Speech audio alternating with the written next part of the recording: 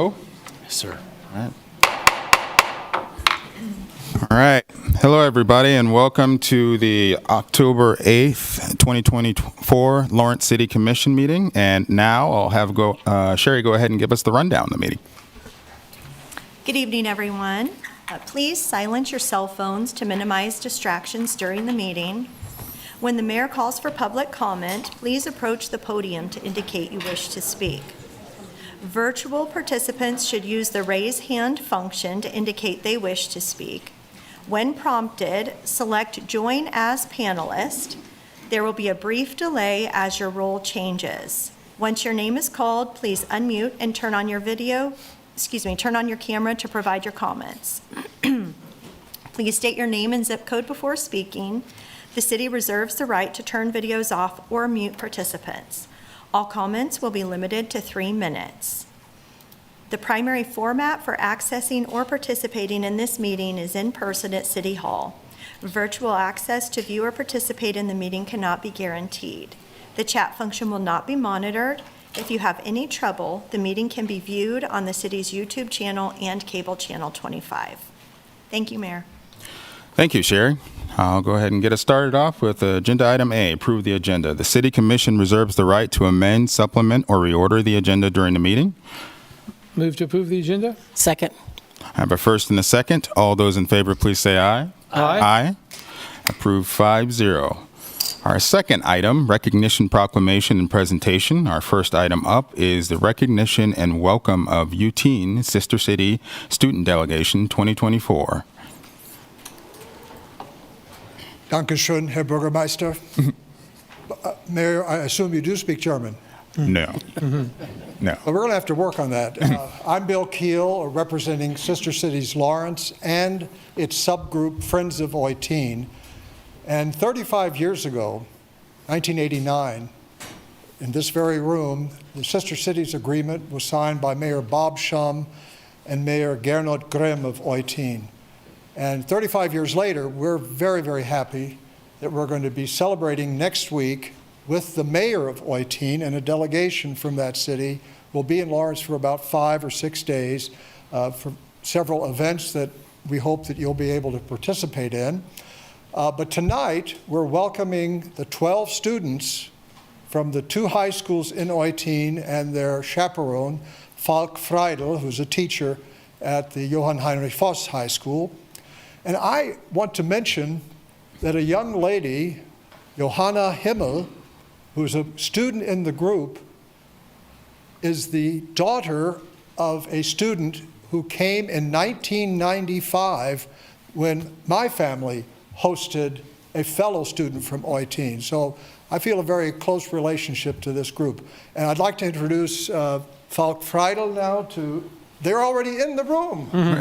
Hello. Come on. Thank you very much, Bill, for introducing me. Yes, my name is Falk Freidel. I'm the chaperone of this year's exchange, and actually this is my second visit here, so I was here 2 years ago already, and I can say it's great to be back again. Thanks very much. I would also like to thank the host families who are really taking good care of my students, and I think they help to make them the best of their stay. For example, last Saturday there was this welcoming homecoming dance, and all the girls could join them, and I think it was a special event for them as well, different from what they might have expected having watched High School Musical, for example. And I would like to thank, of course, my host family, Arne and Kelly Scholz, who again make my stay as pleasant as possible. And last night we were at the Chiefs game in Kansas City, and that was really, really special. For me, the football game was very special. Maybe the girls had different things to watch, but it was a great experience for us all. Yeah, thanks very much for having us, and it's great to be back again. Thanks very much. Yep. Thank you.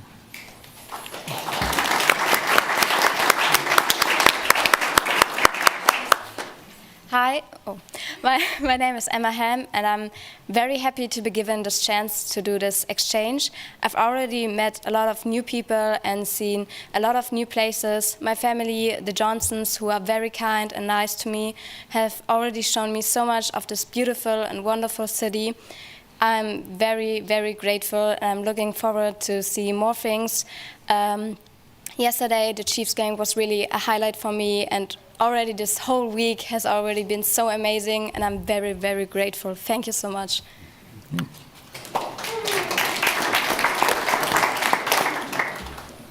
Hello, my name is Rina. I'm also a German exchange student, and I'm staying with the Tucker family.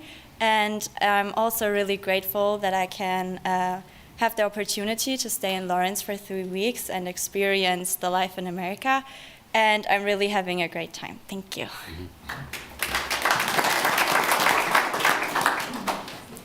Hi, I'm Johanna. I'm staying with the Rayons, and I'm so glad to be here, especially since, as already said, my mom also participated in this exchange in 1995.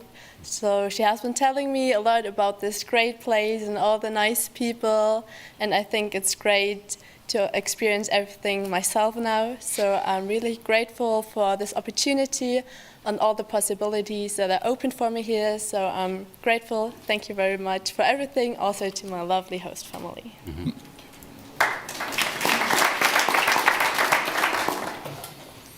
Hello, my name is Linda, and I also stay with the Johnson's family. I'm really thankful to be here, and I enjoy my time. Thank you. Hello, my name is Marie. It's so nice to be here in Lawrence, and thank you so much to my family, Elijah Mann. Thank you so much for hosting me and be here.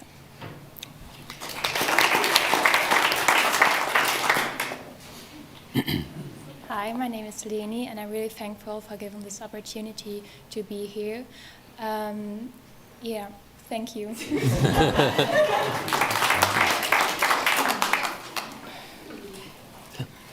Hi, my name is Marit. I'm 17, and this is my first time so far away from home for this long of a time.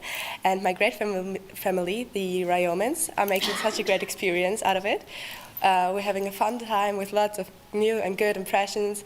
And without Lawrence as Eutin's sister city, we would not have the opportunity for such an exchange. And therefore, I want to say thank you.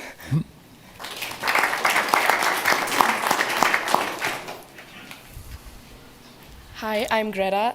I'm really thankful that I can be a part of this exchange program. Everybody is so nice here, and I love to make new experiences. I'm also really thankful for my host family, the Hardy family, because they take really good care of me. Thank you all so much.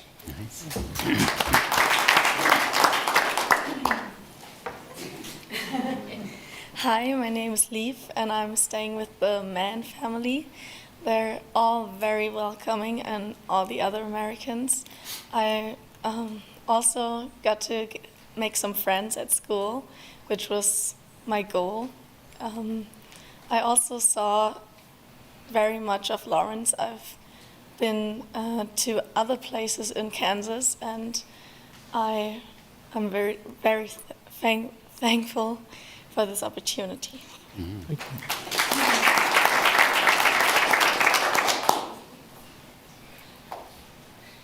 Hello, my name is Josie, and I'm staying at the Narums family, and I wanted to thank you for this amazing opportunity, because America has always been a dream for me to visit, so I just want to thank you all for hosting us. Mm-hmm.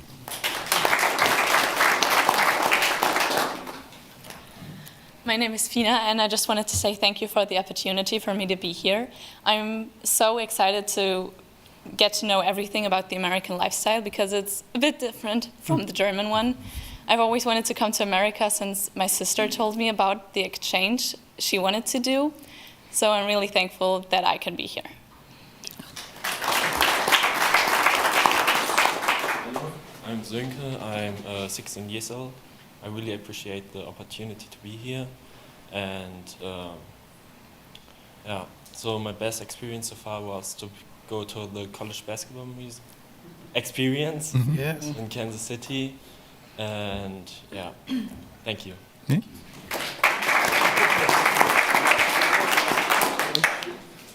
So I think those are all my students. Okay. Thanks very much for having us. Thank you. Thank you. Oh.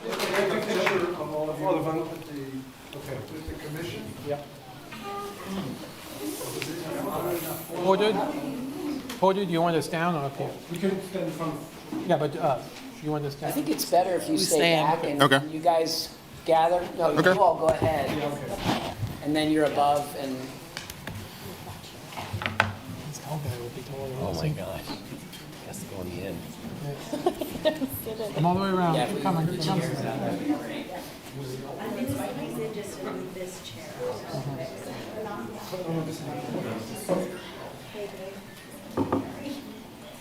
A little bit more this way. Smiles. Smiles for miles.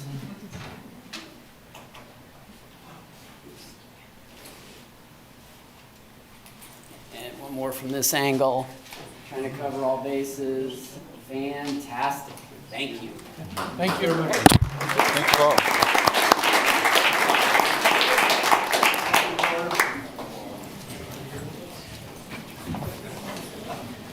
Yeah, they get pizza. Oh, nice. Take the proclamation. All right.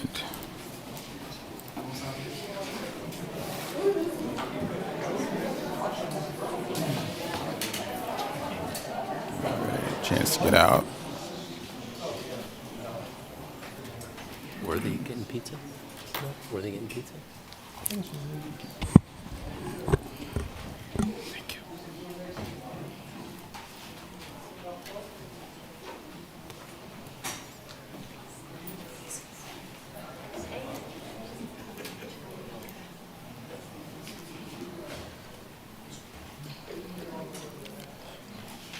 There might not be any seating in here. You might have to sit in the overflow area.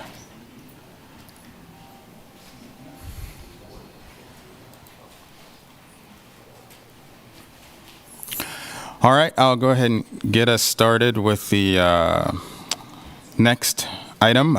Proclaim Monday, October 14th, 2024 as the Indigenous Peoples Day. And I don't believe we have anybody to speak to it, but I'll go ahead and read it off. Whereas the City of Lawrence acknowledges that the indigenous peoples of the lands now known as the Americas have resided here since time immemorial, and whereas we recognize Lawrence, Kansas stands upon the ancestral homelands of the Kansa and Osage indigenous peoples, and whereas Lawrence is proud to be the home of the Haskell Indian Nations University, representing over 120 federally recognized tribes and contributing significantly to our community, and whereas we deeply value the enduring intellectual, spiritual, and cultural contributions of indigenous peoples that have enriched the character of our city, and whereas the Indigenous Peoples Day, initially proposed in 1977 by the Native Nations to the United Nations, offers an opportunity to reflect upon the diverse struggles of indigenous people, acknowledge the historic injustices they have endured, and celebrate the resilient traditions, and whereas the promotion and support of ongoing efforts around equity and justice for indigenous people is critical. Now, therefore, I, Bart Littlejohn, Mayor of the City of Lawrence, Kansas, do hereby proclaim Monday, October 14th, 2024 as Indigenous Peoples Day in the City of Lawrence, and urge citizens to reflect upon the culturally diverse struggles of indigenous peoples on this land, to encourage ongoing efforts to reflect the full and accurate history of our place, to celebrate the resilient, culturally diverse indigenous traditions and values in our community.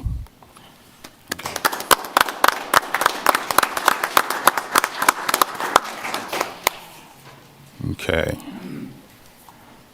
With that, I'll go ahead and move on to item C, consent agenda. Items on the consent agenda are considered under one motion and approved by one motion. Members of the governing body may remove items for separate discussion if desired.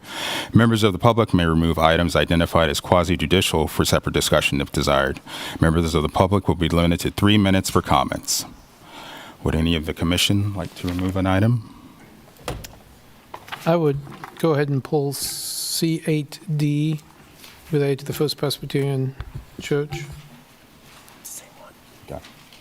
All right. Okay. Any other item besides that one? Not seeing any, and there are no quasi-judicial items? Yeah, there are. Oh, there are? I'm sorry. There were a couple items that had public hearings on first reading, and then therefore they need to be on quasi-judicial, so we need that updated. Oh, okay. I got you. I see you now. Not a problem. All right. And I'm not seeing that anybody up here wants to pull it. Anybody out in the public wants to pull the quasi-judicial item? Second reading of So that is the Item B, yes. 9B. Okay. Not seeing anything else. And can we, Sherry, can you go on Zoom to see if anybody wants to pull the other one? There isn't anyone. All right, bringing us back. Move for approval of the consent agenda with the exception of C8D and C9B. Second. I have a first and a second. All those in favor, please say aye. Aye. None opposed. All right, looks like we will start with C8D. I was asked by a member of the public who wanted to say a few words on behalf of First Presbyterian Jeff. I think Jeff Southard is here. I thought I saw him come in. Yeah, there he is. Say a few words related to this action. Well, Commissioners, as you likely realize, I am Jeff Southard. I'm from First Presbyterian Church, and we've been seeking landmark designation for some time now. Sitting in a quasi-judicial capacity, the Commission declined to do so last month, at least for the site of the church. You're now faced with approving findings and conclusions to support that decision. I appreciate you're moving this from the consent agenda to the regular one, for I believe that the findings and conclusions contain a fundamental error which needs to be pointed out. Specifically, finding of fact 11A states that, quote, the site is not associated with events that have made a contribution to the broad patterns of the city's history, close quote. I believe this to be incorrect. Over a year ago, the church filed an application with the State of Kansas Historical Society, which detailed the history of the site. A copy was attached to the church's filing made with the city for landmark designation, so it is part of the record. There it was explained the site for the church was purchased in 1958 and initially comprised 27 acres of agricultural land. Over time, all but 7.5 acres was sold off to pay for the church building, which was finished 10 years later in 1968. From the initial purchase of $40,000, the church was able to sell off the unneeded portions for $150,000. On the tracts that were sold, the Quality Inn on the corner of what is now 23rd Clinton Parkway was built, along with the Douglas County Housing Project and the Strip Mall to the east of the church, and Park 25 to the south. Before the church became involved, there was nothing to the west of Iowa at all, at least in this part of the city. And leaving the downtown area, the church was a pioneer and took the first steps in the area for westward expansion. At the time, the church was mocked by some as venturing beyond the edge of the city, much like William Seward was mocked for purchasing Alaska, also known as Seward's Folly. Now we know how wrong his critics were. Finding of fact 11A is likewise wrong when it ignores the church's role in the expansion of Lawrence through development of this property. Also, I must point out there is loose language in conclusion of law paragraph 6, which could impact the church's ability to file again as a building only. In denying the application, the conclusion does not make a distinction between the property and the church building. This should be clarified. Commissioners, I have said this tonight not in the hope that you will change your decision, but rather to set the record straight. After all, isn't that what history is about? Setting the record straight? Thank you. Okay. All right. Any questions regarding this item? Okay, I'm not seeing any. Since this, Actually, I do have. yep. Go ahead. Would you have staff comment on those two things, two items, legal? This is Randy Larkin, Deputy City Attorney. Those are basically what the City Commission found last week. Those were the 5 criteria that they went through. When this item came before the HRC, the only criterion that was addressed was whether or not it was notable for its architecture, which HRC found. That was then forwarded as a recommendation to the City Commission. There was only evidence regarding the architecture. The rest of that evidence was not submitted. It was made, no findings made by the City Commission regarding that.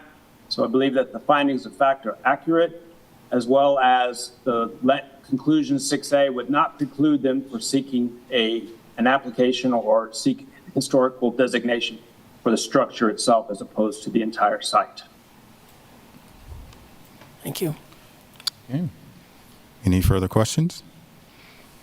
No, sir. Not seeing any since this was pulled. Any public comment here in the room?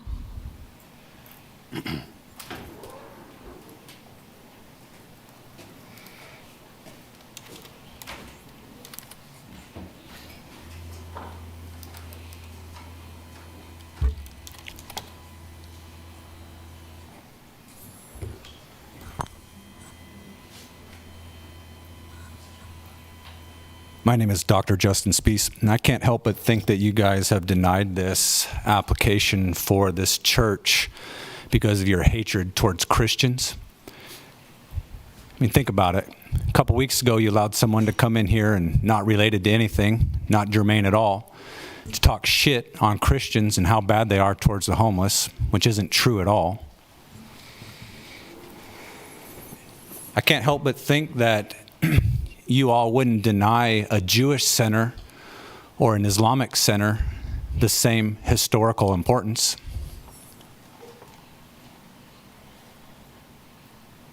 And I just want to take this moment to say that Jesus is the most badass motherfucker that ever walked the earth.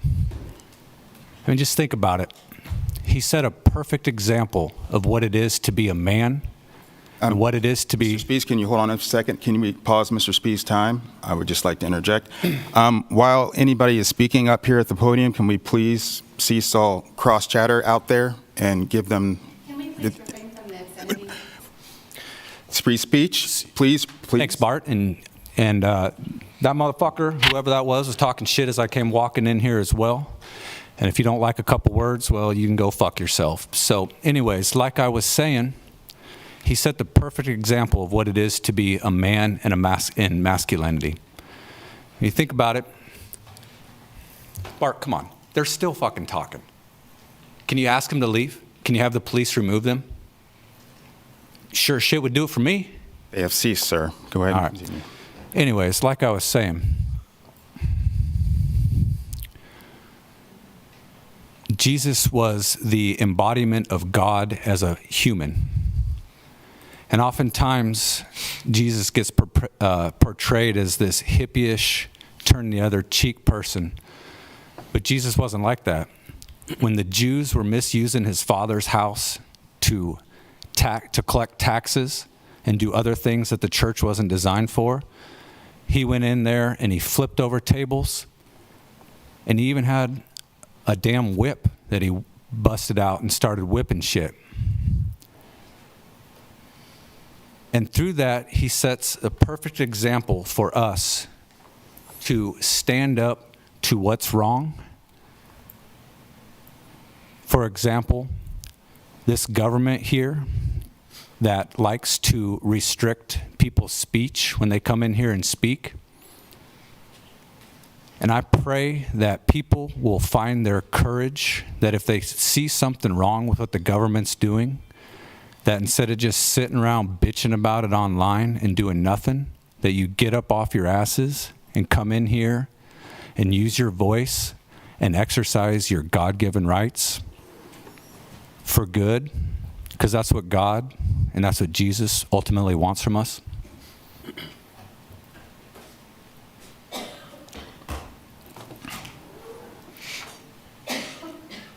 All right, I'm not seeing any additional public comment here in the room. Sherry, any on Zoom? No, Mayor. Okay, bringing it back to us. Any further comments?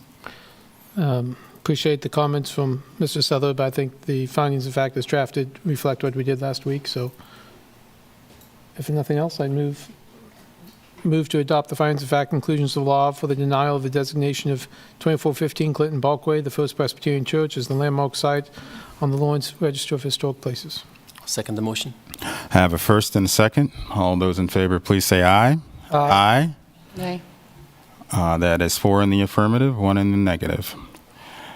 All right. Our next item that was pulled was C9B, I believe it was. Yes. Correct. Yes. Mr. Ravi, could you please come forward? I believe you were wanting to speak to that. Yeah, this is the second opportunity that you guys have to weigh in on this. Mr. Finkeldye, at some point, I'd like to understand what you meant, and I'm being serious. I'd like to understand what you meant about you had to maintain content neutrality in light of having the position that you do representing the citizens.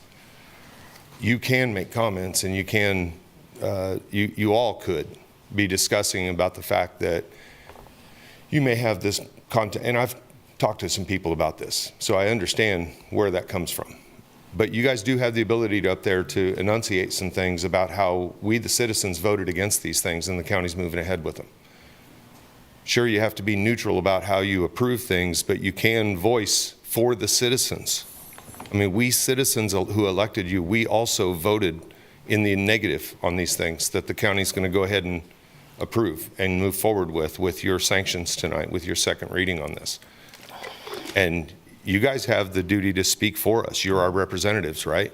We're not allowed to go in and say, no, we don't want this. We have to work through you to do that. But you guys, when you approve things without making those comments, it gets lost in the air that we voters said no to these things.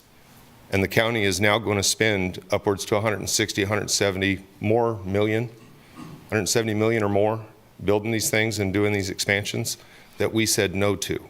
At the same time that we in the city here are currently having a budget crunch. And if we think that that expansion that the county is doing is not going to affect us financially, we need to get a grip on things, because somebody's going to want us to pay our fair share of the use of that new jail, right?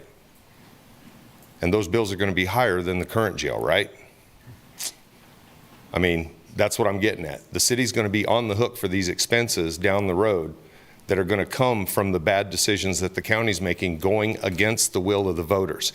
And I'd like to hear my elected representatives on that dais enunciate what the people said when we went to the voting box and said no to these things. Thank you. As I said before, everyone, can we kind of keep the cross chatter to a minimum, especially when folks are talking? Really appreciate it. Thank you very much.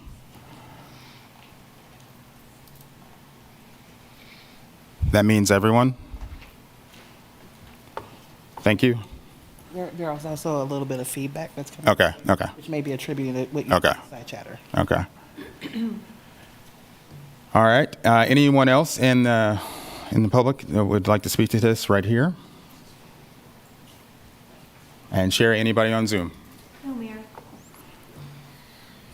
I'm sorry, I forgot questions. I didn't see any. Any questions from y'all? Mm-hmm. No, sir. Okay. Since no public comment, any comments from y'all? I just say, as I said last week, as a quasi-judicial matter, if it's a retail establishment, and it wants to be a Walmart, we don't say we don't like Walmart, we're going to vote against it, or we don't like Target, or we don't like whatever. We approve zoning, and in the same way, this is a zoning issue. So the entity that's being approved, as long as it meets our code and we find that, then that's what I meant by content neutral.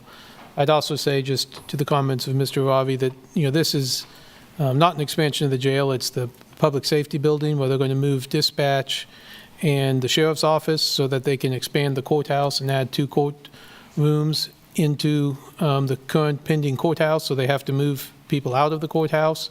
So it's not a jail expansion, but it's a move of dispatch and fire and the sheriff's office out of the downtown building. So with that, I'm happy to make a motion. Move to adopt on second final reading ordinance number 10081. Second. I have a first and a second. All those in favor, please say aye. Aye. Passes 5-0. Okay, moving us on to item E, regular agenda items. Looks like the first item is consider approving a request to rezone Z-24-1000, approximately 3.6 acres from IBP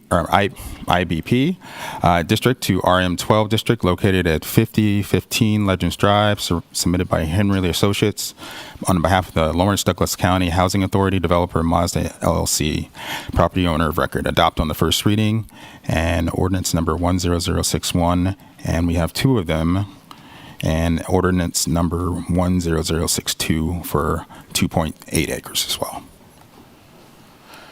All right. Good evening, Commissioners. I'm Sandy Day with the Planning Office. The item that you're considering next is 2 separate actions. The staff report was prepared with both of those items in the summary information, and I will cover them both in this presentation as well. But when you take your action, there are 2 separate actions to take. First and foremost, as a quasi-judicial item, there we go. Ex parte communication needs to be declared. Thank you, Sandy. All right, any, Commissioner Finkeldye? I've had no ex parte communications except all the emails we've received, in particular from the neighbors, but no other direct conversations. Same. Same, no ex parte communications other than the email that we've all received. Same, and I didn't respond to the emails. I received the emails, and I had a conversation with one of the supporters of the applicant, Allison Vance Moore, about a month ago. Thank you. And we talked about just the project, and she gave me her perspective of the partners involved in the project and what she hoped the goals would be for that. Okay. Thank you. To start off, the project is located in the western part of the community. There is one parcel that fronts onto Legends Drive and another piece that fronts onto Research Park Drive. There are two separate zoning districts that are being requested, RM12 and RM15. Both are medium-density residential zoning districts. The RM12 piece includes about 3 acres, and the RM15 piece includes 2.8 acres of property. Some questions have come up both at the Planning Commission and through some of the communications. So this is a slide extra to the packet that you have to just highlight the zoning and the land use. The property that we are talking about is zoned IBP. It's an industrial business park zoning district. There are a number of other zoning districts that surround this property. RM12D is very typically developed as a duplex type of development. IL, which is a limited industrial district. PID, which is a planned industrial district that goes back to the 1966 code. And then we have a few other scattered zonings. And then further to the west and to the north is RS7, which is a single-family zoning district. The property or the land use that surrounds this area, these properties today are platted vacant lots. They do show up in the county appraisal record as an agricultural class. That is not their zoning district. Their zoning district and the uses that are permitted are IBP. So that is a separate analysis that the appraiser's office does.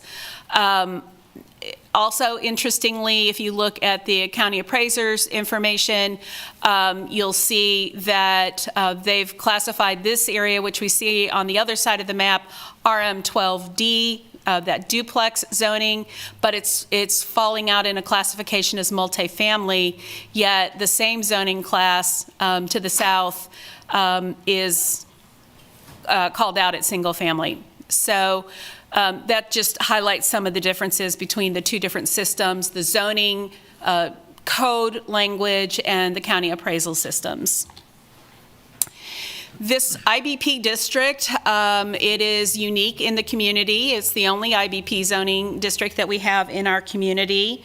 It is really established for low impact employment and manufacturing uses in kind of a planned park-like setting. I've broken it out into about 4 different areas, and that is because I've looked at the IBP district a number of times for different applications. We have approximately 57% of the district that's developed within that particular region. And the property that we're talking about is located right in this area here. The uses that we find in this district, even though it was intended more for an industrial or research or business park type development, has really dominated by medical office uses, recreational uses. Nuvant House, there's another similar kind of facility that falls into that community mental health and straddles some of the medical office uses. Other uses that we could find in this district are all forms of office uses, limited manufacturing, research, and many warehouse uses would also be permitted in the district as it's currently zoned today. We have seen a fair amount of that district being further rezoned. We saw most of that in the Cedar Grove area several years ago, and we see little incremental pieces of it being considered for other kinds of rezoning, and that is reflected particularly in this IL with a conditional zoning project where the uses were not exactly lining up with what that IBP district was really kind of envisioned for. So this application represents a similar kind of request looking at the IBP district over time, and I'll get to that in just one quick minute here. One of the other slides that we looked at for the Planning Commission was the idea of green trails going through this area. Today, that trail has been connected to Legends Drive. That's where it stops today. Our bicycle way plans and some other plan documents do not have that greenway extended further to the south and the east. It's not to say that it couldn't be done through other development applications. It's just not part of the planning work that we see on the books today. One of the other things that we did look at during the review was residential density. We have a very specific applicant with a very specific developed idea of what they want to develop for this property. But we do step away when we look at the zoning and try to look a little bit more globally. So we're looking at what that proposed density might be. And if you can see on the far right-hand part of the screen, get this out of the way. These are some planned unit developments that are located within the West Lawrence neighborhood. They have kind of a range of density depending on where you're at. They include both attached, detached, and multifamily type of housing products. And then there is this particular planned unit development. It has that planned unit zoning, but it's never developed. What we see of the developed area more tied to where we're looking at with this application, some of the Cedar Grove area, 6.9 dwelling units per acre, some of the single-family detached at 3.5, and the Ironwood subdivision around 5 dwelling units per acre in that area. This slide highlights the criteria that we look at within the review. Each of these items are enumerated in the staff report. I'm going to touch on just a couple of them. Regarding the comprehensive plan, the plan talks quite a bit about increasing our height and our density and integrating these kinds of densities within both existing and new neighborhoods. We also talk about transition and compatibility. This was an item that was discussed at the Planning Commission, and there is that thought or that thinking that unless somebody can see the actual site plan, there were a couple of commissioners that kind of struggled with approving zoning without a particular plan. The only way we do that in today's code is with a planned unit development. This application is for conventional zoning. For multifamily zoning, the applicant, if this is approved, would have to come forward with a site plan that is typically administrative, but there are processes for the neighborhoods to be notified and to be involved and engaged in those processes. And then within our development code, we relied heavily prior to 2006 on planned developments because we didn't have the kinds of landscaping, lighting, parking, and design considerations that we have in the land development code and moving forward into the code updates. And it's more probable that this project would be developed under the new code than the current code, just timing-wise, in terms of when an actual site plan would be submitted. And I point that out because I think it is important to talk about design concerns. The applicant certainly is cognizant of that, staff is cognizant of that, and as we move forward, especially in the update, we see more residential design standards than we have in the current code. So that really speaks to that component of transition and compatibility. Other comments that we find in the comprehensive plan talk about interspersing affordable housing and neighborhoods that are both attractive and affordable, and providing those opportunities throughout our community. We've, in the previous slide, showed what the zoning and the nearby land uses are, the character of the neighborhood. West Lawrence neighborhood is one of the largest neighborhoods in our community. It is certainly dominated by residential uses. This is an application for residential use. It happens to be an application for a different form of residential use in that immediate area. There is no area plan or sector plan for this area. Regarding the suitability and the length of time of this project, this property was zoned for this type of research park development that goes all the way back to 1988, 1989.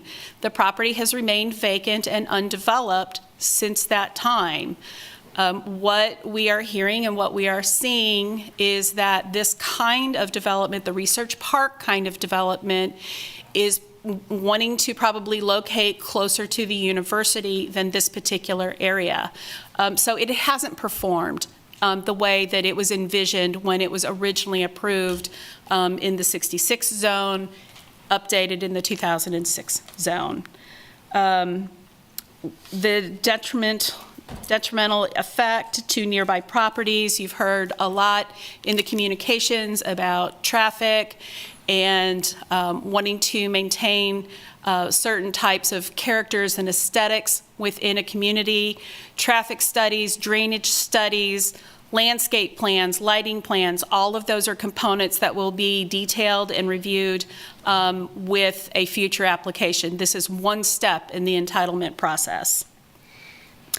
Getting to the public health, safety, and welfare, we've articulated that in the staff report, and just to summarize, really this is an issue of property that's really highly underutilized, that there is this transition that is occurring within that IBP district, changing from traditional office, manufacturing, research park to some other kind of thing. And we see some of that with certainly the many commercial and office kind of uses in the park, as well as more and more requests for residential kinds of development within that area. Staff recommended approval. The Planning Commission forwarded a recommendation for approval for both of these requests with a vote of 8-2. One of the other things that happens during the process is the protest petition. We did receive protest petitions for both of these projects. They had to be reviewed independently. Whether they were independent or concurrent, there is a certain threshold that must be met to be a valid protest petition, which means that if it were valid, it would require this body to have an extraordinary action to approve that rezoning. Both of those petitions did not meet that threshold.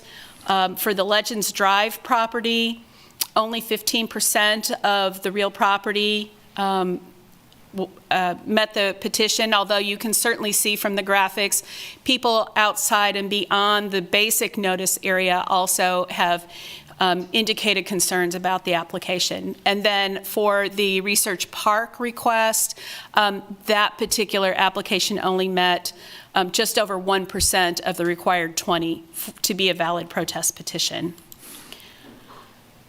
Your items this evening, you can approve the request. You can approve it with conditions or modifications. You may deny the request with 4 affirmative votes, or you may return the application to the Planning Commission. Those are the action options that you have. I'm happy to answer any questions. I know the applicant is here and able to answer more specific questions about their project. Okay. Thank you. With the, I'll give you a chance. With the applicant step forward.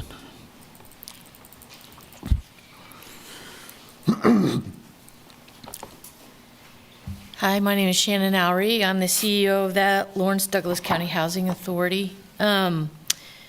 So I'm not going to go into our need for affordable housing because that has been well established.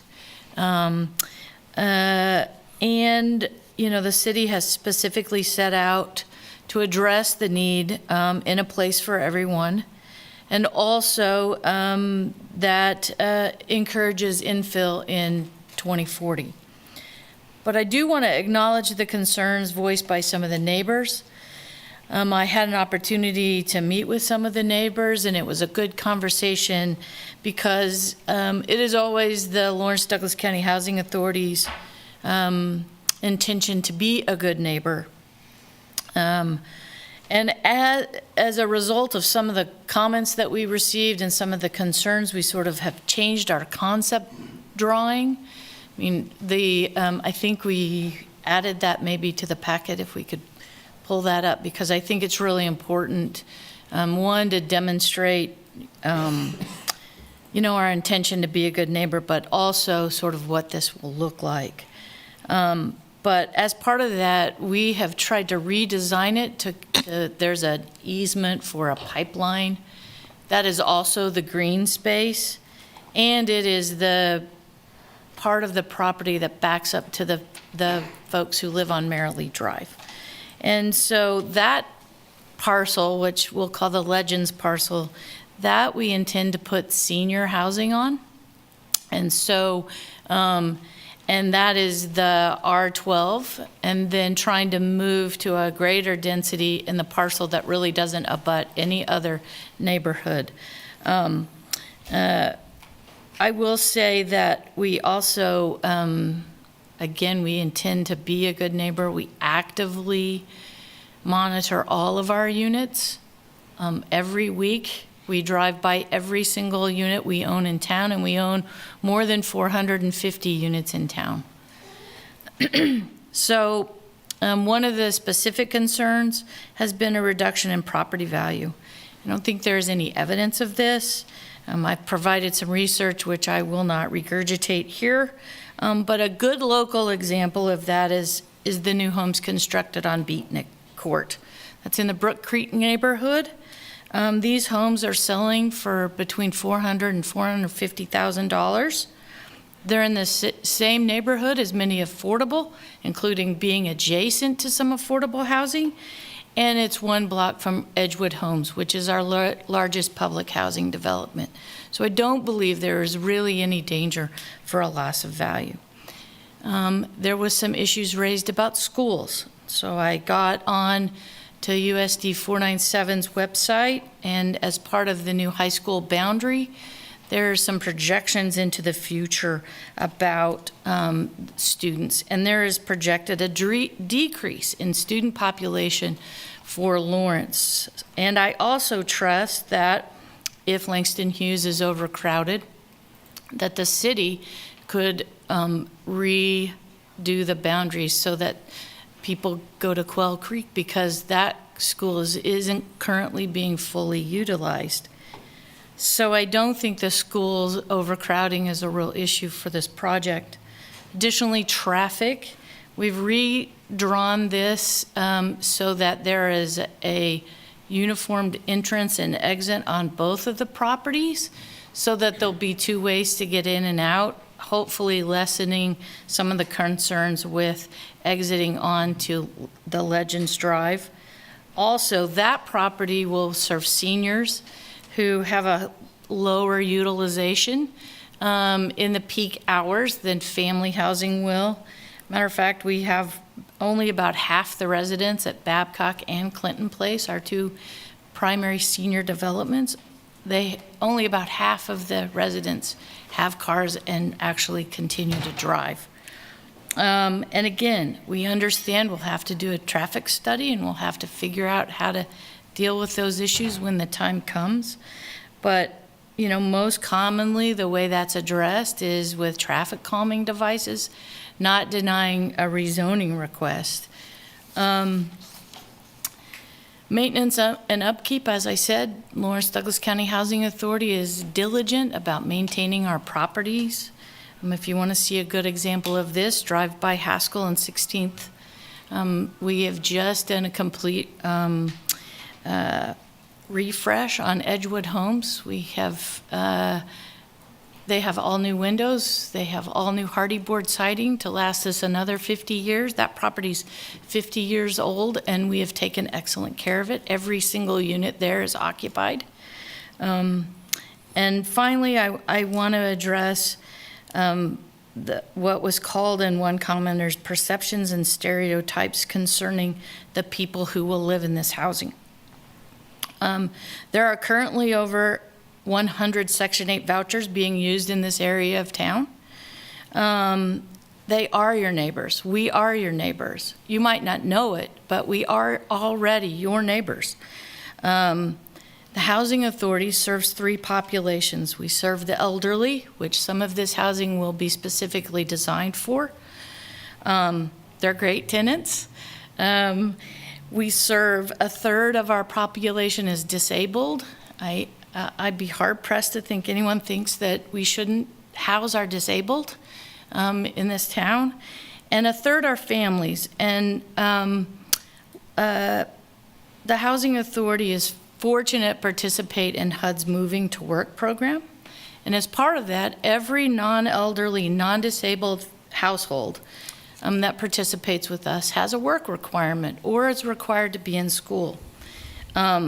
We have 220 MTW participants currently employed, 99 different occupations at 129 different local employers. These include all your major employers, nurses, teachers' aides, people that you utilize their services and you are served by them or work with them. They are our neighbors. We are all neighbors. What we know is that 50% of Lawrence residents rent, 48 are rent burden, paying more than 30% of their income on housing. This project will provide affordable housing to members of our community so they can focus on raising their families and their children and building the life they want in a place that they already call home. And I'd take any questions. Okay. Thank you, Shannon. Any questions? And I have a quick question. Sure. On the design slide. So the one that's legends, and you said this was the right-of-way where I'm assuming the red line is the gas Correct. line. So those fourplexes are going to be for senior aging in place, correct? They are. Mhm. And so those are across, is that an open space? It will be an And- open space, and we intend to maintain it as an open space, a green space. We've checked with the gas line. You could put driveways across it, but, you know, as I said, we want to be a good neighbor, and there's no reason to do it when we can design it this way to meet both needs. Okay. And so are the houses that are then in that cul-de-sac of Merrily Drive, that goes up against the back of the houses. Are most of those houses fenced, or are they open spaces as well? What I noticed when I met with the neighbors there is it's a mix. Some of them are open and look right on to the green space, Okay. but some of them, Okay, thank you.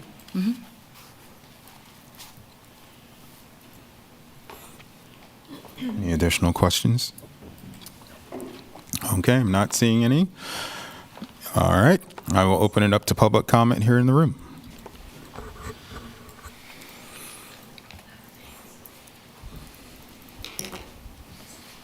Thank you, Mayor Littlejohn and members of the commission. My name's Ron Gacious. I live on the west side. I'm in the Alvamar neighborhood. I'm in the neighborhood immediately east of the neighborhood there near Wakarusa where this project is located. I've spent the last several years supporting affordable housing projects throughout the community. Most of them have been on the east side or in the core urban district of downtown.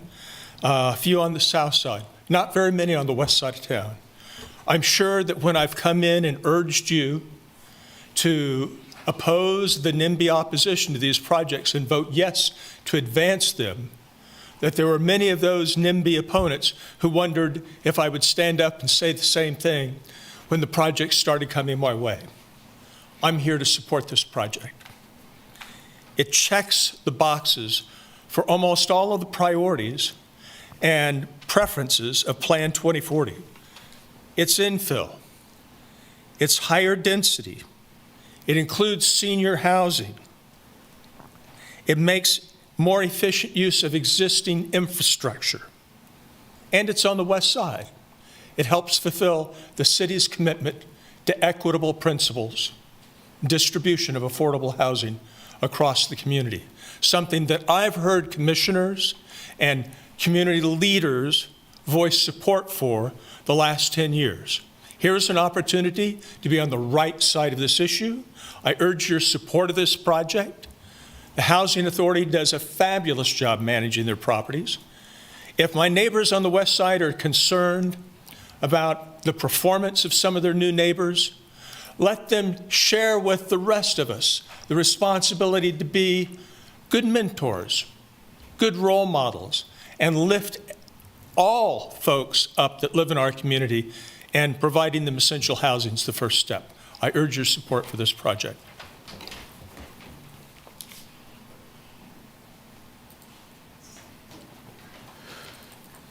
Any additional public comment? Okay. Good evening. My name is Sherry Downing, and I live on Mary Lee Drive with my husband. We own our townhome and have been there about 2.5 years. Our back boundary line actually touches the lot of 5015 Legends Drive, and it's in sight of the other lot at 1311 Research Park that is being considered for rezoning. On May 22nd, 2024, I sent an email to the Planning Commission to outline a number of concerns as we as a neighborhood agree are key points in rezoning these two properties. I hope you took the time to read the letters and the comments that were sent in. One of the points is that the Lawrence Housing Authority wants this property rezoned from light industrial to multi-dwelling RM12 and RM15. I, along with those I've talked with, wanted to stay light industrial. While one of the arguments was that it has been vacant a long time, therefore light industrial isn't interested, I understand it has only been available for sale for a short time. It was a buffer property for the Montessori school. The lot I am talking about is the 1515 Legends, which is between my property and Montessori school. Since the school has no new owners, the buffer isn't needed now. The city should encourage more businesses to join our neighborhood. We have many successful ones, and I listed them, but I'm not going to read them since they've already been mentioned before. That property has not been available for sale for as long as it may seem. It has been sitting there for in agricultural use, a weedy patch that has been not taken care of very well. The density of the proposed housing is a lot of concern for our neighborhood also. There's parking and traffic concerns, local school availability, drainage, and overall character of the neighborhood. If this rezoning does happen, to change to multi-dwelling, I hope that you would consider townhomes or triplexes, which is RM12D, like what we're living in, instead of the 4 and 8 plexes. This may sound funny, but we need to be able to see front doors that kids can go trick-or-treating at instead of 4 and 8 plexes that does not fit into this neighborhood. Overall, if this passes, we as a community and a neighborhood are not against affordable housing, and we realize that that property is going to sell for something, and if it's not light industrial and it is dwellings, then make it RM12D and let it fit into our neighborhood, into the culture, and to the design of what we already have. Thank you for listening.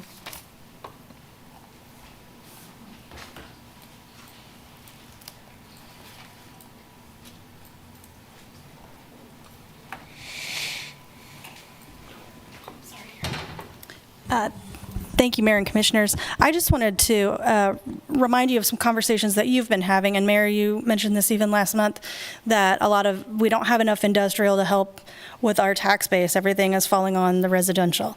Of course, in this situation, a lot of it will, in fact, be nonprofit, so we really won't get much gain out of it from that perspective. So just to remind you, not that I'm against this particularly, but there needs to be some leadership on your part to put more industrial online. You've discussed it. Certainly, Commissioner Finkeldye has mentioned it for years.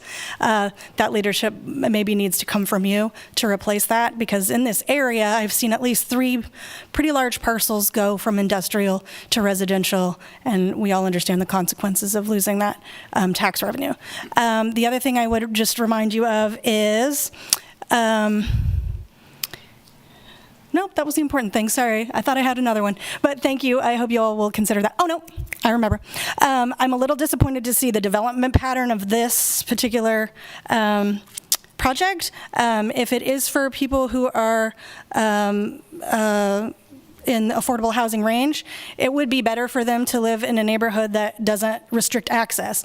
And cul-de-sacs and meandering roads is one of the things that makes it difficult for children to get to school, and for elderly to continue accessing things like the grocery store when they are on foot and they can't drive. So as dense as it is, which is fantastic, it will create in the future for people who have special mobility needs to access the amenities that they need. So just hopefully in the future we'll see developments like this that use a grid system that make it more simple for them to access the things they need to live. Thank you.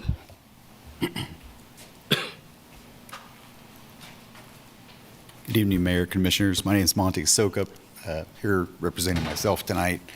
I'm just not going to tell you anything you don't know, but want to reiterate the need for affordable housing. You know, our city voted to create a trust fund to fund these kinds of projects. I'm not sure if this one is specifically funded by that, but obviously the community has a heart for trying to provide this. And I wanted to share with you this. I keep it in my office. It's affordable housing trading cards, and it represents the people that we're serving. There's a teacher, who my wife happens to be a teacher, a nurse, my daughter happens to be a nurse, and we all love the people that serve and work in our community and provide food service and all the other kinds of services. These are the people that income qualify for this kind of housing. These are our neighbors and friends, and I encourage you to push this project forward and create this project that meets so many of the criteria that we all say we want. Thank you.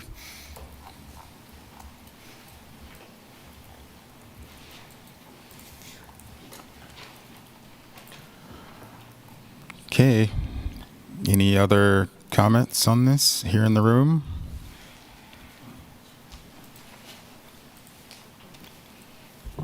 Hey, good evening, Commissioners. My name's Pam McDermott, and I live on Stone Creek Drive, just around that very squiggly road there that cuts through that neighborhood, and very close to the property being discussed this evening. I just wanted to say something about the protest petition that was filed.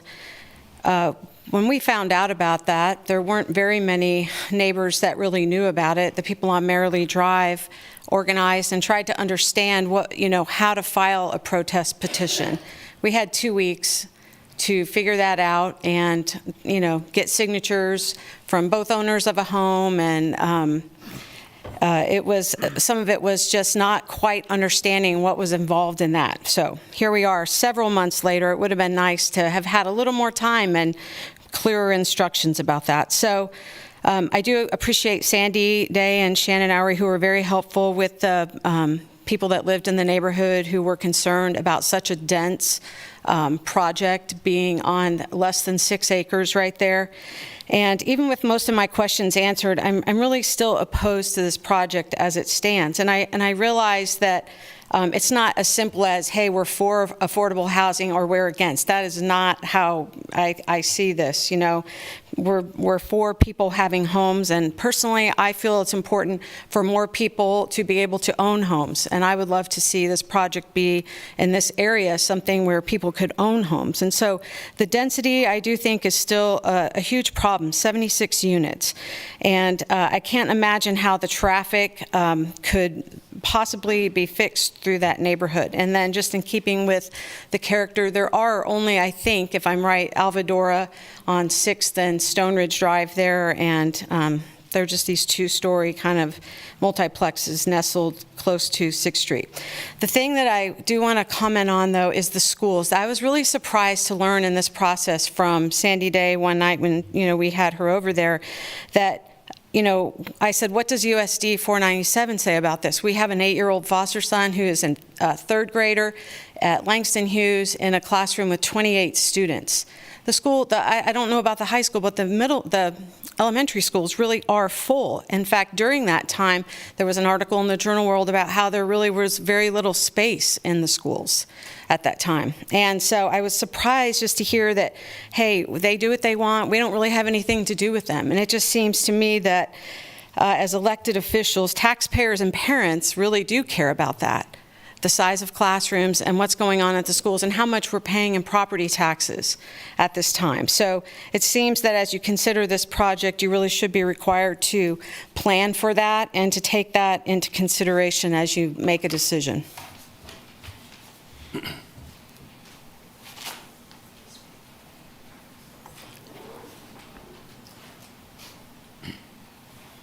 I've heard property taxes mentioned a couple times here, and rezoning to industrial and residential and things like this. Be remiss if I didn't point out the Town Talk article this afternoon. Did any of you actually read that? Yeah, it looks like DeSoto's taxes are just dropping through the floor. Huge mill levy drops. Big boosts from Panasonic. Big boosts. Big boosts that this city isn't getting. Just think about that.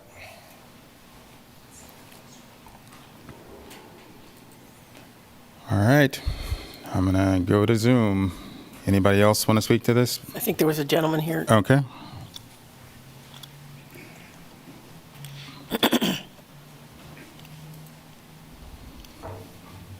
My name is John Dudeboom. I live on Maryland Drive, zip code 66049. Can anyone tell me what is meant by affordable housing? Is there a definition for Lawrence on what is affordable?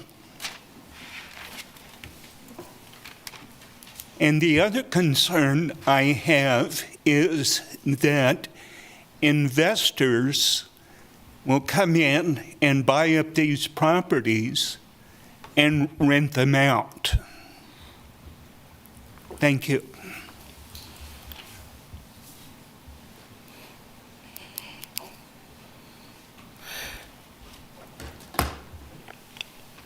All right.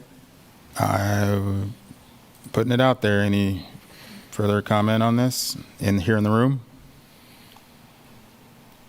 Not seeing any? Okay. Sherry, you can go to Zoom. There's no public comment on Zoom, Mayor. I was hoping Shannon might be able to address a couple of those two issues. Okay.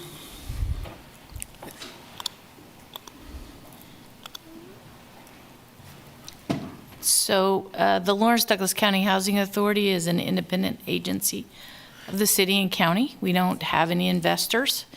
And so there's really no chance of this property being purchased or us selling to investors. Matter of fact, every single unit we own has a deed restriction on it that it can only be used for affordable housing. And we would put that same sort of deed restriction on this property. And when we say what does it mean to be affordable, the broad general definition is that you don't pay more than 30% of your income for your housing costs. If it's a household of one, The 50% of the median area income, which would be eligible to live in this, would make $35,700 a year. So that is what it means to be affordable. All right. This is any commissioners with any further questions or comments for Shannon on this? No, Shannon, thank you for kind of giving context around some of the conversations that you had with residents in the neighborhood. I know, it seems like you were able to synthesize all of that and kind of put it in different buckets to address some of the global concerns, and I do appreciate that. I too live on the west side. I'm a renter. I live on the other side of 6th Street. I know this area very well. There's not a lot of meandering that needs to be done on that side. Legends and research is pretty straightforward right from Wakarusa, and there's a bus route. I know the bus route because I've taken it. My nephew's taken it. We've taken it together. And there's a grocery store, several grocery stores. You can get yourself a smoothie, a donut, a cupcake. The police station is on the other side. So as far as a place that I would want families to feel safe, a place where I would want seniors to feel safe, I couldn't think of a better location. We have to get past this idea that someone without that needs a hand up is less than us, and that they don't deserve what some of us can afford without assistance. We have to get out of that mindset. Because that's detrimental to the community itself. I heard someone say that this type of neighborhood doesn't really, this type of housing style does not fit the culture of the neighborhood. And I'm curious to know what that culture is, and that I think that's kind of a concerning to me, and maybe it was a misspeak, but I didn't know what that means. And I think having autonomy, and what I think learning about affordable housing, whether it's capital A or lowercase a, is that individuals that need affordable housing, which I think we all need affordable housing. No one wants to pay 30% of their take-home pay on rent or mortgage, is that the autonomy is that everyone has autonomy, whether or not it's low income, moderate income, or market rate, that I have the choice to rent or buy. Should we have more affordable choices for purchase? Yes, but that is a choice. And while we're not quite there yet, having projects like this gives folks the opportunity to step into understanding what home ownership looks like. I don't know too many people who go straight into home ownership. If you do, God bless you. I'm enjoying the renting life. Maybe needing a bigger space, yes. But it's about autonomy. And when we create these type of opportunities in our community, we are showing folks in our community that we are giving them autonomy and choice to figure out, to choose how they want to navigate this space. And that at this time, maybe they need this, and this is an opportunity for them to be in a community that is welcoming of that. Like Ron said, this project does check a lot of boxes, but I don't want to look at it as checking boxes. This project is what this community needs.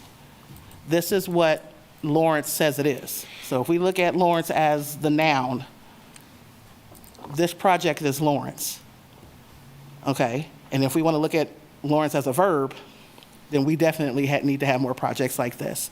So I recognize the idea of we needing more industrial land. If businesses wanted this land, they would have been after it.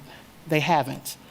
So I'm not saying because they don't want it, we need to do something with it. This is an opportunity for us to put good property to good use, to grow families, to grow community. I can't think of a better project to support, and I look forward to voting for this. So thank you to staff. Thank you to our partners in our community that are doing the thing that we want them to do. This is a place for everyone. This is an example of a place for everyone project, and I couldn't be more proud for us to vote on that tonight. So thank you. Okay. Comments? Yeah, I'll dive in as well. I know this is all change, and change is hard. But I do take solace in the fact that Shannon and the group behind this has been in conversations with the neighborhood, which I hope will be ongoing.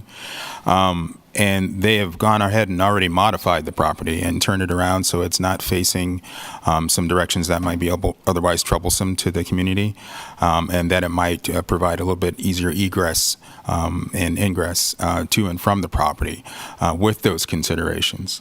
And also to speak to a couple of things I've heard. Yes, we do need industrial. We're always going to need industrial, but we also need housing. We need housing of all types, and we need housing for all people. And I especially know, especially in the neighborhood I live, there's plenty of affordable housing. And I live on the east side, and it's fine. So I don't know if that will, suitably allay everyone, but I'm using myself as a prime example that it can work. You can know your neighbors, and you can create a welcoming and loving and, vibrant neighborhood. So I just want to put out that possibility there for you, so it's not all doom and gloom. So, and this is only the beginning of the process. So this is only the zoning part. There still will be studies that will have to be in order for this project to actually go through. The traffic studies and all kinds of other studies to make sure that it's a viable project. So there will also be opportunity to go ahead and comment and give input as well during that part. So I just want to go ahead and let you know that. But I'm really, really excited about the fact that it's housing for seniors that we direly need as well, affordable housing for seniors, as well as families in general. So that component really, really has me excited about this project, and I look forward to voting for it.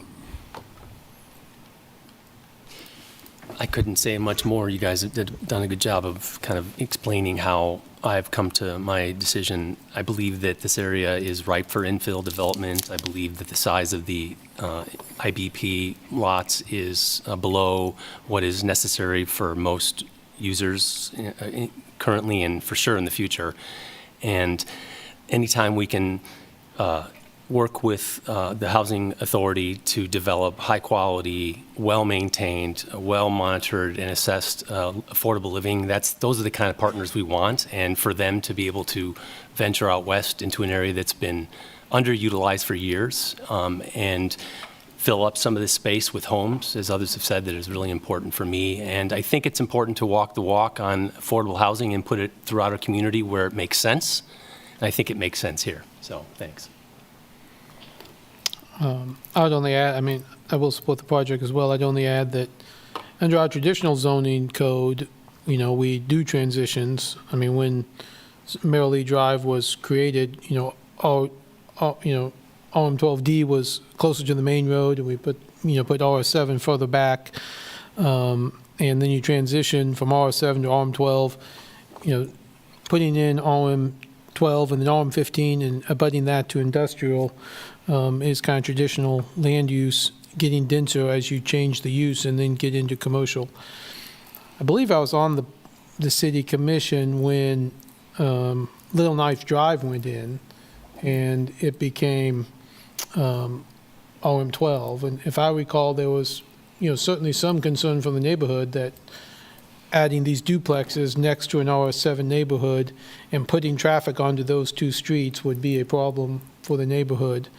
And I guess I have not, I know some people who live on Little Knife Drive now, and I've heard other factors. I think that putting RM12 next to RS7 was not worked out just fine. And I think in the same way, putting R12 next to RM12D works just as well. So appreciate that kind of zoning, but I also echo the other comments of the commission.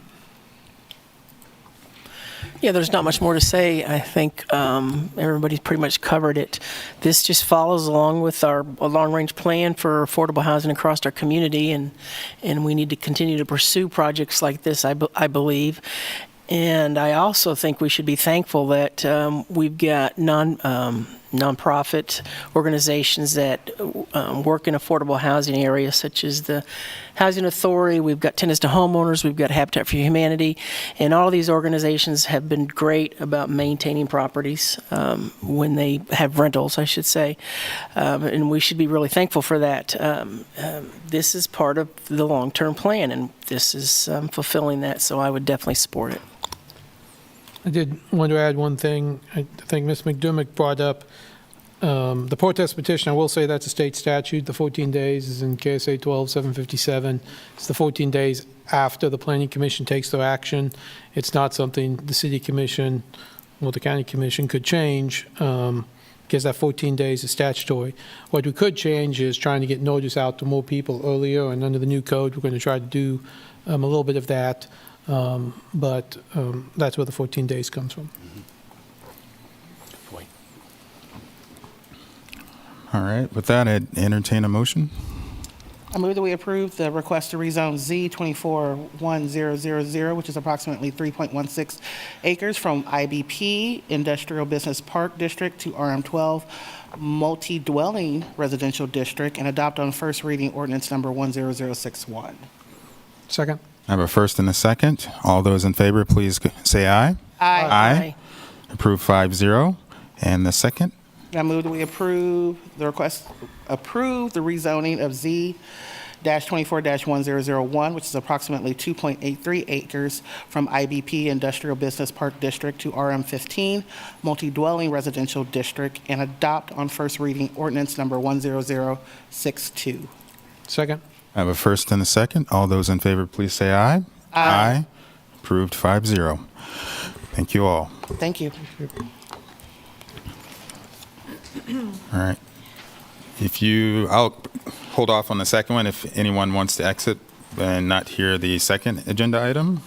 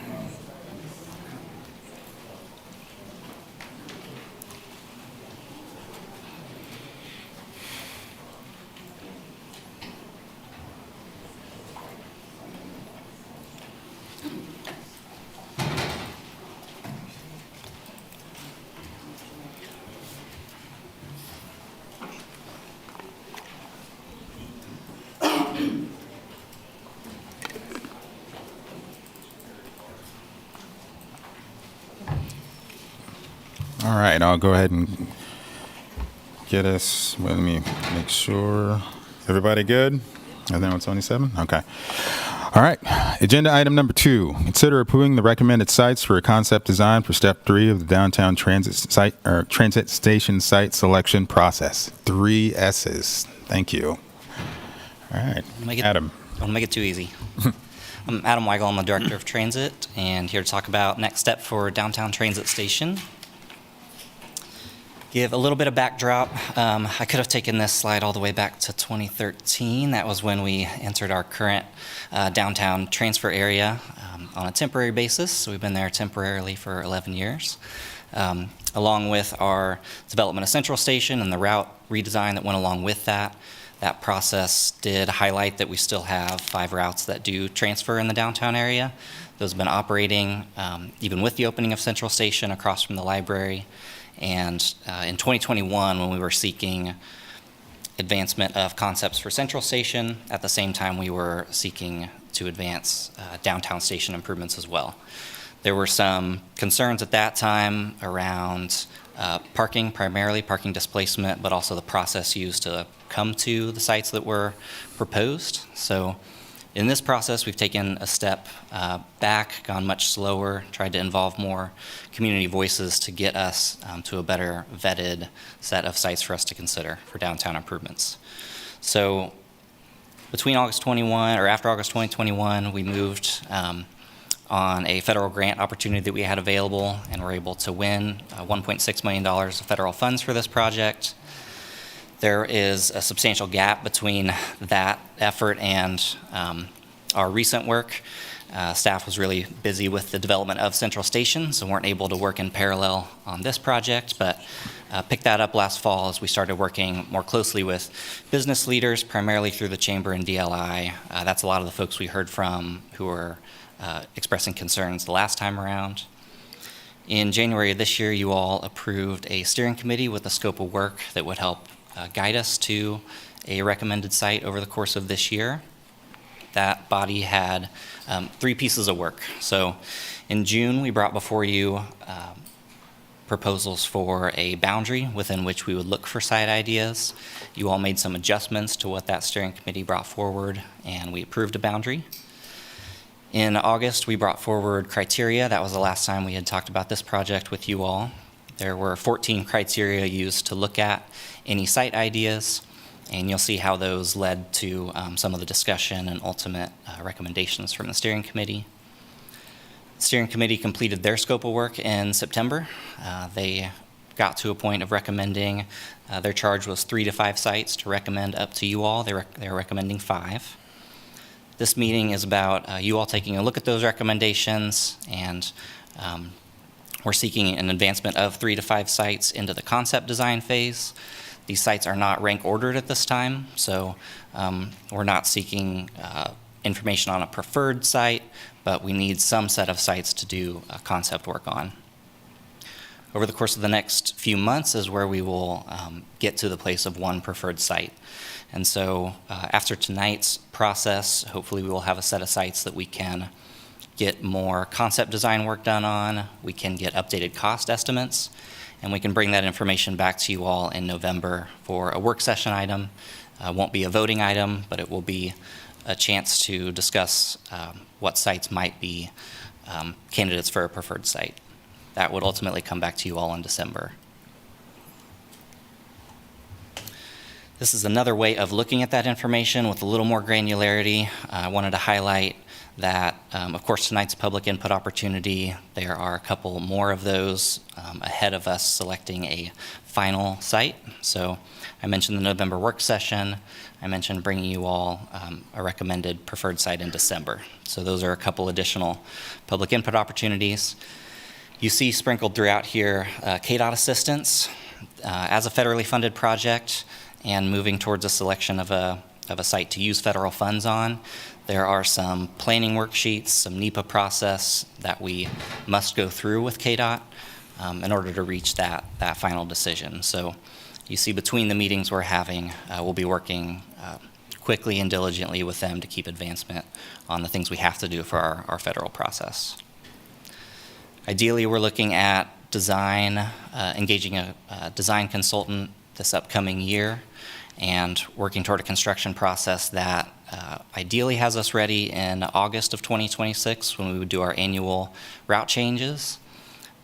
If we could find ways to get ahead of that and be ready by May 2026, we'd be set up well for World Cup and the chance for a lot of new folks coming to our community to use a better downtown transit experience. So those are a couple timelines we're looking at. So when it came to public engagement and trying to hear a lot of different voices and concerns from the community, we tried to be very thoughtful about this and spend a lot of time gathering that input. On the 3 different phases that we went through, selecting the boundary, the site selection criteria, and then getting site ideas, you can see just how many folks, hundreds of folks engaging with us. In addition to those more formal survey periods where we had those both online and we're doing events in person or out talking with people. People also were emailing us, sending us written comments ahead of steering committee meetings. People did join those steering committee meetings and listen, provide comment. And then, of course, the steering committee itself was built with the idea of having people who may be coming at this issue from very different perspectives to try to elevate different values people have. All the responses that people gave us are linked. I'll note that about 6 weeks of public engagement where people gave us specific site ideas, resulted in a lot of engagement. We had almost 150 people, 310 pins on the map. A lot of those were indicating the same idea, so that led to 29 unique site ideas that we were charged with looking at. There are links to each of those evaluations in this presentation. There were 16 sites that were disqualified based on one of the criteria, one of the 14 criteria that we used. So one of the things that came through the process last time around was, why didn't you think about this site? Why wasn't this site considered? So we use that criteria to really spell out what sites just cannot work for different reasons. The top 3 sites on that list are sites that are being evaluated for parking lot redevelopment through a city RFP process. So city parking lots 2, 3, and 10 are all under consideration for more dense development the city's receiving ideas on. Watson Park and Amtrak are in flood hazard zones, so I'm not able to pursue those sites using federal funds. There were 4 sites that were functionally too small as we tried to lay out the puzzle pieces of what we need to fit on this site. Those sites were challenging in that way. And then there were 7 sites that were privately owned that in reaching out to the private property owners, they were not willing to sell at this time. So we wanted clarity on why certain sites aren't able to advance and tried to spell that out here. The evaluated sites on the left, these 13 sites, are listed in rank order as we scored them using the 14 site selection criteria. So we had some discussion with you all, we had some discussion with the steering committee about weighting of those criteria. How do we decide what values are rising above others? Those discussions led to equal weighting across the 14 criteria, so we knew that more specific concerns would bubble up after the scoring process. And so the scoring model didn't directly lead the steering committee to the 5 sites they wanted to recommend. So the top 5 scoring sites using those criteria were not the ones that the steering committee landed on. I'll highlight that there was a lot of feedback between the August 19th and September 23rd steering committee meetings and at the September 23rd steering committee from neighborhoods, particularly Old West Lawrence neighborhood, and also East Lawrence neighborhood, with concerns about sites that abutted single-family residential. And so sites 1, 2, 19, and 20 are all on the western edge of the downtown station boundary, and those were all sites that Old West Lawrence had concerns about residents in that area abutting single-family residential. Similarly, the border site, which was privately owned, property owner did indicate a willingness to sell. There was concerns from East Lawrence Neighborhood Association about that due to its proximity to single-family on Rhode Island. So those are some of the things that I'll highlight on why some of these weren't higher scoring sites through the site selection criteria weren't ultimately recommended by the steering committee. I just want to highlight a couple of issues that continue to come up. They are not the only things that the steering committee talked about, but we do hear them often. So I mentioned we heard a lot from folks who were concerned about this project being near single-family residential. Back in 2021, a lot of concern about parking displacement. If there was a perfect site, we would have chosen it 3 years ago. We're wrestling with a lot of different things, including those 2 issues, but many others as well. We are committed to mitigating as much as possible. So we do continue to hear perceptions of safety concerns on buses around the bus station. So we are planning on adjustment of service levels to provide security staffing at the downtown station once developed. It's a challenge to do now because of lack of indoor facilities for that person or persons to get out of weather, cold weather, hot weather, precipitation. But we are planning on that being a piece of this puzzle, so that people using the station, being around the station, know that there is someone keeping an eye on things. There are a number of elements we utilized in the development of Central Station to help with crime prevention through environmental design. Things like lighting, things like creating a space where there's not blind spots or places where people feel unsafe because of solid walls and things like that. Those elements will certainly be part of any design work we do in the downtown area, in addition to trying to make it fit the historical context of where it might be. And then, of course, parking. Each of the sites will have its own challenges and opportunities with mitigation of parking impacts. And we know some today about what those impacts might be, but we'll know a lot more as we get into the design work. So that's something that we'll certainly try to mitigate any parking loss. Visually wanted to show where the 5 recommended sites were located in the boundary area. So there are a few on the west side of Mass, and there are a few on the east side of Mass. We'll get into each of these individually. So, lots of feedback, lots of comments from the steering committee itself, recorded videos, written comments, lots of public engagement. I did not try to squeeze that all on the screen. I'm trying to represent some of the representative pros and cons that we kind of see bubble up for each of these sites. City Parking Lot 5 is on the 900 block of Vermont Street. It's just south of Wheatfields, would be an anchor landmark that folks might know. This site certainly has a central location. One of the criteria was about proximity to 9th and Mass, which is roughly the center of the downtown area. People are trying to access different destinations. But certainly concern about a very highly utilized parking lot and how that might be supported or not supported by the community.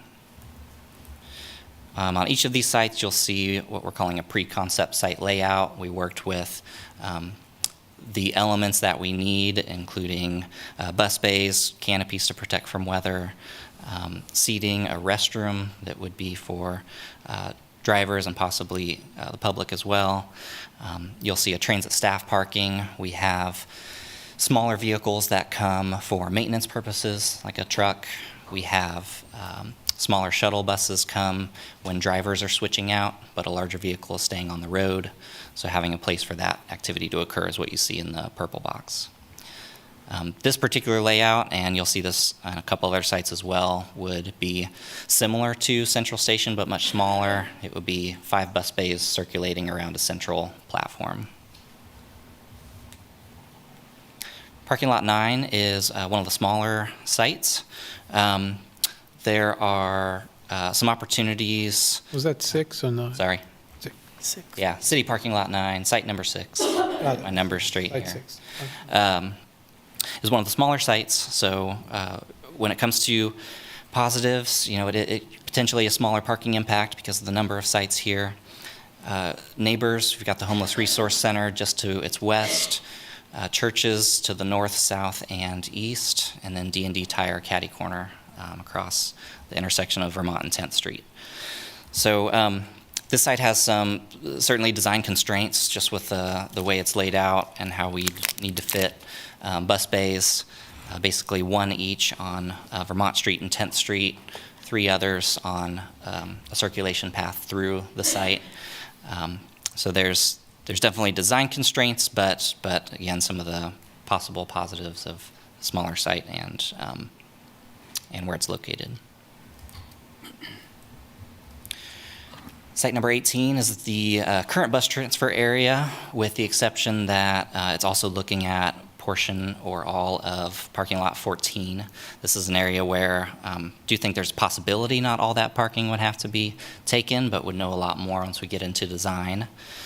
The general thought process on this is 3 bus bays on the east side of the street, 2 on the west. We know we've got crossing challenges here, and the entrance and exit to the parking garage is a challenge. There's a lot of activity. So that's something that would have to be have some design attention. But certainly opportunities with where people are currently used to transferring with the bus, similar to the last site, possibly a smaller parking impact. Site number 25, city parking lot number 8. I know we got some concerns about this through the steering committee, also through the public, and leading up to this meeting. This site is between the 888 lofts and the 800 lofts on New Hampshire. It is one of the areas that the farmers market currently uses on Saturdays. Their operations and our operations do overlap, so that would be a challenging thing to figure out. And we did talk with the farmers market folks about their plans for moving to a permanent location. I know there's a lot of work being done on that, but there's no clear timeline yet, so I would expect if this one moved forward into concept, moved toward a preferred site, there would be some need to figure out how that functions timing-wise. Benefits of this, similar to the lot near Wheatfields, is its central location. Certainly challenges with high-use parking lot and the farmers market challenge. Very close to this site, site 026, parking lot number 4 is on the west side of New Hampshire Street, across from where the parking lot for the farmers market is. This site is also very well used, very central and convenient. So you've got some weighing of different uses there.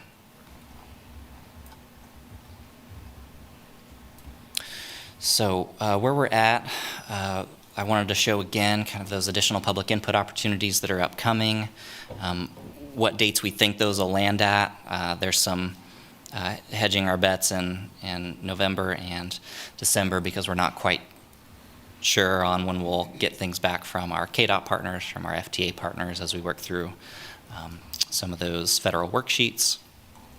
But in front of you all tonight, there is some latitude. The steering committee has presented 5 for you to consider advancing to the concept design phase. I'll reiterate, these are not rank ordered. They'll be discussed for preferred site as we move into November and December. We are looking for 3 to 5 sites to advance. So there's the opportunity you could reduce the number that you would advance into concept phase.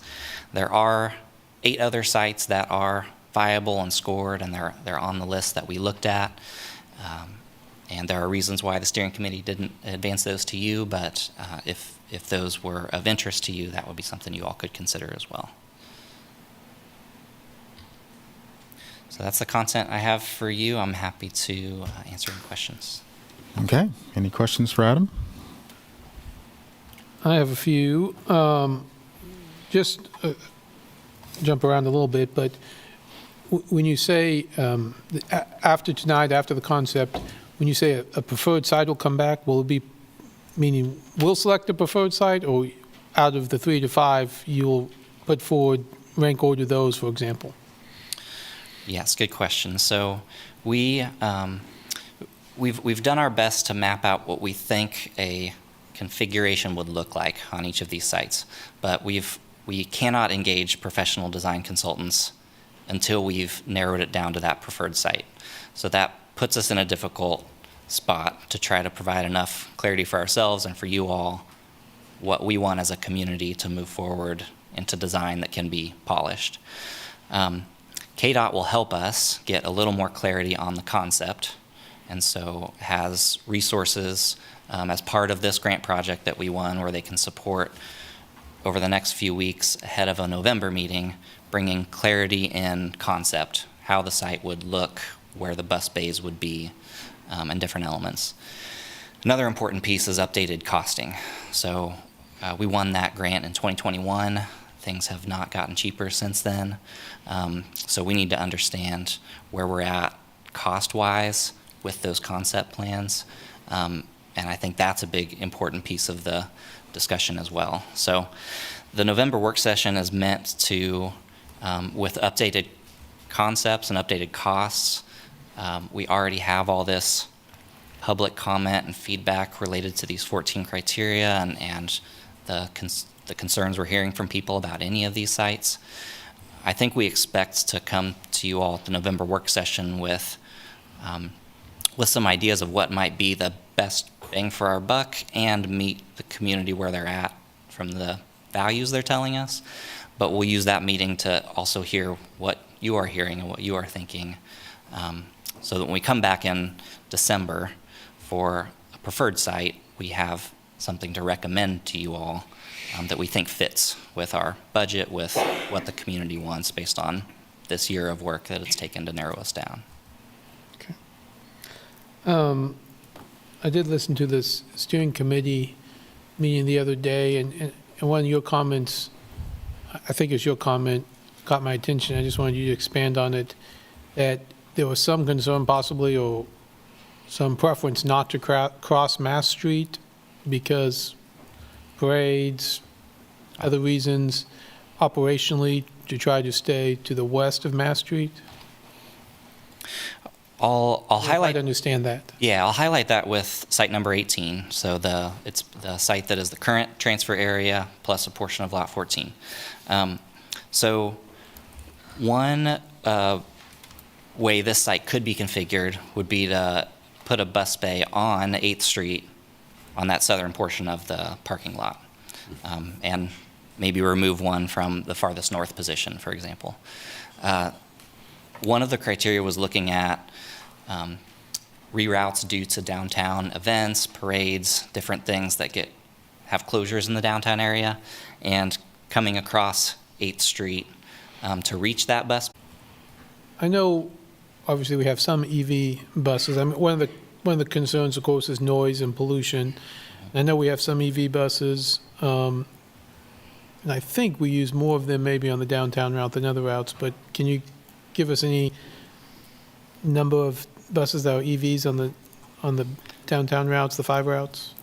Yes. So, yeah, if I could snap my fingers and they were all those, we would do it. We're hard at work getting more. So we've got 7 EVs in the fleet today.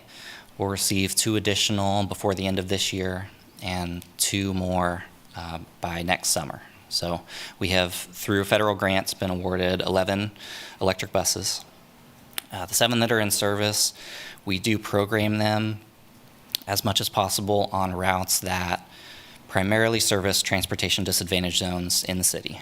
And so those are more concentrated on the east side of town, Central Lawrence, and South Lawrence. And so we end up having a lot of electric buses on routes that service downtown. Anecdotally, staff and riders have noticed a lot of different times where 4 out of the 5 buses laying over downtown are all electric. And so we're reaching some critical mass of a site that's very quiet, very clean. Of course, that'll get better and better as we keep implementing new electric bus deployments. But, a site like this, any federally funded transit site is supposed to have a 40-year life expectancy. And so we're pointed towards a future where the entire fleet is electric. We're working on zero emission transition plan this year that maps out how we achieve that. It's our hope that more and more and more downtown, but any other place that buses go through neighborhoods or lay over for a period of time, are quiet places where there's not emissions. But we can't do it all at once, and we're just trying to push more and more of EVs out each year. I think you said this when you're looking at the sites, the reason Amtrak is not a viable site is because it's in a flood zone, and that doesn't coincide with our federal dollars? Correct. There are ways to mitigate flood hazard zones, not preferable, and FTA is going to look very closely at why we would advance a site in a flood hazard zone above others. We've had early discussions with them about what this next few months looks like as far as what we need to provide them to make sure we're ahead of that work. And indications have been, in some cases they are federally funding things that mitigate flood hazards in those areas, but it's when there are no other options. They're very unlikely to support a site within a flood hazard zone if we have other options that we can look at. I assume this is difficult to answer without additional design work, but for the larger lots, would you expect or have any idea of whether or not any of the parking would be saved, or would, if we're looking at the bigger lots, is it all going to be gone? Let me scroll to, they're all not too dissimilar in size. One of the challenges that the 3 larger lots present that the 2 smaller ones don't is there's not enough street frontage to utilize bus bays that are on the public right-of-way in the street. And so, unfortunately, what that means is we need a lot of room to get in and turn around a bus. And so there's less economical use of space on these than the option at Site 18 at our current site where we can stay on the street, as well as Site 6, the lot number 9, where we can kind of cut through and use a couple of street spaces. So that's a reality. I wish I could tell you if we could absolutely save some spaces. I think that'll be that would be a desire, because there's certainly more physical room than we need for the pieces we require. It's just a matter of how much extra space do we need to loop a bus around a central island. And so, yes, that would be something that would have to be figured out in design, but unclear right now. Lot 6, or number 6, lot 9, obviously it's used throughout the day, throughout the week for different parking, but it's also used pretty heavily on the Sunday. And I know we don't run fixed routes on Sunday. Would it be available for people to park? I know there won't be parking stalls, but like Sunday morning, I know a lot of people park in interests underneath their drive-throughs, and, is it possible that people could park in there, or would it be somehow shut off on Sundays? I think that's worth more discussion. I don't have an easy thought of how you would set that up so it was not chaos, because the sawtooth bus bays are not easily set up to function the same way as auto parking stalls are. So I guess I wouldn't say it's impossible, because we don't need that space on a Sunday today. I would say if we need it in the future, if we expand services to operate on Sundays, that would be another discussion we'd have to have that would take something away from people. So I think that's something that could be explored in the design process. Okay. I think that, look at my list here.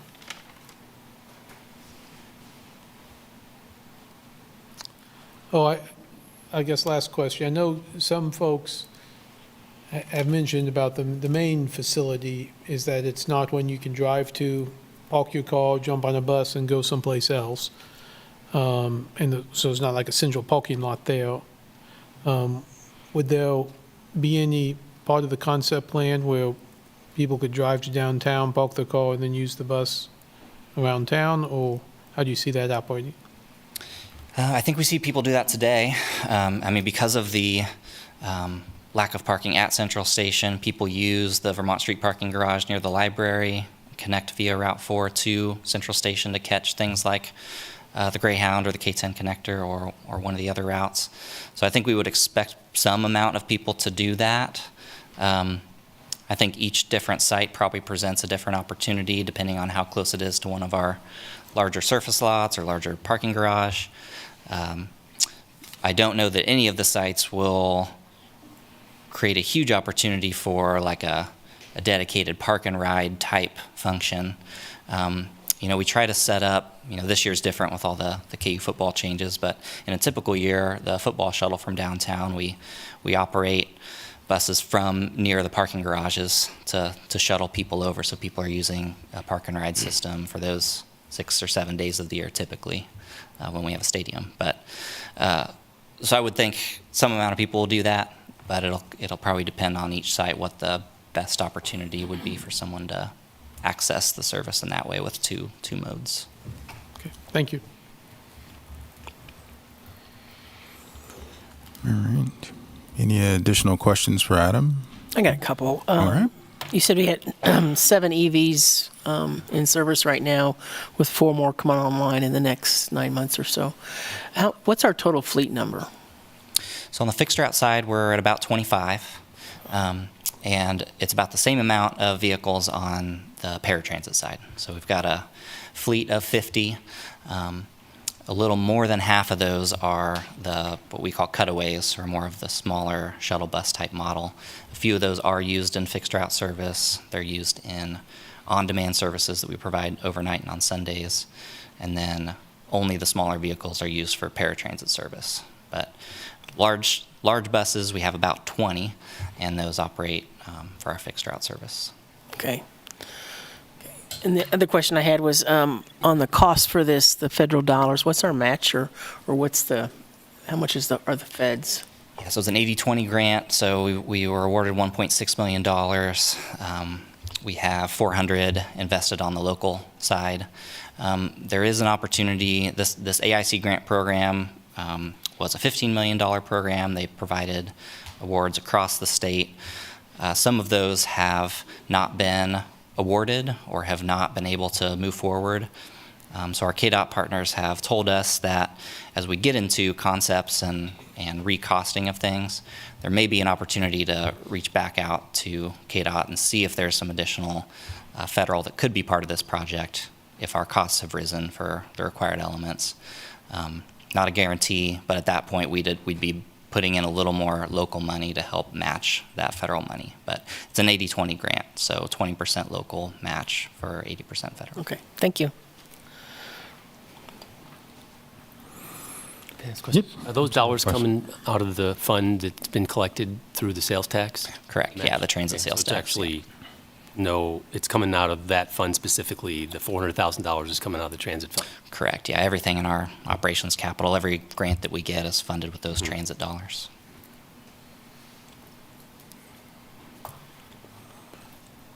Can I ask one more question? Oh, yeah, absolutely. As it relates to utilizing right-of-way, specifically Vermont Street, it's a fairly wide street to begin with, one of the widest underutilized kind of spaces from a pavement perspective. Looking at that location and looking at your perceived use of a portion, but maybe not all of that lot, what you're planning on doing is using that portion of that lot really for amenities, benches, but not the actual paved surfaces. So my question is, does it save money on the construction costs to utilize some of this existing flat work, pavement that we already have in place on a wide thoroughfare, and utilize it from a longevity standpoint? I'm just curious, going in and ripping out a parking lot, putting in new pavement versus how much pavement work is going to be required here versus just the work associated with the canopies and some, pedestrian walkways and amenities like that. Yeah, that's a good point. I think on any site, and on this one in particular, there's some areas that are already concrete. So that's really the thing we'll look at, whether it's in the street or in the parking lot. Mm-hmm. Any concrete that exists is really going to help us because that's the more durable material that heavy bus doesn't roll up as much as asphalt. So, so that we may still be replacing pavement in a street portion if it's asphalt because just for durability. But yeah, certainly looking for opportunities to not have to do as much demo, not as much reconstruction, if there's already some durable pavement in place. Would that speed the process along, do you think, from a development standpoint, just from your understanding of these processes? Just curious, meaning, having to retrofit an entire lot versus kind of jumping in where we're at right now. Yeah, I think a couple things I'm worried about on the speed side are just meeting the federal planning requirements. Those worksheets we got to do over the next few months is a kind of a critical path for us. The actual construction is likely not going to be that challenging. It's not nearly as complex as the Central Station project with retrofitting a building and all of that. Especially working with concrete, that type of work can be done through the winter as opposed to asphalt, which you have to avoid that time of year. So I do think we'll be, as long as we can keep on the path toward a preferred site, get into design, and keep that process on pace. Once we get to construction, I do believe, based on what we saw at Central Station, the type of work we're doing here is not overly complex, and should be able to work relatively quickly. Thank you. Thank you, Mayor. I have one more question. Absolutely. So I'm looking at the Vermont Street, the 7th Street site concept. And the outline of it, it appears to go all the way up almost to that tower, that tall tower. But the pre-concept site layout only uses part of that. Is there a reason why we wouldn't move, utilize all that space and move the locations on the west side, the proposed locations on the west side up to that north of or along that east side? I think if it's possible to try to avoid a crossing, that would be ideal, just for a user safety, for keeping people close to the amenities they're going to use and see. I don't know if there's space for that based on our kind of puzzle pieces, we call them, that we're putting on the map today. But it's a good point, and one I think we'd have the design consultants look at. The the Senior Resource Center is across the street, and we use that cutout for our service for Route 6 that is headed westbound, but they also use it for drop-offs, and so there's coordination to be done there to make sure we're still working in partnership, and if we could separate those, that would be all the better. Okay. Thank you. Any additional questions? Commissioner Sellers? Okay. All right. Thank you, Adam. With this, I'll go ahead and open public comment on this.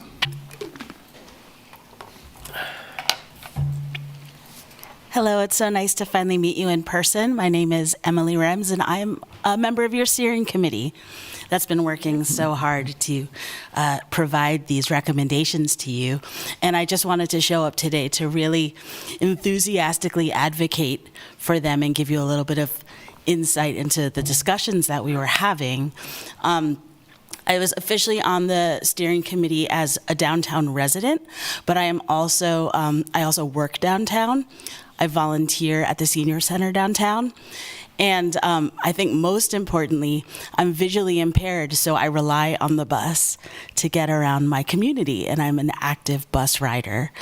And I really wanted to take into account, and so did my other fellow steering committee members, the public comment periods that we had available. And I was trying to keep a very close eye on, y'all are very familiar with public comment, and a lot of it really involves public outcry, which is not surprising. But I was actually pleasantly surprised to see that the amount of public outcry that we received were all in the residential neighborhoods that I didn't want to wait around in for a bus anyway. Because our tax base is such that we don't have really frequent bus service, it's not unusual for me to wait an hour for a bus. And if I'm waiting an hour for a bus, I would love for it to be in a well-lit area. I would love for it to be in a well-trafficked area. I would love for there to be a lot of people and businesses around me if I'm waiting for an hour for a bus, especially at night. And the locations that we had in front of us, a lot of them were in primarily residential areas, the ones that were on the outlying edge of the border that we had decided that we were working within. And I didn't really, those didn't feel convenient to me. They didn't feel central to me. They didn't feel like downtown bus stations. And I felt like our primary concern is to serve the needs of people who are coming to and from the real heart of the downtown area. So while I was taking all of the public comment into account, I was so pleased to see that the places where I, as a rider, wanted to wait for the bus were just pretty much I can't speak for every single comment, but the majority of the comments were all about areas that were on the outside of that border. I tried to collect as much anecdotal evidence as I could. I told every single person I came into contact with that I was on the steering committee and asked people their opinions on it. And something that I think was really disheartening was that there was a lot of Not in my backyard sentiment. That people didn't want there to be a Emily, downtown. Yes. That's time. I'm sorry. Oh, I'm sorry. Okay.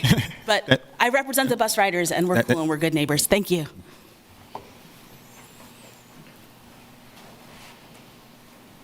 Good evening, Commissioners. I'm Emily Lyson, Director of Development with the Lawrence Farmers Market. I represent about 70 different small businesses here at the Lawrence Farmers Market, whether that's farmers, ranchers, bakers. The farmers market is the main source of their income, and we are here tonight to not support the project proposal as far as Site 25, which is Lot 8, or Site 26, which is Lot 4. While we are working on finding a new permanent location, we will not have anything ready by next May or next August to be moving, and we will be displaced. All of those businesses will be displaced, and unless there is a proposed strategy for a new location for the Lawrence Farmers Market, those two sites are not something that our organization can support. We see over 3,000 customers per week come through.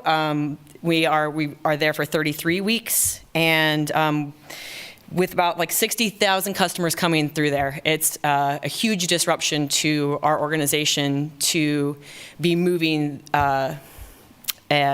While we would like to have a new location, that's not something we are ready to be moving right now. Thank you so much. Hi, I'm Alchemy Roanoke. I take the bus regularly to and from work and all sorts of places around town. And I would like to advocate in favor of site number 18, the current bus transfer area on Vermont Street. This is because it's close to major services and businesses, particularly the library, and as the commenter before me mentioned, wouldn't interfere with the farmers markets at other sites.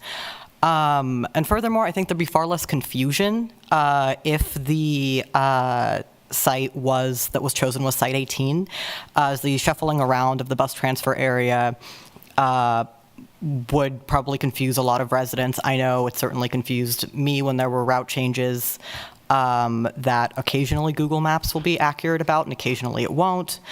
So in terms of navigation, in terms of transportation in general, I think it's important that when we look at who takes the bus regularly, it is mostly students, disabled folks, low income, and unhoused folks. This makes it critical to maintain a central location that's close to services available at the library, such as internet and printer access and resource navigation. So I myself am a low-wage retail worker, and like many other such workers, I rely on public transit to get to and from work. I would also like to advocate that the buses run later. Many major businesses are open as late as 10 or 11 p.m., with some open even later than that.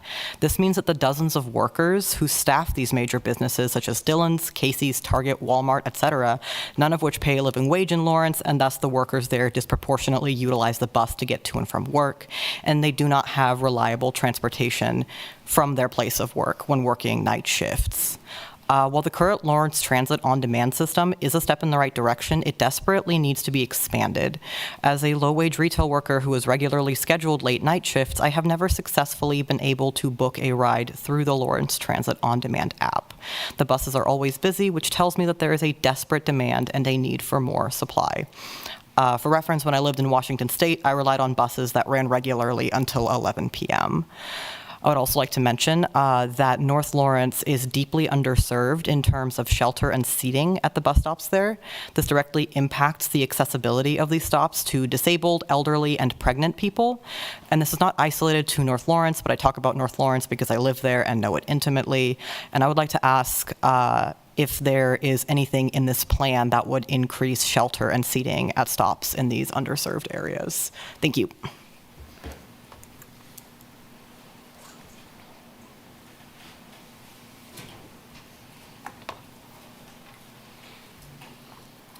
Thank you, Mayor Littlejohn and Commissioners.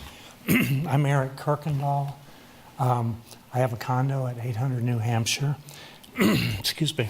And I am here on behalf of myself, my wife, 68 other people who have signed a petition I've shared with all of you by email. I think you've probably seen it, encouraging you to drop consideration of city parking lot number 8, which you just heard about. for public health reasons. I think maybe something slipped in terms of criteria, because this is a really dangerous site. Excuse me. I will maybe clear my voice, but I'll push through it. I've been working in EJ since about 2008, primarily revolving around diesel exhaust. Diesel exhaust is deadly stuff. Lot 8 sits sandwiched between two high-rises, the 800 New Hampshire lofts and the 888 lofts, and there is 10 feet between the windows and balconies at the 800 New Hampshire lots and what would be a bus terminal or a bus hub if this happens, and about 6 feet between the 888 lofts, windows and balconies, and the bus hub. So even the presence of one diesel bus would be a problem, because the exhaust could get sucked into people's apartments. And while diesel exhaust is bad enough that a 1 day of heavy exposure can and does sometimes lead people to have strokes. It's all diesel exhaust. A chunk of diesel has 30 to 40 toxins on it, and diesel is linked to dozens of other diseases because of that. If you build the bus station there, all the residents, certainly on both sides of those buildings, will be exposed to diesel. Now, Lawrence can control what buses they run, but we can't not control Greyhound or the Joe, which will also be used in that lot.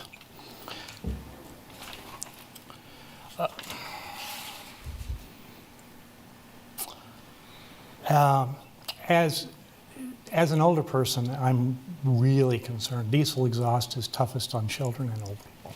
And my balcony looks out right into that lot, so this is close to my heart. But this is also a matter of equity. I noted that both the Borders building and the Old West Lawrence site were excluded because they're in residential areas. Well, so Eric, that's time. Thank you. Thank you. We've been trying to get you guys to understand one of the most important aspects of the First Amendment is the ability to hear other people's voices when they speak. So it's important that you don't silence them before they get to speak. Because the woman over here that spoke about the farmer's market, she made a very good point that you guys really need to pay attention to. All these excuses that the Chamber of Commerce has been making about why Lawrence isn't growing and why the tax base isn't there. And you guys are going to displace all that money coming to downtown, your precious Where's Bonnie Rowe? Or Bonnie, is that her name? Bonnie, the lady that runs the chamber? Why isn't she in here bitching about this and saying that those two lots shouldn't be there because it would affect the downtown business? I mean, that's a really, really strong point that she makes, that you guys want all this business in this tax base, but if you take those two lots where Farmers Market has been, you're going to chase them away. You're going to chase all that money away on those days where the Farmers Market is. Isn't it Sunday morning? Saturday morning? Yeah, I remember doing tows over there to clear the lot for them when I worked at Hillcrest. But you're going to have to think about that, because you guys all the time up there talk about how much we want that tax money, how much we want that tax base coming to downtown, and how precious downtown is. If you take those two lots, you're going to make a direct assault against what you've been begging for.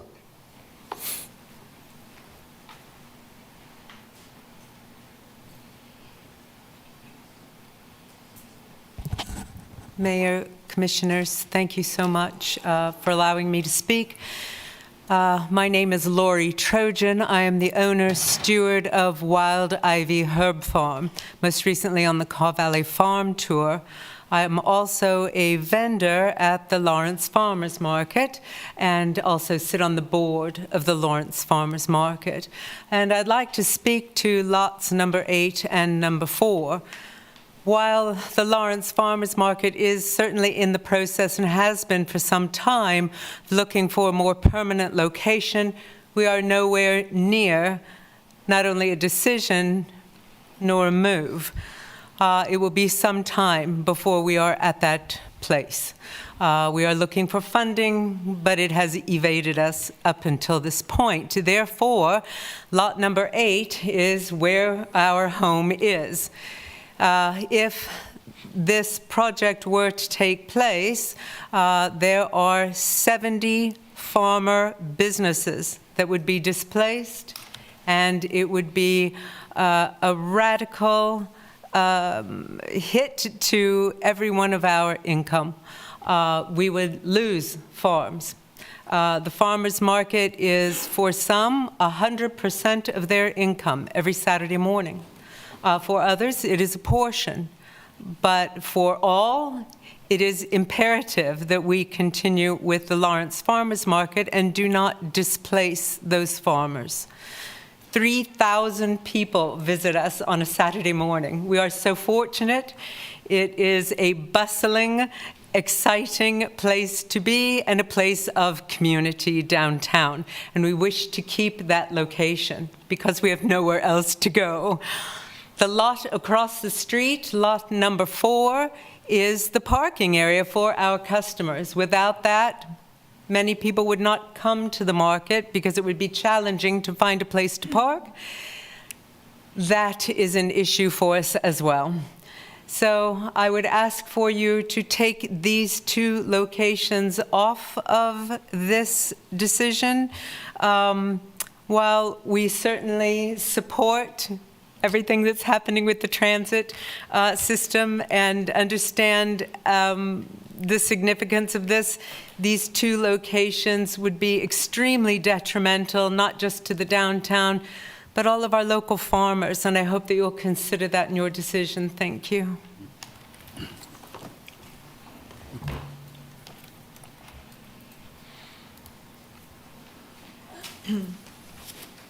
Hello, David Baston. It sounds to me like the Vermont location would be definitely the best out of the ones that were presented. I don't know. Parking's, I mean, a big thing downtown. Anytime you go down there, you can't hardly ever find a spot in the first place. That parking lot that they proposed to take half of, I don't know why you couldn't keep the parking there and basically move whatever structures you're going to put over against the microwave building or whatever it is on the all along that north side of the parking lot and still have the parking lot there. But seems to me like that'd be the best place for it. Thank you.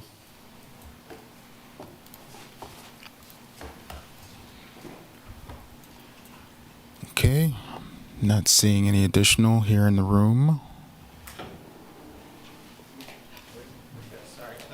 My name is Dustin Bold. This might be off topic, but I just want to point out observation of October 14th being National Indigenous Peoples Day.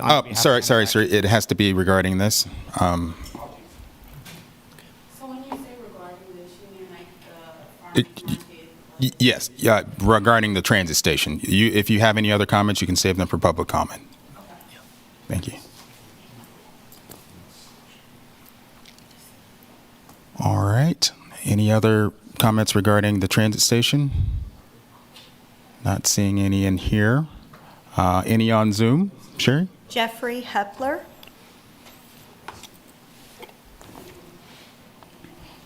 Good evening, Mayor.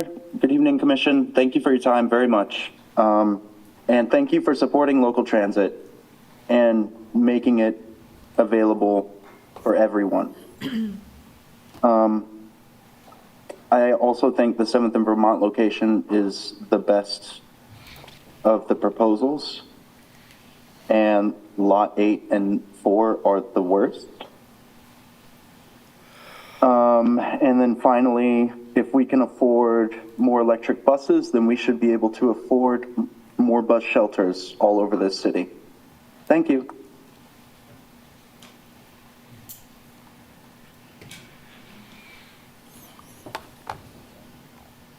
Eddie Martinez. Hello, this is Eddie Martinez, 66044. I'm also on the Downtown Steering Committee, and I'm a bus driver. So I've got some quick responses. One, I believe the record will show if you go through and watch the videos that we love the farmers market. Just about every meeting we bring it up and we reached out to them. This is the first I'm hearing back from them. I am completely in alignment. I'm pretty sure I speak for the rest of the group when we say that we don't want to kick the farmers market out of anywhere. The next thing, diesel buses. So our diesel buses, we don't idle them. We should not be idling them. Anything that idles over 3 minutes, our policy is to turn that bus off. It actually goes into sleep mode. And then right before we take off, we turn it back on again. Then let's see, the Greyhound and K10 connectors, it's my understanding that those should not be using the downtown hub. Those would just be at the central station location. And lastly, the temporary Vermont location. So if we do go with the current site for the hub, which I know this is months in advance, we should remember that we'll need a temporary location for our downtown hub. While the construction is going on, we wouldn't be able to use that, so it would be, for those of us thinking that it would be the least confusing option for the riders, just remember that we'll have to have a different temporary location and then switch back to it after it's built. So I just wanted to bring that up.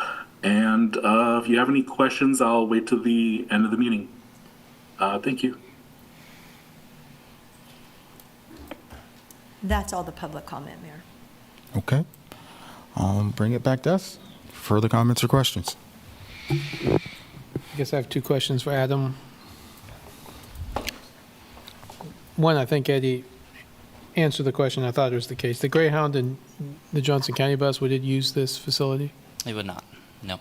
Yeah, those only use Central Station. In both cases, they each changed their routing once Central Station opened because that was more advantageous for their operations. So people could connect with those using Route 4 from downtown, but they won't come to the downtown station. It's a little off topic, but a couple people mentioned the shelters in and around not only downtown but otherwise. Just quick update on how we try to build shelters and what our process is on that. Yeah, so we have about 400 bus stops in town. So we've been diligently working to improve those. ADA is top of mind, shelters of course, but at its basic, we want ADA accessible stops. The stops that are not currently ADA accessible, we people pick people up at the nearest ADA accessible location, which is usually a crosswalk nearby. But that is a high priority for us to meet ADA rules. We have a bus stop improvement program on our website. We have a project and a set of technical guidelines that guide how that work happens. We are able to improve in the neighborhood of 15 to 30 sites a year through 5 different efforts. So we have our own bus stop improvement program that we commit money to in our operational budget every year. We work with major street reconstruction to include bus stop improvements as that happens. We work with private developers through the development review process. As those come through the planning office, we ask for bus stop improvements. We work on our own competitive grant-funded projects. And so we have a lot of different ways which we improve bus stops and are working hard to do it, but it takes a long time. So another piece of context is each prefabricated bus shelter costs around $10,000, so it's no small investment. We've worked recently with Peaslee Tech. They've been putting out a lot of wooden shelters at a much more reasonable cost and helps us with community partnerships. So a lot of efforts going on. We know there's a lot of need out there. North Lawrence has particular challenges with its lack of curb and gutter, which creates real challenges in us reaching the sidewalk in an ADA compliant way. So there's lots of different things in that program, but we're working hard to get more and more ADA access and benches and shelters. Thank you. Okay. All right.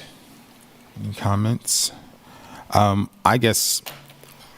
Since we're just they're asking us to go ahead and narrow it down to 3.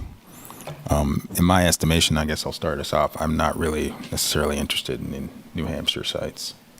So just to start off the bat, I would rather work from site 18, 6, or 5. I would concur with that. I mean, I think not only do we, on the New Hampshire side, we have issues with trying to cross Mass Street and make that work. Of course, we have the farmers market to consider, and of course, the residential properties in particular on number 25 or lot 8. And so I'd also say, I think with the, I know the steering committee took into consideration the lots we put RFPs out for, but now that we have 826 Vermont, at least in the very early stages of being looked at, this lot, what they call 26 or 4, would be, kind of the closest lot that would not be impacted. Right. And so taking that out at the same time as possibly a large project on Vermont, I think also weighs us against that. So yeah, I think we forward 3 sites, depending on the terminology used, 5, 16, 18, the 3 Vermont sites. Yeah. Yeah, I would concur. I was just thinking about the same thing, especially with 826 going on, that those other sites could, I mean, not necessarily the same thing as 826, but there could be something, some other cool concepts that could come along. So You used it up and it's Right. not available anymore, so, Right. yeah. Well, I'm interested in site 18 for sure. That would be my first choice. Site 6, which is on the 9th and Vermont. That's possible, but those are the only 2 that I would see for me to move those forward. that would be mine too as well. My top 2. I mean, not necessarily interested in number 5 as much, but those top 2. Adam, I have a question. I know you were talking about with some of the events that disrupt the flow with crossing over en masse. Would site number 6, does that fall in that? 'Cause I know we've done a couple of parades, so I don't feel like we go down that far, but would that still, the way it comes out and through, will it still be sort of a disruption, or on a level, on the spectrum, where would the disruption be on a scale of 1 to 5, with 5 being it really, you would want to avoid it? Yeah, I think we feel okay about this one. I mean, we have, so just thinking about approaches from different angles, you would need, most of your approaches would be southbound on Vermont. It would either be turning into one of those bays, staying on Vermont Street, taking a corner around a 10th. So that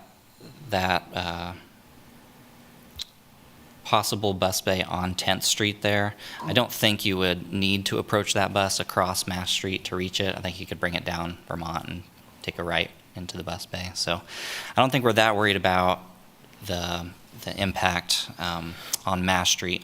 We're always, one of our big issues is just trying to get east of Mass to serve East Lawrence. And so we've been working more closely with Parks and Rec, and as we look at some of our bigger parades, I think we're comfortable with some ideas to make sure we can get across 7th Street. At that location seems to be the right place to cross a lot of the parade activity. Okay. And so in this site, we would be taking buses up Kentucky over to 7th to get over to East Lawrence after departing this particular site downtown. And I know that site 18, which is, we'll call it the original, the OG site, when this came back to the commission in 2021, there was a lot of kerfuffle about the scope. And some of the questions that came up was about closing southbound traffic on Vermont. Is that something that would still be in play if there was overwhelming desire to go at site 18 and kind of build that out? We're going to bring it up to the design consultant. I think, one-way traffic, closing the entrance to the parking garage would absolutely help reduce the complexity in the area. It would also create a lot of spillover effects of how traffic's going to move in that area. So I don't know. I mean, I'd be very interested in our city engineer's perspective on it and the designer's perspective as we, if we were to create a situation where 2 one-way streets hit each other at 7th, and then you got a break off.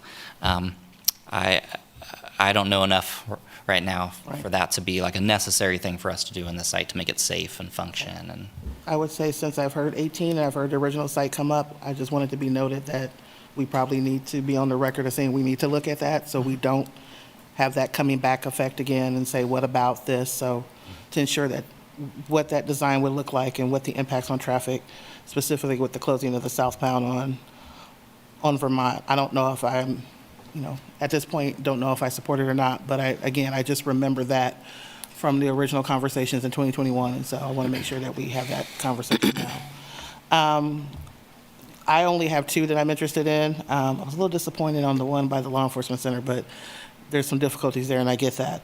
So my options in no order are Site 6 and Site 18, and recognizing what Eddie said, which thank you, Eddie, for being, jumping on and serving on the committee and providing public comment, that perhaps if 18 becomes the overwhelming choice, then maybe there's some possibility to use 6 as a alternative to when we're doing 18, but my options are for 6 and 18.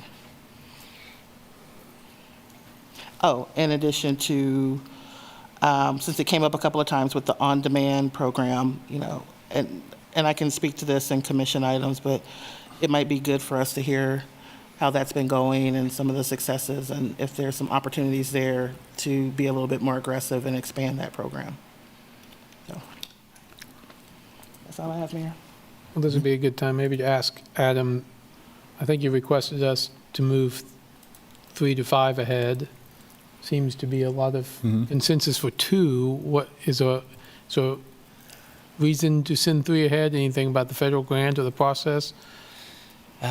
we laid out that process early on to try to have enough, evaluate enough different sites that the federal government thinks we've done a good job evaluating. There's not anything in their documentation that requires 3. I'd be very nervous about 1 right now, just while we work through the worksheet process and get costing and things like that. So we could come back to the commission if we take the idea of 2 forward to them to move into this next phase and they give us any pushback or concern about that. But I don't believe I'd have concerns about 2 or 3 at this time. Well, I'm thinking that it kind of sounds like we're all in alignment on 6 and 18, and maybe if we needed a third, 5, I guess. Yeah. But am I right in seeing that? Distant. Which one? Yeah, it's a distant. Distant. Yeah, distant. If we needed a third, yes. For what? 5. 5. If we needed a third. Site 5? Yeah, Site 5 and Yeah. beyond. The lot next to Wheatfields. Yeah.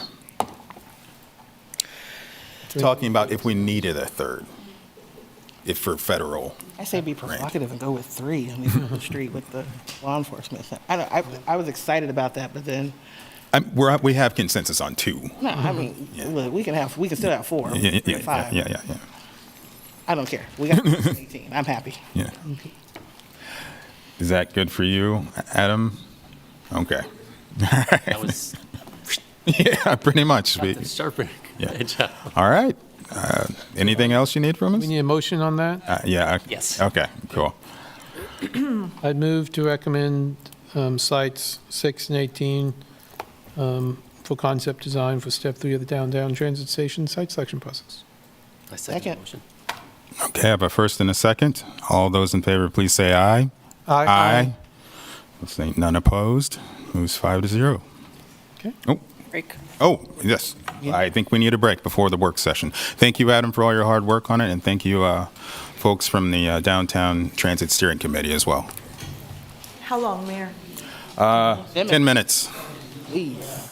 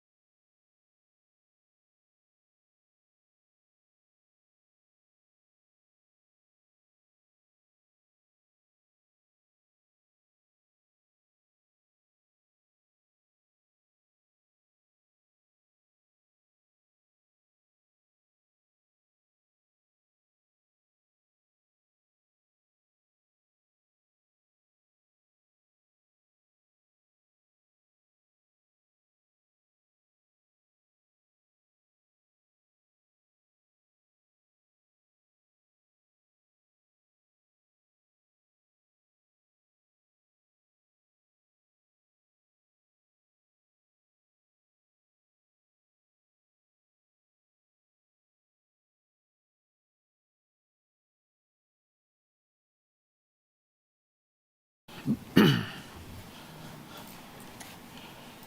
ready, Commissioner Sellers? Yeah. All right. Okay. All right, I'll bring us back for item F, work session items. The work session provides an opportunity for the City Commission to discuss items in greater detail. The Commission will take no binding action on items presented during this time. Work session topics are eligible for public comment. Members of the public will be limited to 3 minutes per comments. And our first one is receive the strategic plan update from the Environmental Sustainability Commitment Team and provide direction on the proposed changes to ordinance number 9744. Hello, Kathy. Good evening, Mayor, Vice Mayor, and Commissioners. I'm Kathy Richardson. I'm the city's sustainability director, and I'm also the champion of the environmental sustainability commitment from our strategic plan. I would like to take a moment to acknowledge those who are advancing environmental sustainability work for the City of Lawrence. First of all, I do want to acknowledge that the city's outcome champions and their teams are the ones that are doing a lot of this work. So environmental sustainability work is happening every day within multiple departments. As I provide the environmental sustainability commitment update tonight, just please keep in mind that the work is the work of multiple departments and not just one individual. I would also like to acknowledge and thank the former Sustainability Advisory Board and all of its past members who volunteered their time and their expertise to advance sustainability policies. I am looking forward to working with the City Commission appointed members of the new Environmental Sustainability Advisory Board. And the last one, I do want to mention this because it is important, is that earlier tonight, you, the governing body, did adopt the Adapt Douglas County Climate Action and Adaptation Plan within your consent item. So thank you. And thanks to our county sustainability superstars, Kim Kreiner-Ritchie and Jamie Hoffland, for their leadership and all their hard work to get this plan become a reality. Just a second. All right, am I sharing the PowerPoint? Awesome. Okay. So for tonight, there are 2 work sessions related to environmental sustainability commitment and the connected city outcome. My presentation includes an overview of the environmental sustainability commitment and the key progress indicators. I will focus on the KPI CC12, which is a renewable energy KPI. And I will provide some updates related to Ordinance 9744, which is our city's renewable energy goals ordinance. I will also be asking for direction on possible changes to Ordinance 9744. So, I'm hoping for a little bit of discussion during that section. The second work session tonight will provide more detailed information on the city's fleet transition study that is led by the Metropolitan Energy Center, which is also the work under KPI CC12 and the renewable energy goals under Ordinance 9744.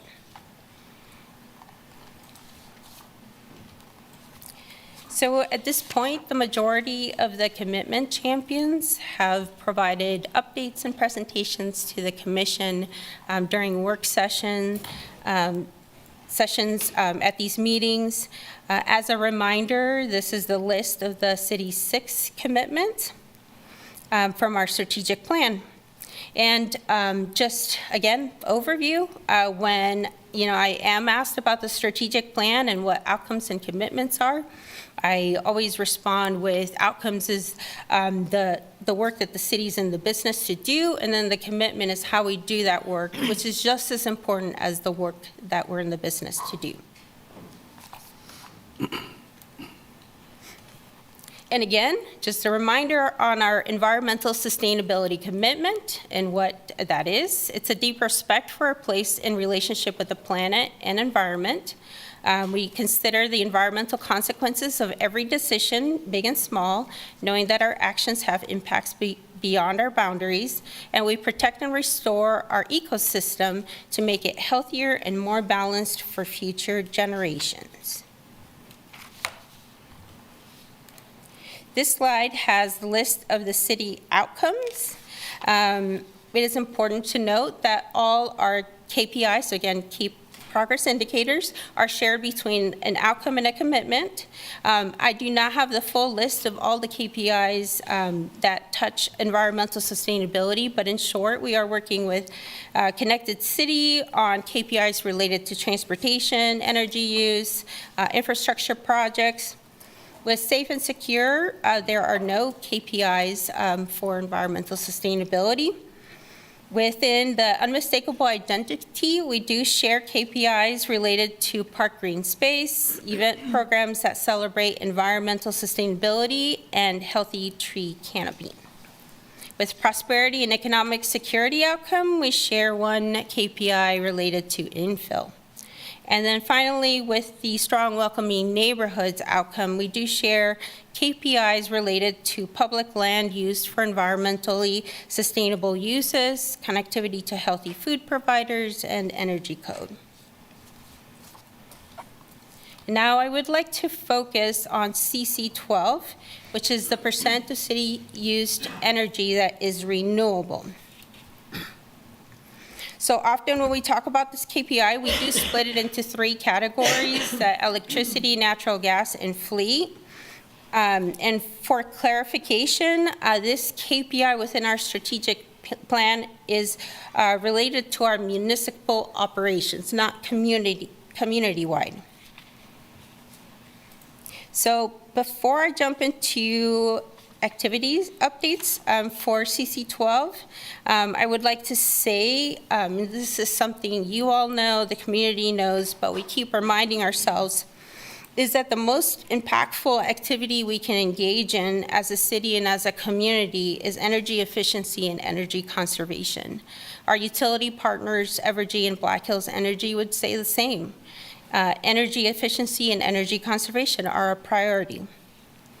In terms of energy efficiency activities, in 2016, the city initiated the Facilities Conservation Improvement Program, FCIP, which was a state program that assisted local governments in implementing energy savings projects.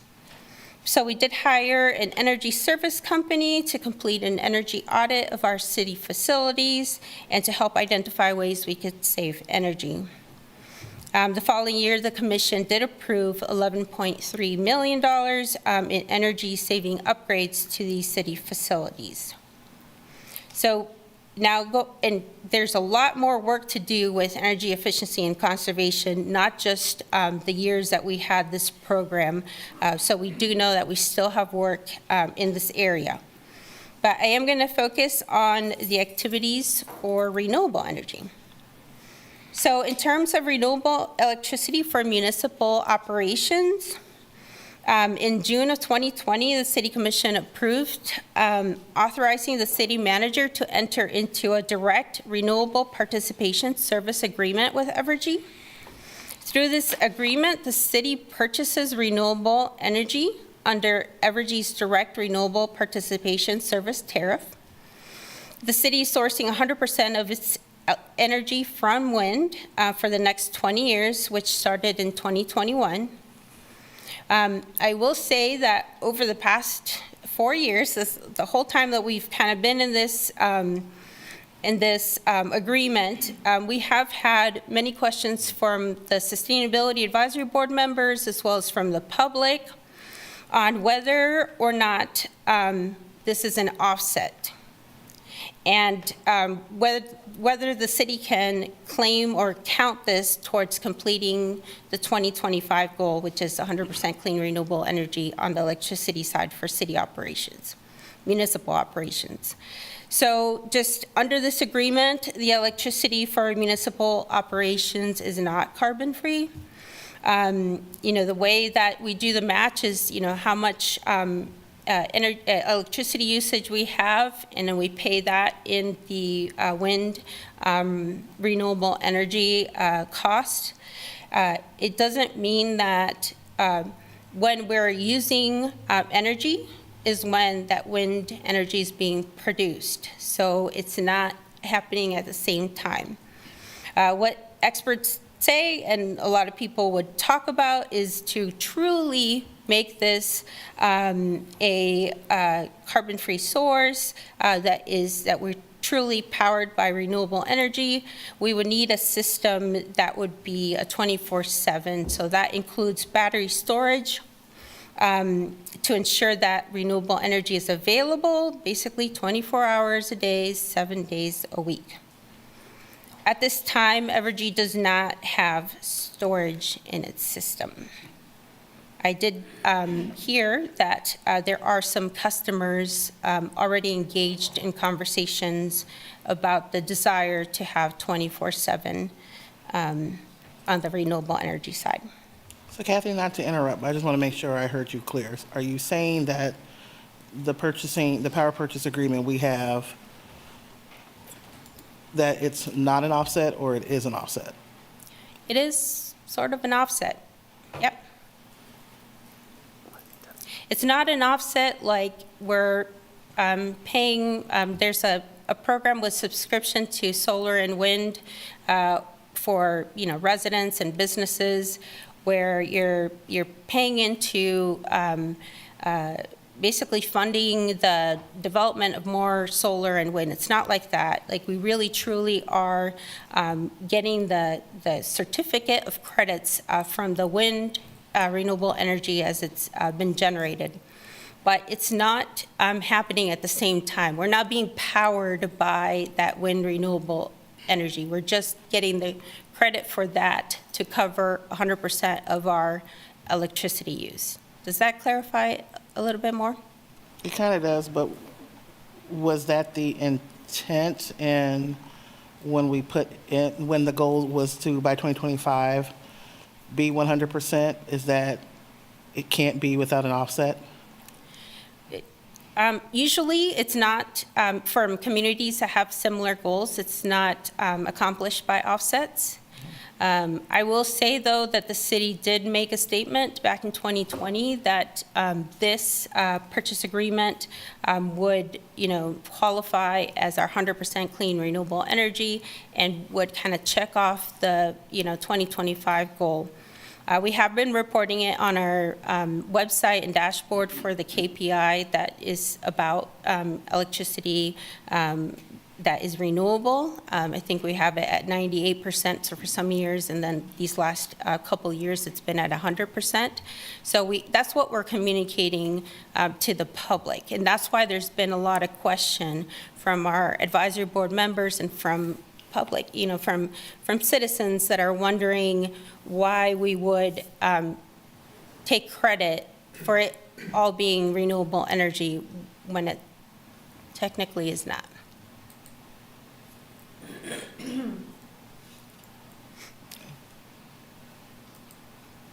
Oh, right. Go ahead. I'll have more questions later, but keep going. I don't want to interrupt. In addition to the wind renewable energy, under the direct renewable participation service agreement, the city does have some on-site solar renewable energy production at several facilities. So the new Central Station, Santa Fe Depot, the Fire Station number 5, and Prairie Park Nature Center. The city is working on solar renewable energy projects for the new MSO campus, the Municipal Services and Operations Department, and for Police Department headquarters. Staff continues to look for grant opportunities to add solar to our water and wastewater treatment plants, as well as other fire stations and other city facilities. Currently, we do not have a grant or funding for that. So moving on to the natural gas category of this CC12, the This one is honestly hard. There's not the equivalent of renewable energy on the natural gas side that is currently available and that we could take advantage for 100% of our, coverage of our municipal operations. But I do want to say that, in order to reach this goal, we've been talking about electrification of existing buildings. We definitely have been talking about it with new facilities, making sure they're, 100% electric, or if there is a natural gas component, that is minimal. We do not have any data of what it would take or how much it would cost to electrify our existing facilities. There's a lot of work to be done in this area. So just heads up, no data there, but this one's a hard one. I also want to mention the biogas renewable natural gas feasibility study and business case analysis that was completed in 2024. As you are aware, our wastewater treatment plant has one of the few sources of renewable natural gas. The potential revenue for converting our biogas to renewable natural gas via pipeline and RIN credits is estimated at $400,000 per year. This would be a model for efficient and cost-effective operations. This project is a potential for adding it to a future digester and biosolids management improvement. So there's a project there going on, and we could add the renewable gas component. It would be a $9 million add to these projects, and MSO has reported that these improvements could generate a significant reduction in utility costs and CO2 emissions. So just giving you a heads up, that project is going on as well. At in our last update within the municipal operations is regarding fleet. So I did want to talk about two efforts that are going on. The first is the city's fleet transition study, which is coordinated by the Municipal Services and Operations Department. I don't want to say too much about it because a detailed presentation will follow this presentation. But I will mention that electrifying the entire city fleet by 2035 may not be feasible in terms of availability of an electric option for some of our vehicles, or availability of the electric vehicles in general, and cost. Transitioning the light-duty vehicles seems to be something that could be accomplished by 2035. The challenge is really with the medium-duty, the heavy-duty, and the off-road vehicles. The second effort that is going on is the Zero Emissions Transition Plan, coordinated by Lawrence Transit. This project started earlier this year in April and will wrap up by early spring of 2025. As a reminder, the Lawrence Transit competed for and was awarded 3 consecutive federal low-no emissions program grants for electric vehicles, electric buses in 2020, 2021, and 2022. The 11 buses associated with these 3 grants helped the city achieve approximately 22% zero-emission buses, so 22%. Lawrence Transit plans to transition its entire bus fleet, so 50 buses, to zero emissions, following the sustainability goals of the city as provided within Ordinance 9744. As the work of the Zero Emissions Transition Plan continues, there is a understanding that transitioning the entire bus fleet by 2035 may not be feasible. Transitioning the bus fleet that is assigned to fixed routes could be accomplished by 2035. And that is if federal grants continue for these electric buses and for charging infrastructure. The challenge really is with the bus fleet that is assigned to on-demand service, which right now the consultant in this project is putting it out to 2050 as that ability to transition. So just, again, those were the municipal operations updates. This slide is really just a screenshot of our website with the information about our renewable energy goals, kind of the timeline that was decided and for what.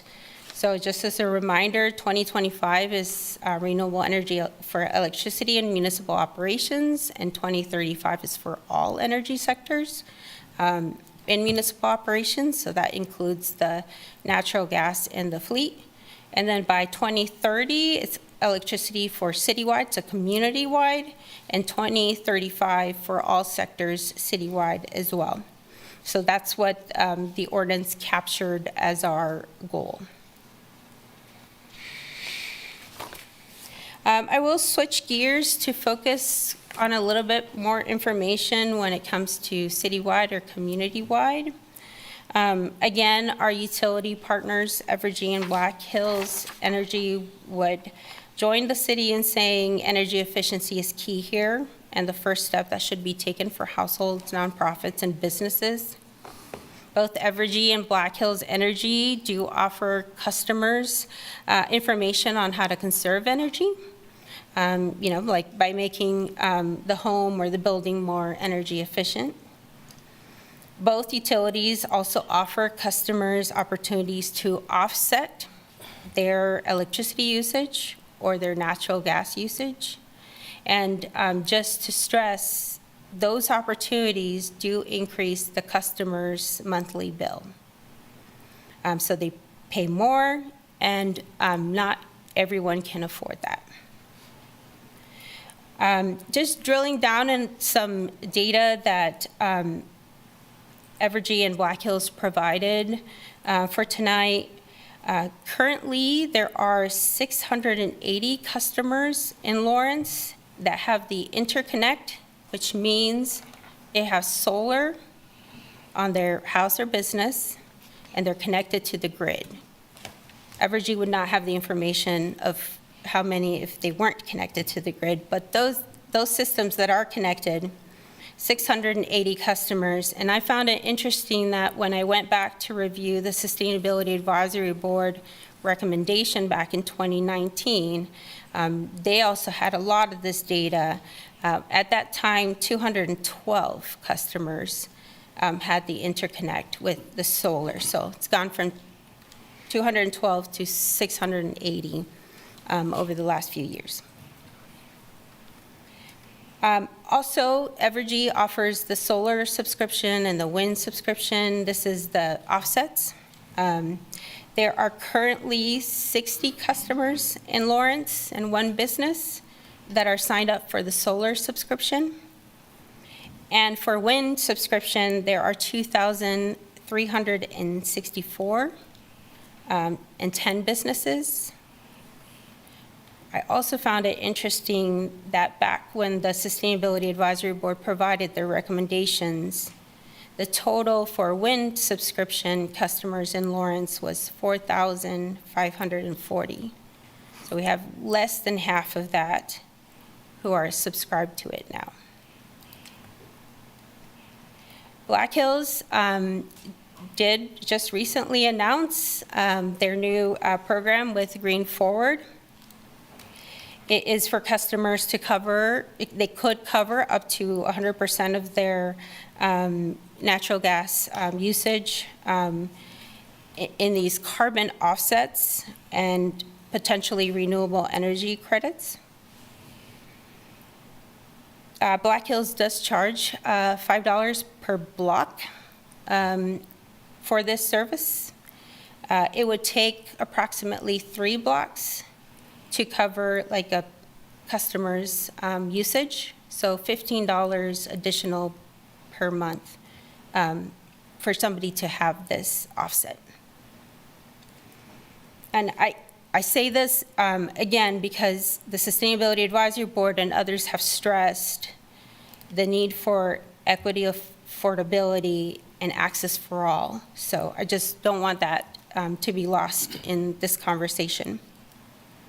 There are federal incentives and tax credits for installing solar, for example, rooftop solar in your home, for purchasing an electric vehicle. But again, we need to be mindful that that is not something that all customers or all citizens of Lawrence can afford, absolutely.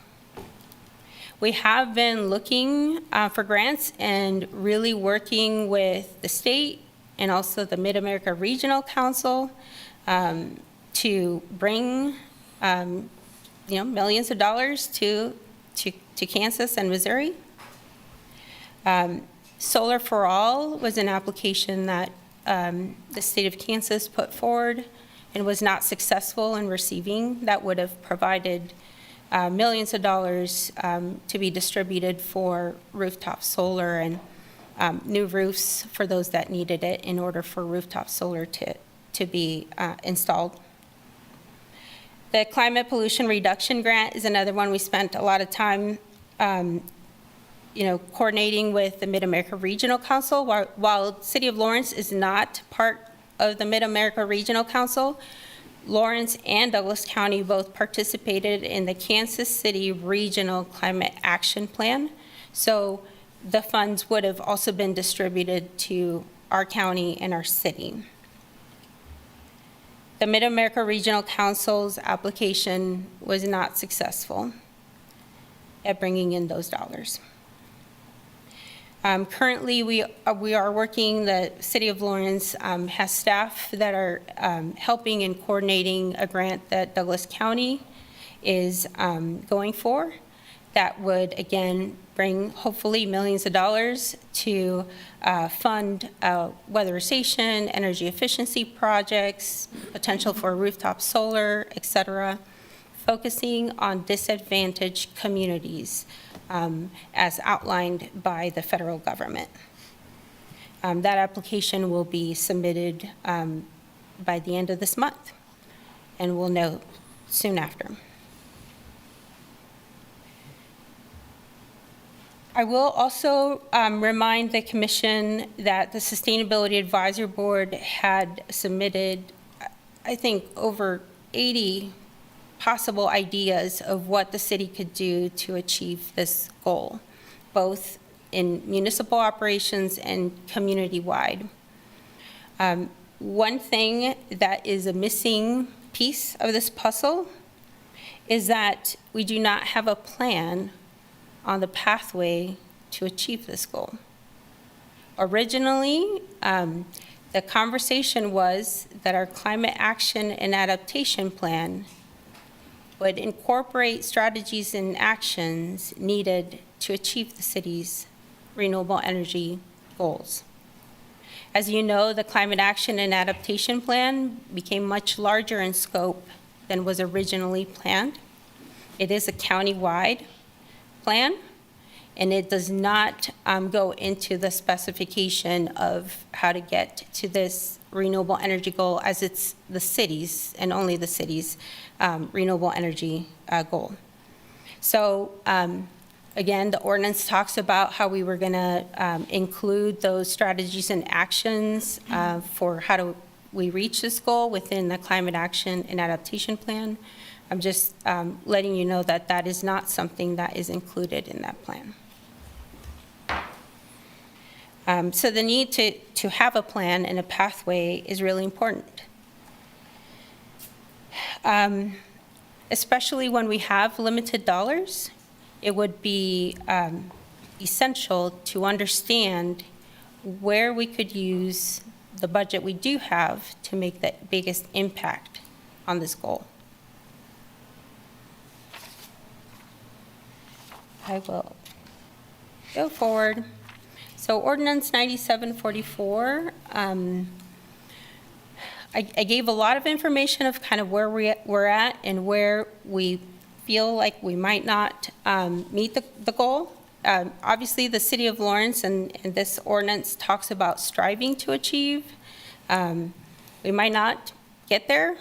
There's no penalty for not getting there, but we surely want to make this work and have a good plan on how we get there. But the question or direction that I'm asking tonight is the possibility of, or, how the City Commission feels about opening this ordinance to make some of these edits. So on the renewable energy goal, are we considering offsets as part of accomplishing a set goal? On timeline, just considering an expanded timeline. Probably more in terms of the conversation of fleet transition and the bus fleet transition as well. We have a procedures section in this ordinance that has two bullet points. One is regarding the climate action and adaptation plan, which I just explained does not cover the pathway to this goal. So some changes there as to, the city pursuing a plan that will take us to achieving this goal. And also the second bullet under the procedures is the annual review of progress.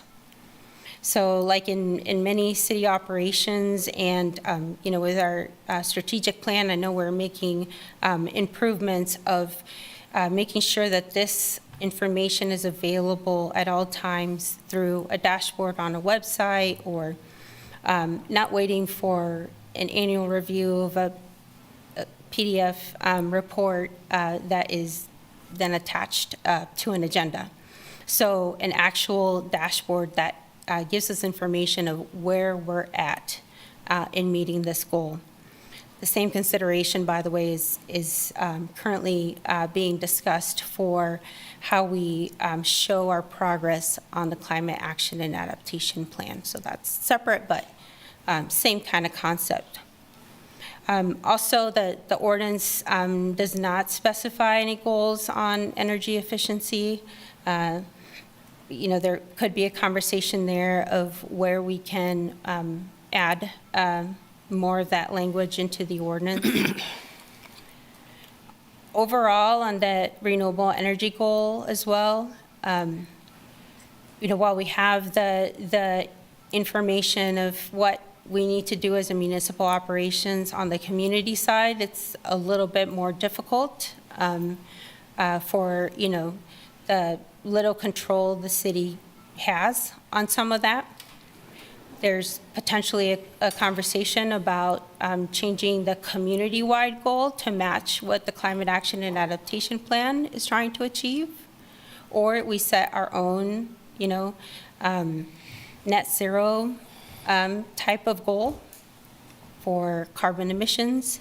So I'm really just throwing a lot of stuff out there, but I will also say this is not without the conversation and work of the advisory boards, the Environmental Sustainability Advisory Board and the Connected City Advisory Board would be two boards that we would work with to make some of these changes and bring back to the City Commission for consideration. Can you hold on a sec? Am I hearing a phone that's kind of... There's a noise somewhere.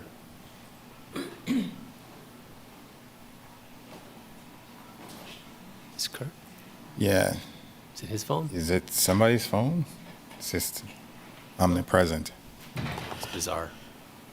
Okay. Sorry, it's distracting. Yeah. I'm sorry. It's a computer.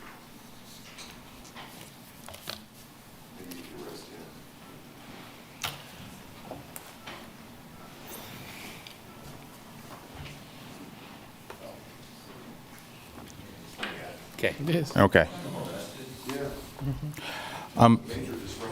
Could you please be quiet? Thank you. Appreciate it. Continue. really opening it up for discussion at this point, just on, what I've covered so far, what remaining questions are there? Is there, a possibility for changes to the ordinance? The City Commission adopted this ordinance. We did not want to get started with advisory board meetings and conversations on changes to it without hearing from you that there's direction to potentially consider some changes. Okay. All right. Any questions for Kathy? So Kathy, high level, I want to make sure I'm hearing you, that there are some aspects of the current ordinance that are not necessarily out of order, but they've dated themselves because of different processes that have occurred. Right. And that at least from a high level perspective, the ordinance needs to be opened up for some amendments. And that perhaps, if it is the will of this body to elicit the help of several of our boards to lead the charge in reviewing and bringing back to this board some draft language to address some of the areas which you brought up. That's essentially what I'm kind of hearing from you, correct? Correct. There's some outdated information in the ordinance, and then there's another conversation about some other changes. Okay. So that was the first piece. I'll stop there because I do have some more, it's more of a comment. So Yep. at least you solved that for me, so I'm good there. I'll open it up to any of the other commissioners. Kathy, I understand that as I read through the climate adaptation plan, it has a carbon neutrality goal of 2050, correct? That's correct. Mhm. Okay. With 5-year reviews? That's correct, okay. That's correct. And I think also it talks about a countywide greenhouse gas inventory every 3 years? That's correct, and that's the countywide greenhouse gas inventory. The city has had greenhouse gas inventories in the past, and we're currently working on an updated one for, requirement on Lead for Cities, and also because it's been a few years since the last update. So we are working on that, and we'd have, both greenhouse gas inventories just as information. So is ours on a 3-year cycle too? I mean, are there two different reports, I guess? We have our own report and then the county has a report? Correct. Okay. And is ours on a 3-year plan? Do we do ours every 3 years or? We could do it annually. Okay. There's no set amount, The one requirement for the Lead for City certification is that every time that we do certify, which is every 5 years, we have to have an updated greenhouse gas inventory. So for that, there is a timeline. We could be completing annual greenhouse gas inventories or every other year, for that matter. And there could be two types of greenhouse gas inventories too, just for information. There's a community-wide, so it could be all of Lawrence, and there could be a municipal, so operations greenhouse gas inventory. So I guess on a more maybe theoretical level, what do you see, our interaction with the Douglas County Climate Adaptation Plan, should we be in lockstep with that, or should we have more aggressive goals, or, I know we just adopted it as part of our plan, so tell me, like, in your mind, how what we are doing with 9744 meshes with the plan we just approved, the countywide adaptation plan. Sure, no, I appreciate that question. So with the Climate Action and Adaptation Plan, we are going to set up a kind of implementation team and kind of a work group that is going to start kind of going down through the goals and strategies. I will tell you that for climate neutrality or for net zero carbon emissions, renewable energy is a must. in both of those conversations. So it's definitely something that maybe it's not at 100% clean renewable energy, but you try to achieve as much renewable energy for electricity, natural gas, for both of those efforts to be able to get there. So it's not like they're completely unrelated. I guess that's my point. It's needed. Renewable energy is needed to be able to reach those. But yeah, we have several goals, and then we have the strategic plan that is our priority work items. So, somehow, making sure that these goals are kind of, somewhat relatable is good for the work that needs to be done. So, yeah, that's what I would say. That. Thank you. They're out there. There was a second part of your question, if the city of Lawrence would follow the same timeline as countywide. I think from the start, there's always been a conversation that city of Lawrence would be ahead of the timeline of the county, the countywide plan. So more aggressive goals that we would be working on tighter timelines to get there. Kathy, and this is a little bit of history, so if you don't know it, I completely understand. But I want to say, who drove, our plan is pretty aggressive, or at least the ordinance is very aggressive as far as the timeline to get us to 100% neutrality. Where did that come from? Was that more of a push from the commission, or was that more of a push from the advisory board?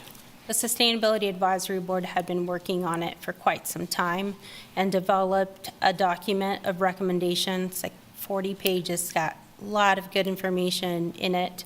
They did present to the commission towards the end of 2019, and the commission at the time was interested in seeing an ordinance that would achieve 100% clean renewable goal. And so in early 2020 is when those conversations started occurring, where the city attorney's office was engaged to draft the ordinance. And I will also say, just to provide that background, the Sustainability Advisory Board provided these, or asked for these goals under a different timeline. Their timeline was extended, and the commission at the night for approval on first reading of the ordinance did change the years to be kind of a shorter time frame to achieve these goals. Okay.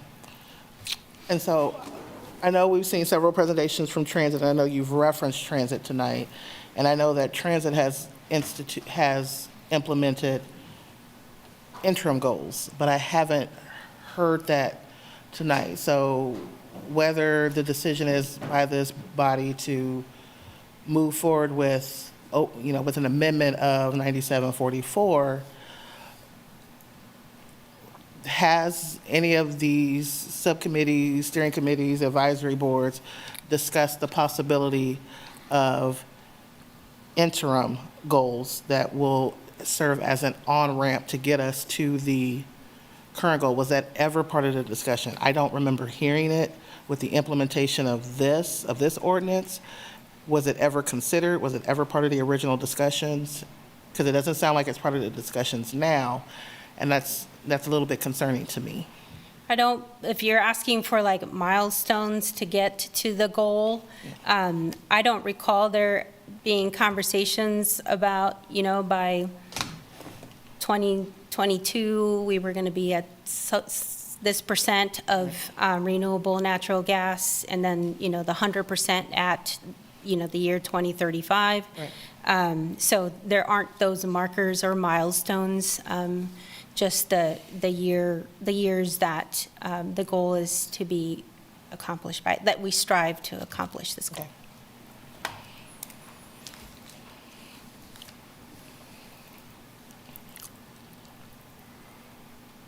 Any I'm sorry. Commissioner Sellers, did you have any additional questions? Not at this time, but thank you. Okay. Any additional questions from the commissioners? Okay. Thank you, Kathy. I'll open it up to public comment.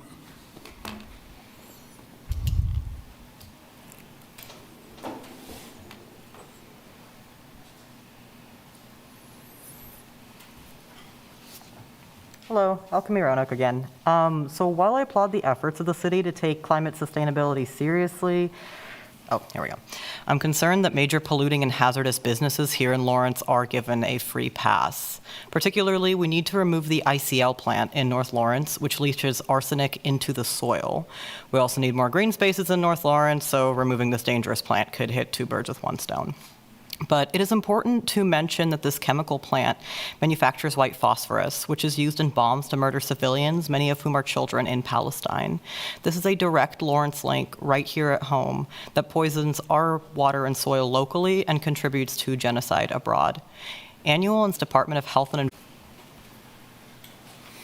It's nothing against the staff, but I think she said it when she said that one of the biggest complaints that she gets from the citizens is that we're claiming that we're doing all this and it's all renewable energy when it's technically not. The electricity that pumps through our houses still comes through coal-burning plants. I mean, you can put it on paper that you're getting it from wind, but that's not necessarily where it's coming from. We all know this. We all know how the grid works. You put energy into it. You can't say this windmill is supplying this house. So let's just, I'm getting real tired of the city of Lawrence playing all these, you're making up a hypothetical here and claiming credit for something again. Very similar to a lot of the stuff that you've done with the homeless stuff. You make up a hypothetical and claim credit. You know, a place for everyone and all these affordable houses that you've talked about. We'll get more on that later.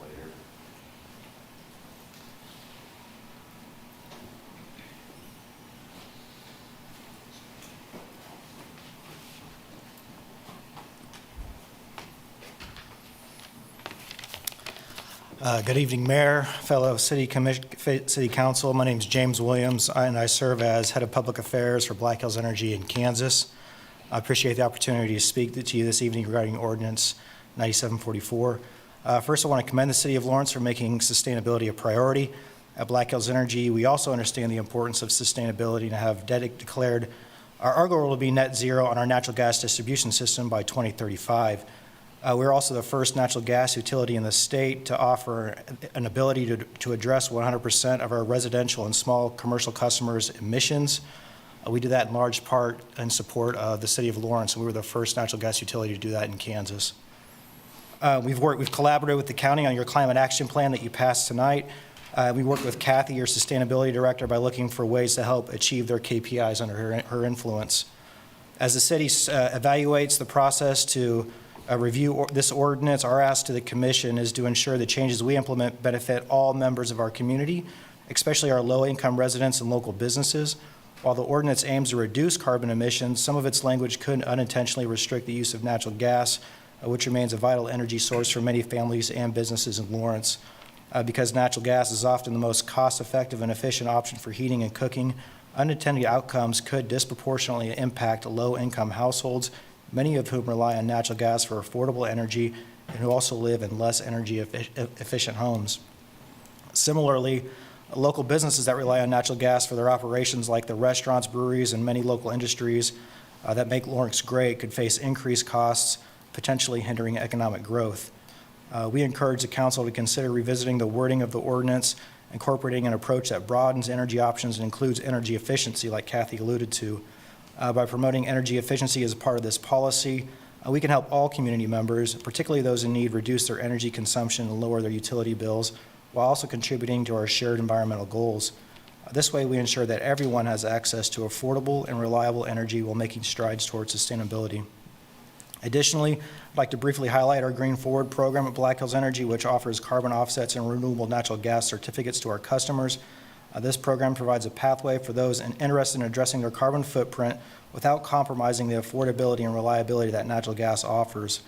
Programs like Green Forward show that it's possible to blend cleaner energy solutions with practical benefits for our customers. We encourage the council to keep these considerations in mind as you consider future revisions made to the ordinance tonight. or in the future. By including energy efficiency measures, providing credit programs like Green Forward, and allowing customers to choose the energy source right for their situation, we can achieve our shared sustainability goals without leaving behind our most vulnerable residents and businesses. We appreciate your time tonight and look forward to working with the council on this issue and many more important issues in the city of Lawrence. Thank you.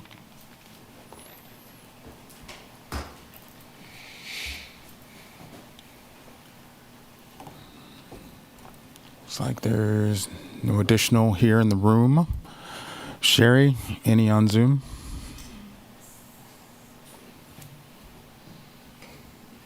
Jeffrey Hepler?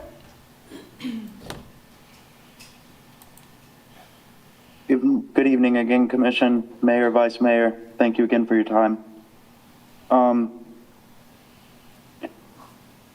I'd agree with, I'm sorry, I missed her name, who gave the presentation, but we do need to update the plan. Yes, baby steps are necessary that weren't laid out in the previous one, and that's why we're not on track. If we are going to amend the ordinance 9744, I'd recommend that we maintain the timeline, because you're entertaining the idea of these offsets. So there's no reason why you can't maintain that timeline.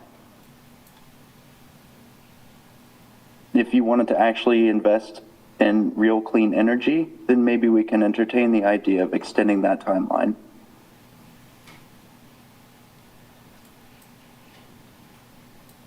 That was a slick SOB from Black Hills, wasn't it? Yeah.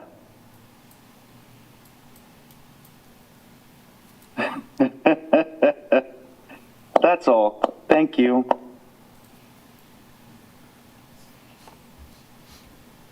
We have one more.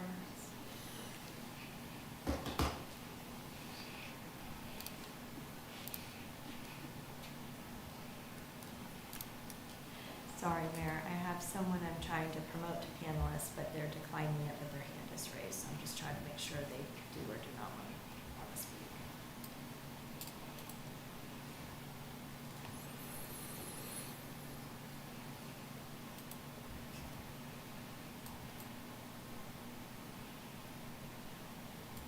Bob Isaacson?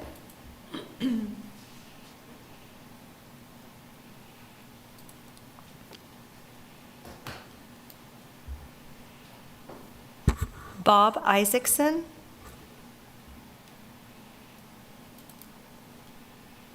Forgive me, I have no comment at this time other than to thank the Commission for their work and everyone present.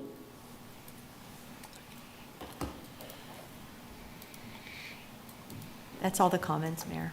Okay, bring it back to us. Any further comments or questions? I know there probably are some. I do think that this is an opportunity to update that ordinance. And, I'd appreciate if staff could, if the Commission is willing. Yeah, I think it's obvious. Yeah, we probably should. That we need to update that. We've got a lot more information since the first time when we passed that, and now it's time to put that in action. Well, they outlined a whole list of proposed changes. How do we, I guess we'll start with those. How do we feel about them?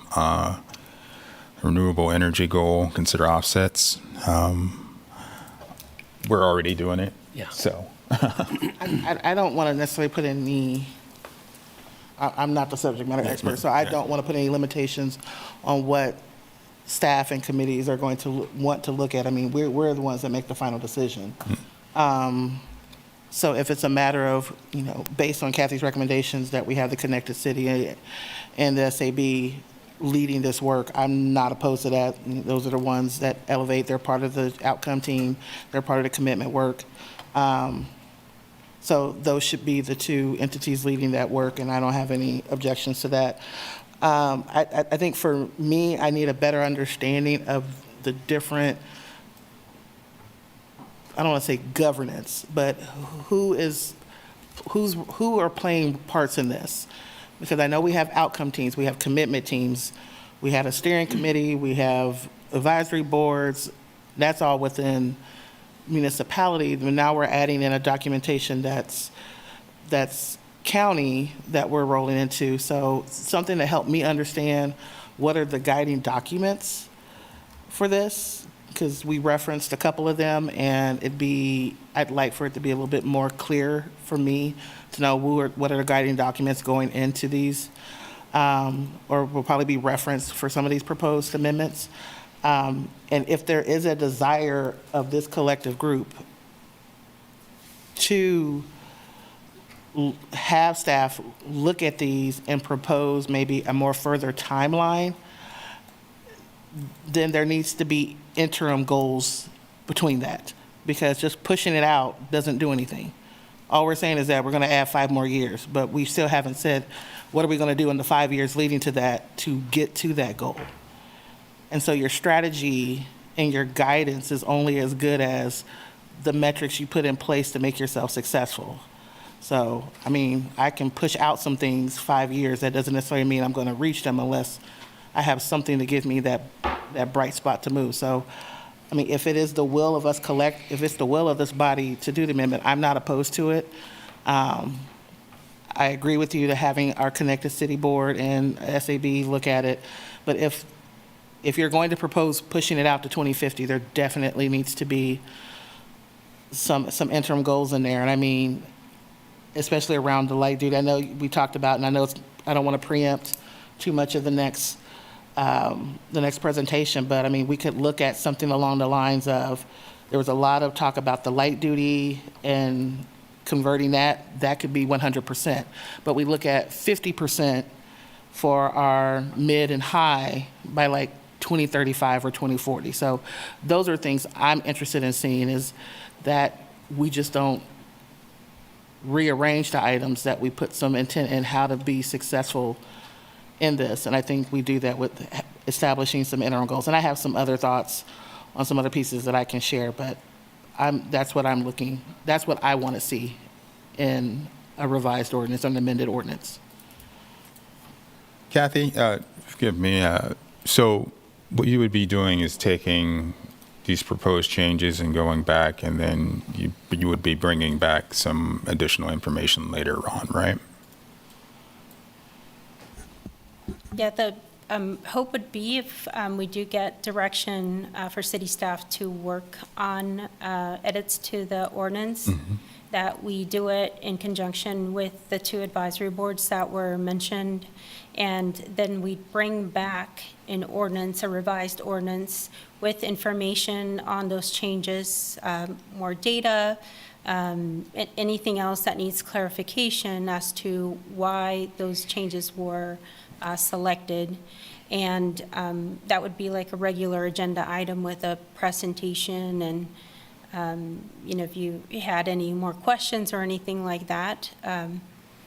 But that would be the next step, is just bringing forward with the 2 advisory boards, bringing forward a revised ordinance. Okay.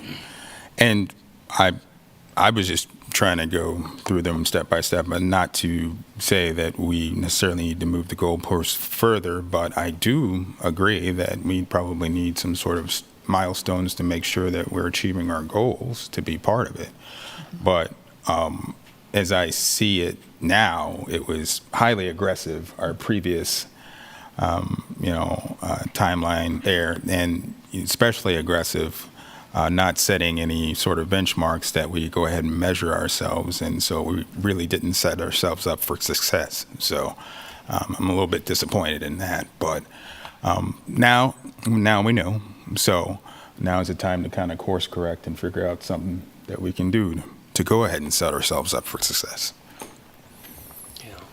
I agree. I'm a little bit hesitant to start talking about the specific goals right now or tonight even, but the timeline, it was clearly aggressive, as you pointed out. I don't know the exact, but I'll reach out to you later to figure out what the changes were and how they came about. But for me, we're not dealing in isolation. We are dealing with many moving parts, and our energy comes from somewhere else, and Lawrence Energy Center is probably the worst possible partner we could have in this endeavor, because they backed out of their conversion to natural gas.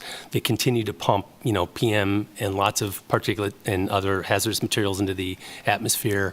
They're, using coal to generate their power. So, I mean, we can have these goals and aspirations, but we need to get our power from a clean source. And the utility companies haven't been cooperating with this plan specifically. And, when they wrote this plan, I know that Lawrence Energy Center was planning on substituting their fuel source, but that's all gone down. In fact, they completely blew off their transition to natural gas, and from what I can tell. And so, that's the kind of, those are the hurdles that we're up against. And then, the county is getting involved, and we aggressively blocked, wind energy in our county. We aggressively argued about solar panels and where to put them, and alternative energy projects. And it feels like we need to get our house in order before we can start identifying goals like this for the future, because right now, I don't really feel like we don't have partners that are really willing and able they weren't willing and able in the past.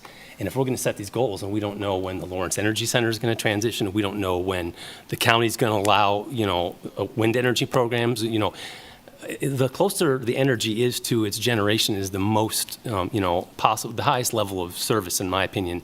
But when we don't have that kind of service levels, we're just dreaming if we're going to set these goals, and we don't have partners to help us establish it, unless we have the financial wherewithal to set up our own grid and basically manage it. So, I mean, that's kind of where we're at from a realistic environmental standpoint.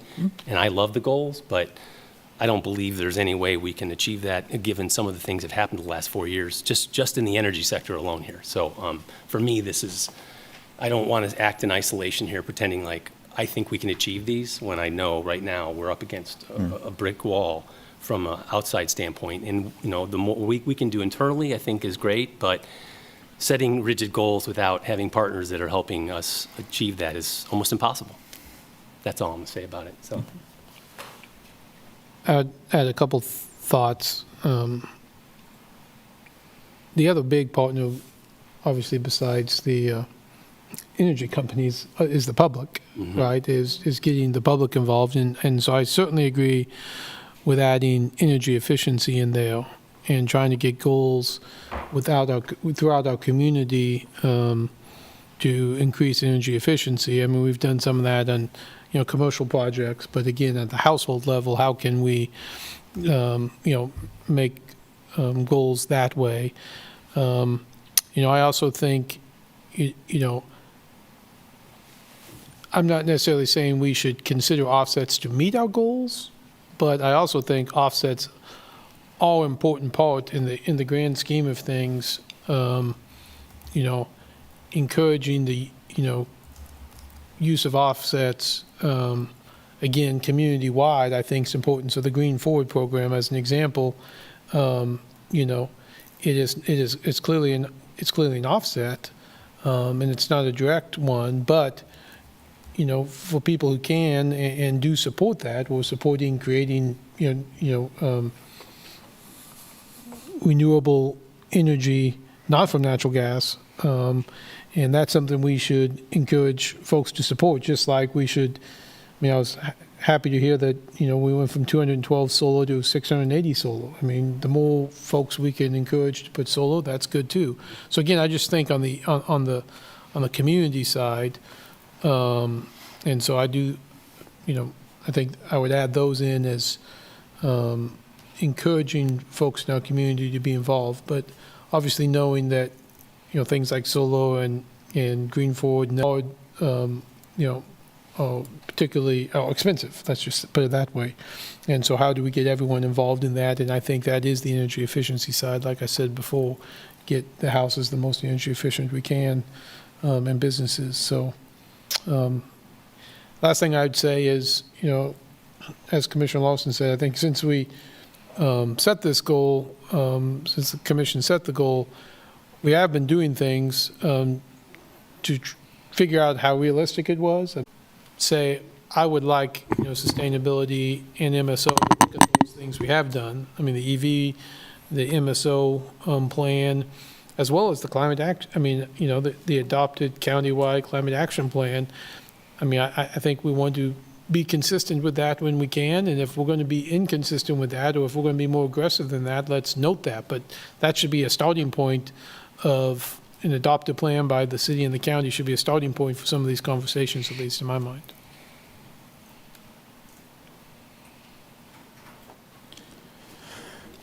Yeah, I think you kind of got my sentiment, and I would agree. Whenever we can go ahead and interweave those, I would appreciate it. And, I would agree. Affordable housing with AHAB, and there was a push to essentially create these mandates for affordable housing builds to meet all of these sustainability metrics, but yet that same energy wasn't there for market builds. So if we're going to press upon something that addresses a community that has been historically and systematically disadvantaged, the pay-to-play model kind of that doesn't sit well with me. So maybe I need to be, I am always, this whole study session, work session has been an enlightenment for me, and I had a great teacher, but that still doesn't sit well with me. And so, and we can go on and on about the offset piece. That's why I kind of asked the question. And no, should it be a means to an end? I don't know. If we're adamant about this, then I would say no. But if we're going to do this, then we do need to address saying, oh, this is going to help, this is going to be beneficial for this particular population, this particular community, but it's going to cost you more on the back end. That's not equity. Right.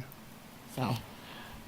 No, I think I hear you. I agree with you. I think what I was trying to say is that this is not an offset example, but not everyone can afford to put solar on their house. Exactly. But I think it would be okay to encourage people to put solar on their house and help people. That's not the end goal. That's not the way we achieve 100%. But while we're working towards other projects, why not encourage folks to put solar on their house if we can? I think it's key about the encouraging and, Yes. and the who. Yes, and I guess that's my thought on offset. Not everyone can spend $15 extra a month to participate in that, but if more people do that, and it causes Evergy to say I can close down the plant, or it causes Black Hill to say I can build a new plant that's more whatever. Again, that's not the end goal, but it's not something we should say we don't want to encourage along the way. I think it goes back to, again, the continuous education and elevating that conversation in our community. Yes. I would be surprised if more than 40% of our community really understood offsets and whatnot, and how that's applied in that piece, or at least understand how to get to that point. So they may not be there, to Commissioner Finkelstein's point, they may not be there now, but how do I get to that? What does that look like? But also making sure we're not pressing upon, for this particular group, we need to make sure they're doing it. Because again, it means well, but it doesn't necessarily mean they're the right population for that at this time, for us to reach that end goal. And that's a piece of it as well, as what you were talking about, that, some of the current activities that are going on, reaching out to underserved populations and communities, and regarding sustainability and that sort of messaging and conversation to engage with them on that, right? That's correct, yeah. So the equity and affordability and the ability for everybody to participate is really important. And if we can bring some federal dollars to assist with paying for new roofs and solar or other weatherization type projects, we're going for them. So far, like I said, our region hasn't been successful in bringing those dollars, but we are working with the county on an application that will be submitted at the end of this month. Okay. And we are working with our affordable housing partners on that application. How do our universities fit in this? The University of Kansas had some professors and assistant professors that were really interested in the grant that the county is currently applying for.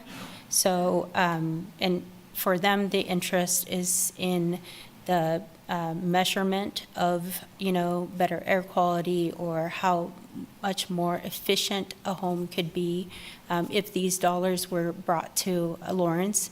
So we've had a couple great meetings with some of the KU folks in terms of, again, this grant and their interest. In terms of KU and their interest in going 100% clean renewable energy, it's the same thing with other companies. Some have set their goals, and KU has set their goals for renewable energy offsets. If they're working on additional projects, I am not aware of like on-site renewable energy at KU. But they certainly also wanted to cover their electricity usage by offsets.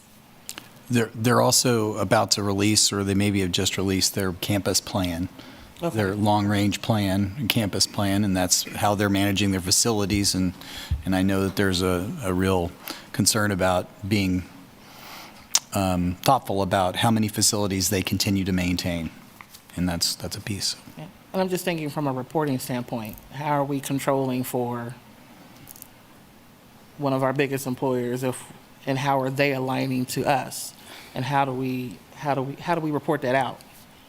Is there a caveat to say that the margin of error is somewhat because we have an institution that may not be within the same sphere as our goals, as our county goals? So I would be interested in that. Or how do we adopt reporting for that? Because we can encourage residents and businesses and KU and Haskell and others to come along with us on these goals. And again, encourage, can't control, of course, whether they do or not. It's all about that collaboration. Okay, Kathy, have we given you enough? Yes, thank you so much. All right. That was very detailed, and I Thank took you. notes. Thank you. All right. Thank you. I'm also going to be around in case the next presentation leads to some questions about the ordinance or sustainability, so. Okay. All right. Item number 2, receive the recommended fleet renewable transition report from the Metropolitan Energy Center. All right. Good evening, Mayor and Commissioners. Mike Lawless, Deputy Director for Municipal Services and Operations. I'm here to introduce the Fleet Renewable Transition Report. And with me tonight, there are a number of folks to help us get through that report. I'll start with Robert Aaron, our Fleet Manager, and then with our consultant, Metropolitan Energy Center. There's Taylor Korn, KT Engel, and Kelly Gilbert. I'm getting there. I have them written down. And they're in person here. And then online, we also have Russell Owens and Matthew Van Slyke with Energetics, a subconsultant to MEC on our project. And I guess kind of to start where Kathy left off there, or what your discussion was, about having plans and having information. In 2022, we started to look at, to plan how are we going to meet Ordinance 9744 goals related to renewable energy as it relates to fleet and fuel. And one of the things that we needed is information. And that led to questions that we needed to answer. Things like what vehicle options are available to us? What is the cost of those vehicles? What benefits would we see in greenhouse gas emission reductions? What kind of savings could we see on maintenance of the vehicles and the fueling of those vehicles? and then kind of what charging options are out there and what are the costs associated with those. And so when we get to that point where we're like, we need some expertise to help us answer those questions and gather that information, and we developed an RFP for our renewable fleet project. And through that RFP process, we selected MEC to do the work. And they are here tonight to take us through that report. And at the end of the presentation, we'll stand for questions and any discussion that leads to, or maybe continue the discussion that we've already started tonight. So with that, I'll have Taylor come up and get us going, and we'll see. I think that's where you need to be. Okay. Thank you for that, Mike. Am I supposed to present it from here? Yeah. Oh, sorry. It hasn't been shared Oh, yet. gotcha. Oh, sorry, I saw it come up on the screen There, there. it looks like Kurt's got it. Work for you? Yeah, I think that's solid. Thank you. Okay. Good evening, Council. Thank you for having me here, Mayor, Vice Mayor, and Commissioners. My name is Taylor Korn, and I'm a program coordinator at Metropolitan Energy Center. And for the better part of the past few years, I've been working on this green fleet analysis for the city of Lawrence. So a bit of background, like Kathy has been talking about a lot, this ordinance number 9744 is why we originally started conducting this fleet analysis. It established a commitment to transition the city's fleet to renewable energy and go carbon neutral by 2035. And like Mike mentioned, this RFP was awarded to Metropolitan Energy Center in partnership with Clear Result Energetics, who are a energy sustainability consulting firm. Moving into the scope of analysis. So for the purpose of this fleet analysis, we looked at the entire current fleet that exists within Lawrence, and this is 578 vehicles. 235 of those are light duty, 343 are medium and heavy duty. And within this analysis, we were tasked to analyze the current fleet usage and emissions in order to develop lists of replacement vehicles for each category. We had a focus on electric because we want to meet that zero emissions goal that is required by the ordinance, but when we deemed electric vehicles were potentially not realistic or feasible, we provided other alternative options in their place, just so we wouldn't be left hanging. Our second task was to analyze vehicle storage locations and electrical capacity to develop lists of charging stations to be installed and where these should be located, analyzing Lawrence's different facilities that the vehicles are housed at, and made our determinations based off a few factors. Some more background information on the fleet. We grouped the vehicles into 4 categories based on their life cycle. The life cycle is essentially just the life expectancy of the vehicle. For light duty, it's assumed to be 10 years, medium duty is assumed to be 15, heavy duty is 20, and non-road are 15. Currently, within the Lawrence fleet, there are 129 vehicles that are operating beyond their planned life cycle, 168 vehicles that are in the last 5 years of their life cycle, 146 that have between 5 to 10 years left in their life cycle, and 135 that have 10 plus years left in their life cycle. Going through the fleet in a bit more detail, the light duty vehicles currently in use, like I mentioned before, there are 235 in operation, and these consist of compact cars, sedans, compact utility vehicles, sport utility vehicles, pickup trucks, vans, and it's worth mentioning that 34% of these light-duty vehicles are pursuit vehicles. As for the medium duty, there are 98 that are operated currently by the fleet of Lawrence, and these consist of larger pickup trucks, vans, straight trucks, and special use vehicles. The heavy-duty vehicles that are currently in use consist of 109 that are in operation, and these are also larger pickup trucks, vans, straight trucks, special use vehicles that consist of things like fire trucks, dump trucks, and refuse trucks. Like I mentioned before, in the case where we deemed EV options were potentially not feasible, both economically or just based on overall availability, we wanted to still provide the commission and just the city of Lawrence with alternative options that could potentially move this ordinance in the right direction, even though it may not be zero emissions. So some alternative fuels that we focused on that could also potentially move us in the right direction are compressed natural gas, propane, and biodiesel.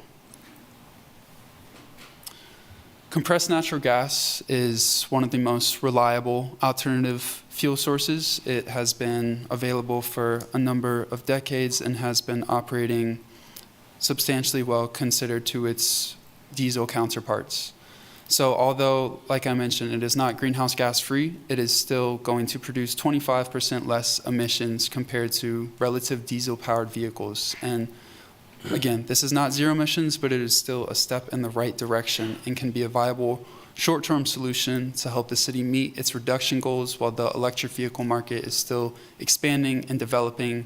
Technology is going to become online that is more accessible and also more economically feasible. CNG also poses less risk during colder events when completing operations. This is an area that EVs can still be struggling in.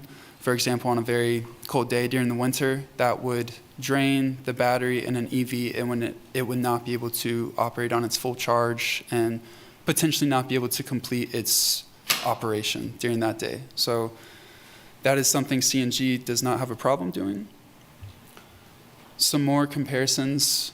Like I mentioned on the other side, it's roughly 25%, but can be 18 to 30% less carbon emissions depending on the model compared to diesel. It's just as reliable as diesel. There are no cold weather problems. The biggest difference is the state that this fuel comes in. It is a gas, not a liquid, and that needs to be handled a little differently, which I will cover more in the risk section towards the end of the presentation. Some costs to keep in mind when it comes to compressed natural gas. A refueling station, which would be needed in order to properly operate a fleet full of compressed natural gas vehicles, could potentially cost up to $2 million to construct.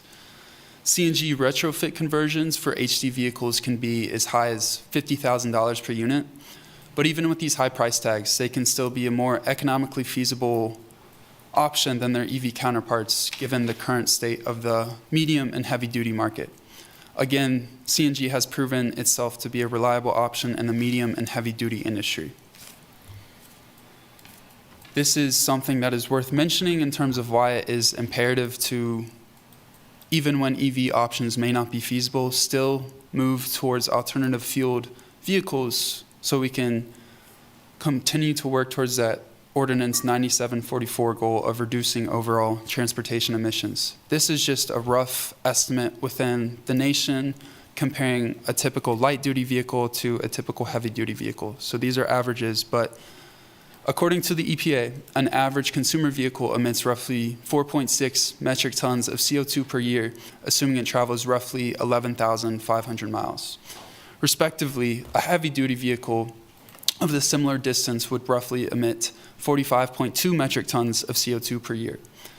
So although heavy-duty vehicles make up a smaller percentage of the overall fleet in Lawrence, they do produce the majority of GHG emissions. So this is why it's important to still consider other alternative fuel options that could potentially offset the current GHG emissions produced by the fleet of Lawrence. Some other vehicles in the fleet that are worth mentioning. There's an assortment of non-road vehicles, including utility task vehicles, tractors, larger mowers, and the city also currently operates 5 alternative fuel vehicles, 9 electrified vehicles, and 17 hybrids. Moving into the EV charging station conversation, just to give a bit of background and a better understanding of the different levels that exist. A level 1 charging station is going to be a typical consumer level. This comes with the purchase of a new electric vehicle. It's the standard one you plug into the wall, and it doesn't have a crazy amount of power, but it's great for maybe operating a consumer level vehicle, charging it at home overnight, and it's going to give you roughly 2 to 5 miles within an hour of charging. Level 2 is a step up, and it is also a typical consumer level charging station. These are typically what are operated in many public charging stations, and it's going to give you roughly 10 to 80 miles per hour per charge. And lastly, DCFC, or direct current fast charging, also known as level 3 stations, are the heavy duty ones that are going to be able to charge vehicles within a very short amount of time. These are more suitable for larger fleets, especially the medium and heavy duty vehicles. They will be your best bet for charging them within the given time frame and making sure they're able to continue their operations on a daily basis. These are also what Tesla operates within their supercharger network nationwide, and that is able to charge a typical consumer vehicle to a full charge within roughly an hour, and within 45 minutes can give it a 80% charge. So they're very powerful, but that also comes with a higher price tag compared to the other levels.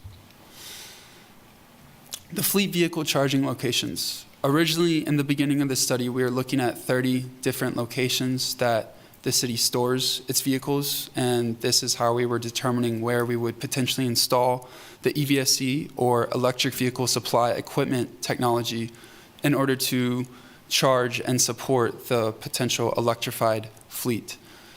When we progressed through the report, we ended up determining 14 of the 30 locations would be suitable in order to meet the city's needs for charging if it were to electrify its entire fleet. You can see on the right-hand side, this is an example of one of the sites and how we mapped out where the EVs would be stationed and parked, and noting existing power access along with any new added power access that would be needed on top of what is already there in order to sustain the charging station infrastructure. Here's some more site examples, looking at the central maintenance garage, fire station number 1, and the traffic administration building. They're set up with the same layout, so you can kind of get an understanding or feel for how we determined where the cars would be stationed and the power existing on site within the different locations. Some policy change recommendations that Metropolitan Energy Center thinks would be a good idea moving forward for the city of Lawrence, and these are things that were already mentioned by Kathy in certain points. We think in order to properly prepare the city for the transition to electrification, there are things you can do to streamline the deployment process and just, whenever it comes up, make it easier overall for the city to progress forward with this change. The first one is to continue to work with Evergy to identify existing electricity capacity at potential charging sites. The second is to develop a strategy and funding mechanism to purchase EVs and address these upfront costs. The third is to standardize permitting processes so contractors and city staff know what information and documentation is needed to install EVSE. It's really important to make sure you're installing these safely and that the buildings are adequately equipped to support this equipment. Number 4 is to ensure training program is in place for fleet drivers, vehicle technicians, maintenance staff, and first responders. And lastly, implement EV-ready requirements and building codes for city-owned buildings and facilities. As for the vehicle replacement cost, we put together this annual estimated cost of vehicle replacements to fully electrify the fleet. And we did this based on a different number of factors, how we determined what vehicles would be up for replacement based on things like life cycle and other factors that helped us determine to put the light-duty vehicles towards the beginning of the deployment because these are more accessible given what's available on the market, also given the price point. So you can see the red line running through is the average expenditure of what it would cost to take the conventional route of replacements that the city currently does within its replacement plan. And that's going to be about a $5 million average expenditure per year. And you can see that obviously the EV costs are significantly higher, but they do come with the benefit of reaching the zero emissions goal of the Ordinance 9744. So diving into these numbers a little deeper, the previous graph did not include the infrastructure costs or the body expenses, which would be required for some of the medium and heavy duty vehicles in order to make them functional and able to operate. So the EV costs would be $123 million, but with the maintenance savings, that would roughly save $6 million over the span of 10 years. And the fuel savings would be 7.5 over the span of 10 years for a net cost of about $110 million. And that includes body expenses, total infrastructure costs, and vehicle replacements. In comparison, you can see the conventional cost, which is quite a bit lower, $65 million, and this was based on the line we saw on the other graph at that $5 million estimated annual expenditure, along with a 3.5 yearly inflation rate that is factored in and was also factored into the EV plan. So the difference in this cost is $45 million, which is a significant amount, obviously. But the GHG emission savings from this would be 55,000 metric tons over the span of 10 years, and also moving the city to the direction of operating its municipal operations at net zero emissions. So it comes with a high price tag, but that is for the city to determine what route to take. There are some funding opportunities to ease this high price barrier. The first one is the DARA Act, the Diesel Emissions Reduction Act, which is offered by the Environmental Protection Agency. And this scraps medium and heavy duty vehicles that are class 5 or above and helps provide federal aid and funding in order to get these off the streets and replace them with alternative options, including electric. There's also the Charging Infrastructure Initiative, which offers which is offered by the U.S. Department of Transportation, and offers $700 million to strategically deploy EV charging infrastructure throughout the nation. There's the Evergy Rebate Program, which qualifying fleets and consumers can receive funding for in order to offset charging station installation costs for the DCFC stations, which are more expensive. This can be a good way to aid that transition.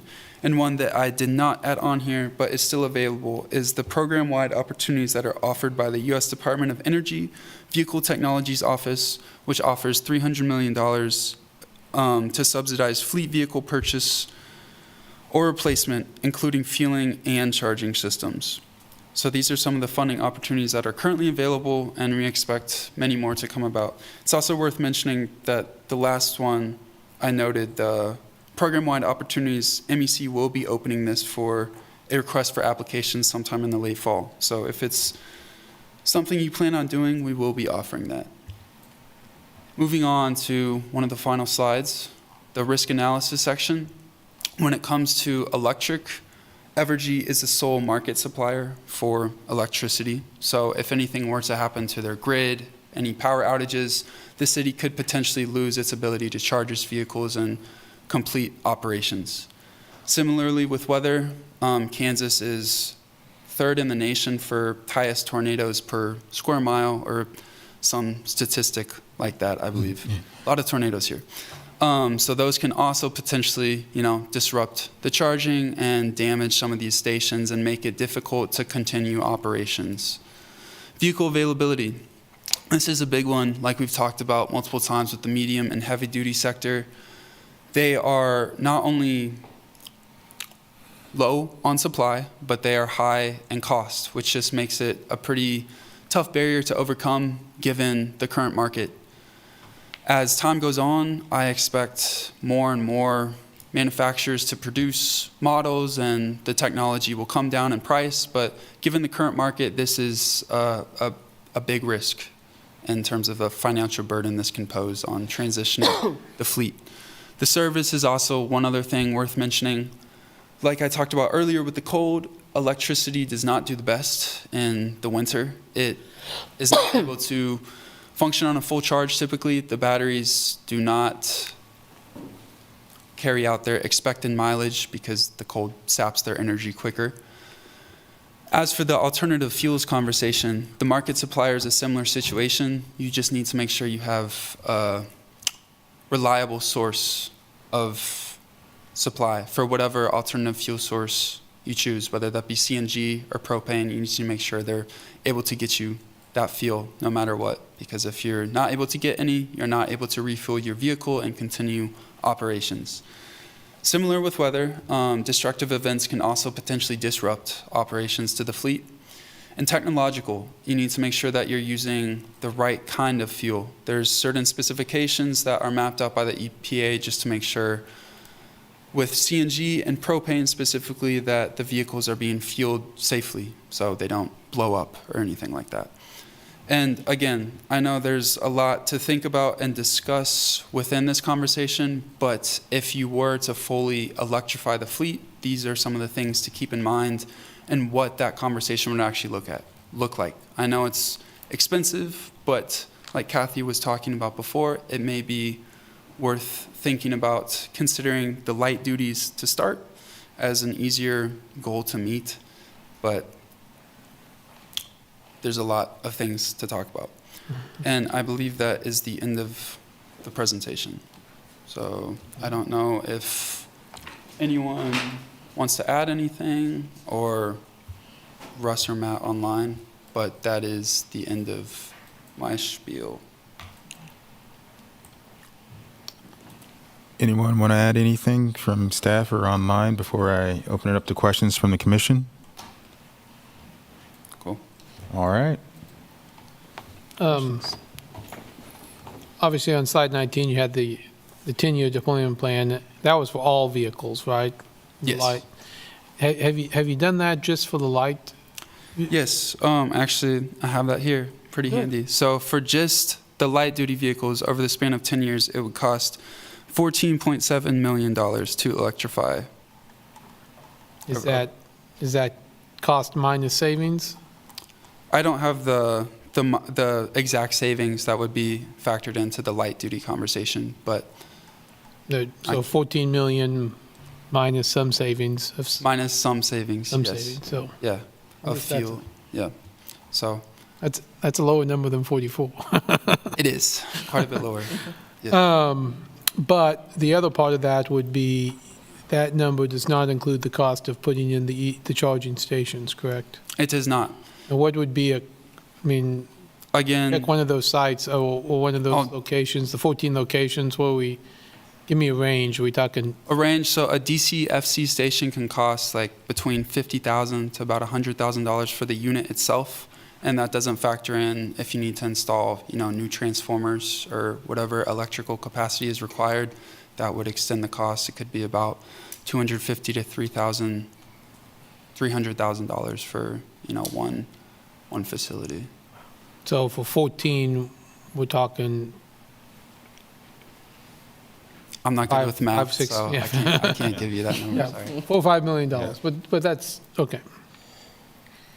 Perfect.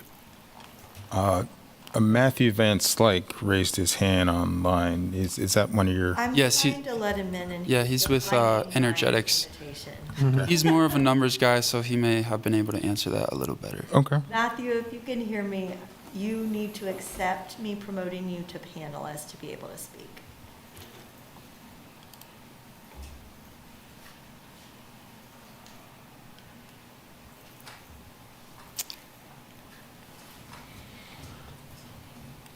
He's there now.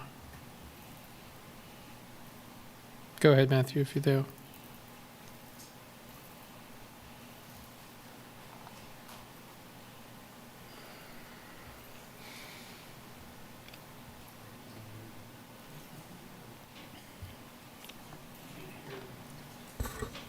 Matthew, did you have something to add?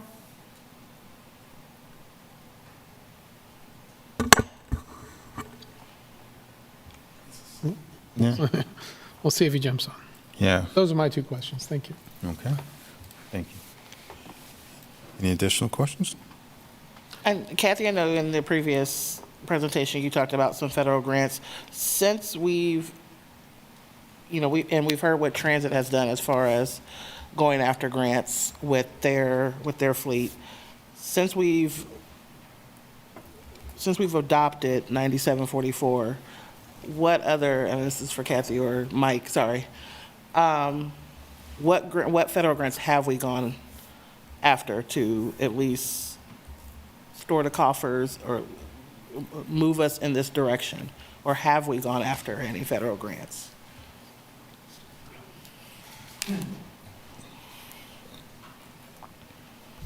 Good evening, Robert Aaron, Municipal Service Operations Fleet Manager. So we haven't pursued grants because we haven't had a roadmap. And we really are kind of looking for the direction because the real big dollars that we're going to have to chase are going to be related to our heavy duty fleet. That's where our big numbers are. That's where our big infrastructure numbers are. Taylor mentioned the DC fast charge. When we look at heavy duty fleets, that's where we're going to have that capability. So really it had to do with the cart of the horse. So we needed a roadmap and kind of a direction of where that goes. And from here on is where we chart chasing those dollars, if that makes sense. Yeah, a little bit. And so when did we start this study again? In 2022. So this study that we're looking at tonight started in 2020. 22, yes. That's still 2 years. Yes. Okay.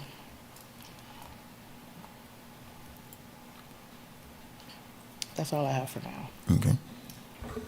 Mayor, I think Matthew wanted to try again to Okay. provide his comments. I did, thank you. Can you hear me now? Yeah, Light, but yes.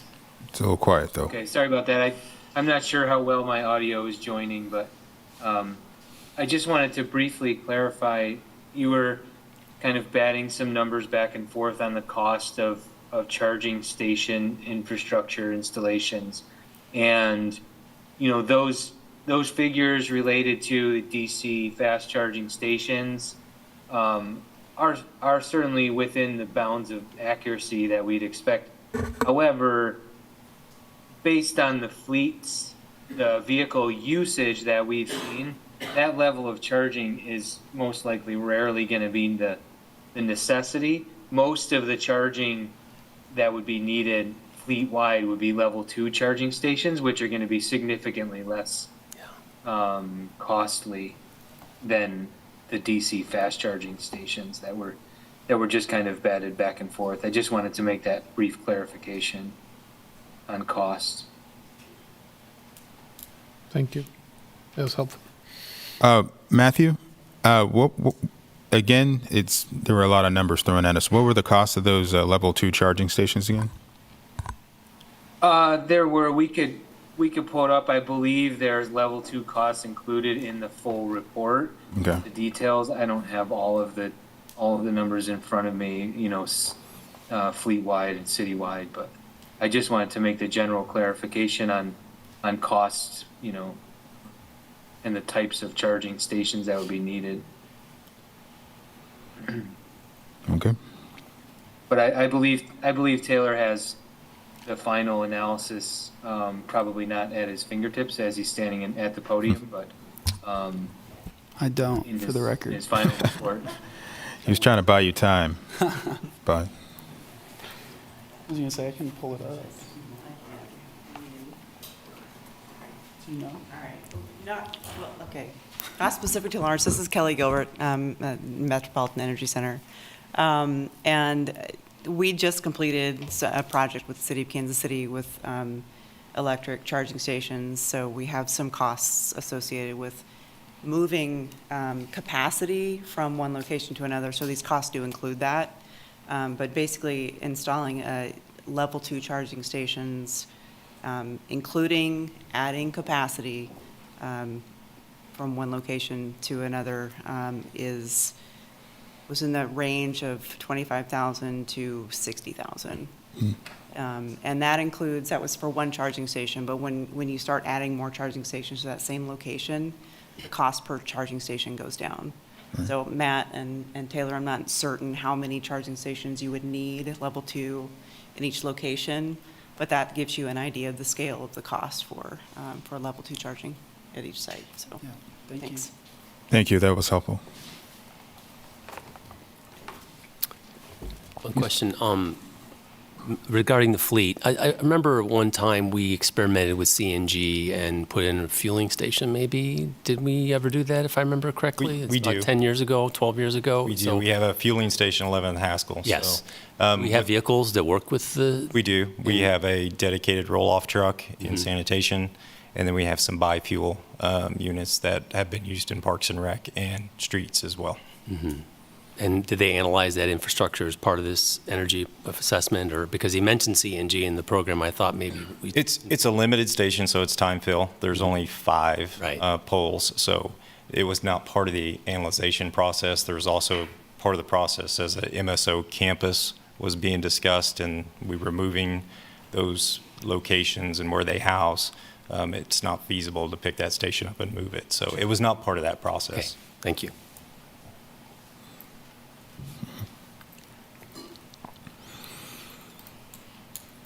I guess one more quick question for either Mike or Aaron. Since implementing this ordinance, has the city been approached by EV producers or suppliers about how to retrofit or transition us and what that would look like in building some type of transition plan with us? Nobody has approached us. You know, when the ordinance was first adopted, we were in a climate of some national stuff that was going on, obviously COVID. So as we were trying to approach EVs, as we look at them, there was a market. We were having a market with regular vehicles. EVs were even harder to get a hold of. So when we were trying to analyze that process as well, so that's really kind of some of the delay to 2022 as the market opened up and how we looked at how we're going to approach this. But no suppliers have reached out to us and wanted to work with us. So. And in today's presentation, it talked about supply, demand. Is that intersection higher and lower for, is it higher for light than it is for medium and heavy, which I'm imagining so, because we've heard about it with our fire trucks. So from a market perspective, it's fluid. Obviously, the light vehicles have a larger market availability. Even though there's been some manufacturers shift their focus, I'll use Volkswagen and Volvo, for example. They made commitments that they were going to be 100% electric production. This year, they pulled that back due to markets, and they're going to focus on hybrids. They still have electric options, but they're not going to be fully electric. So the heavy-duty market is limited. There's opportunities, obviously, has been focused in refuge fleet. Our bigger challenges there are snowplow trucks and hydrovacs and stuff that is pure aesthetic draw. So the light vehicle market is really a feasible approach moving forward, if that answers your question. Yeah, or it gives me some perspective to think from it. Thank you.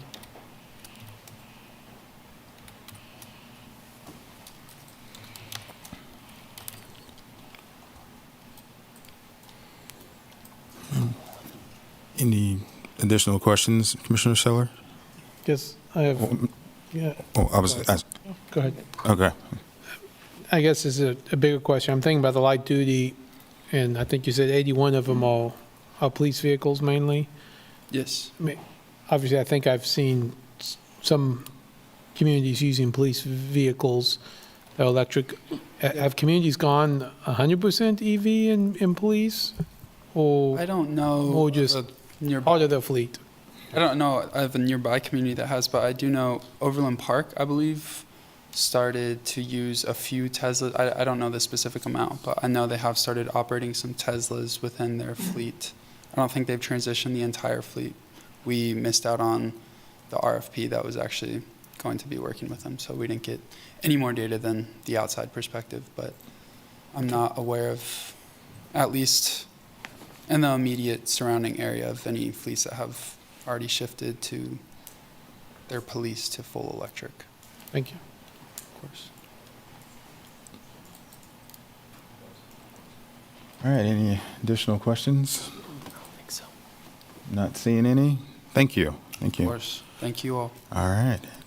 I'll open it up to public comment.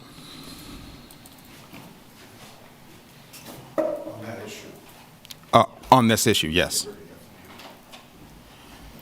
Yeah. Close.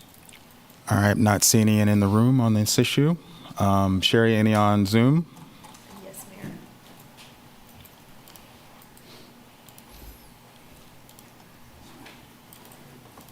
Jeffrey Hepler. Jeffrey Hepler, 66044. Just wanted to say I appreciate all the hard work that went into this. Thank you. That's all the comments, Mayor. Okay. All right, bringing it back to us for discussion. Any potential questions? I don't have any questions. I'll just say thank you for the presentation. Really had to do my homework on this one. You know, I almost feel like we probably should have switched how we receive these, because we kind of put the chicken before the egg or the egg before the chicken, however you think about it. In this case, I think we put the cart before the horse. And because there were some leftover questions that, as we received the presentation that I had, that, again, I think it's going to come back to what recommendations we hear from, as far as our advisory boards, what they come back with reviewing Ordinance 9744. I get and I see how the deploying of this ordinance and why we were in the pandemic and coming out of it and seeing that reset and how we're trying to kind of structurally get, systematically get ourselves calibrated to do this work. And so I guess I almost feel like maybe there's a look from staff that's wanting the commission to give a little bit of grace to say, let's push this out a little bit more so you can do it, and without really showing where at least there's a little bit more effort to address some of these things, as far as, again, creating those interim goals, addressing funding opportunities. I don't know if we needed to wait 2 years to have a study, to then say we did a study, to then tell us 2 years later that we don't have a plan, and so now we need to push this back, because that's essentially what I'm hearing, is that because we started late, we're not going to reach these big, hairy, lofty goals, and so now we need to push it back. But it doesn't seem like there's been any momentum done to push us towards having a little bit more homework done before tonight to show that there's a reason to even push dates back, as far as when it comes to addressing some of these renewable goals. So, and maybe that was by design, I don't know.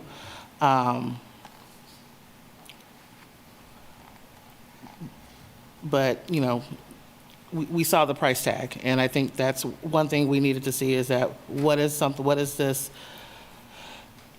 to be the price for us to take on this challenge, like we've seen with sidewalks and other things, a place for everyone, and all the things that we need to address. I guess and I appreciate that.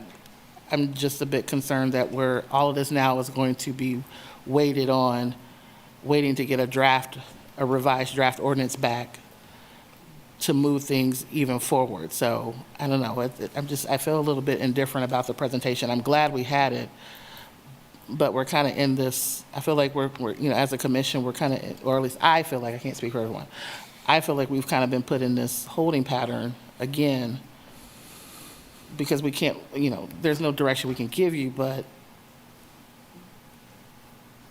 I guess I'm a little disappointed that from the presentation there were no, we recognize this, so these are some suggested interim steps, And I don't disagree with any of the recommendations, but it was almost the thing that was presented to us was, this is how much it's going to cost. this is the only thing we have, we need to push it back, so, I don't know.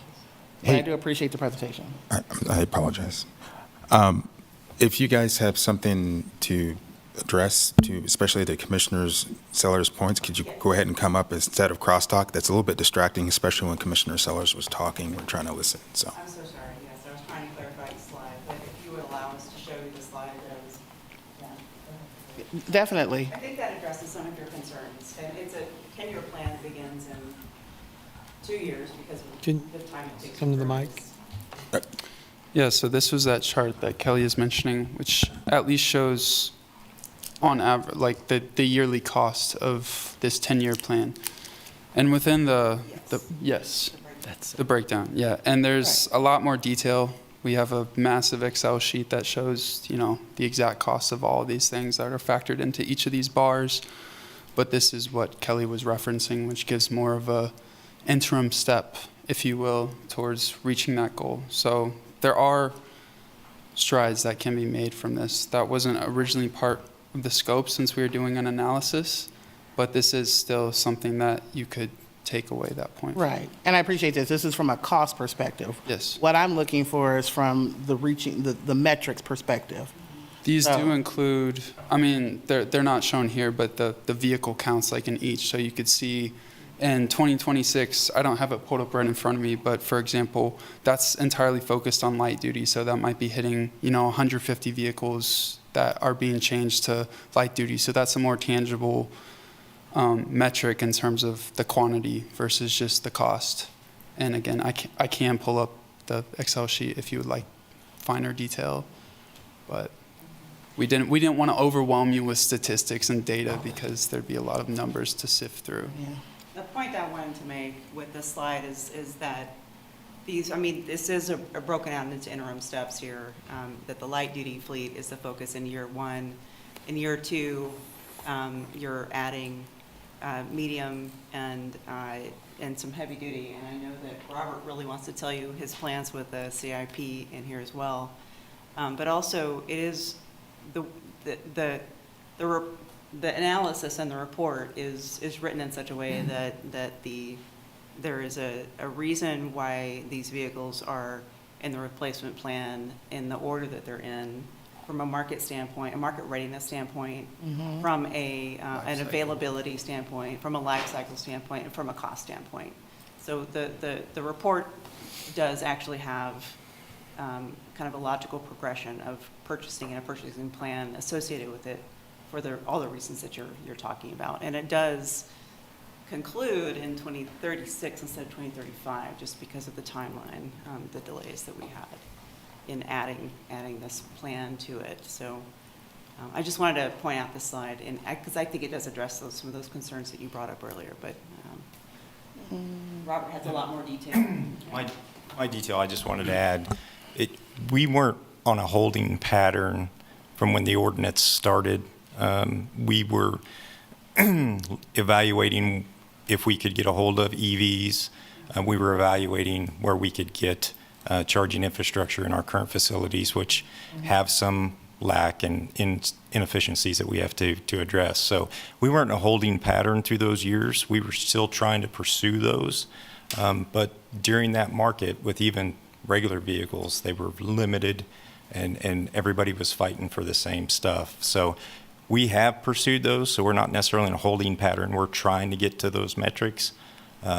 Just to clarify that we're not sitting back. We still are, if that makes sense. No, and I don't think you're sitting back. I think based on what was presented tonight, is we have two things. That one, we have a report out that speaks to an ordinance, that speaks to a goal that we're wanting to accomplish.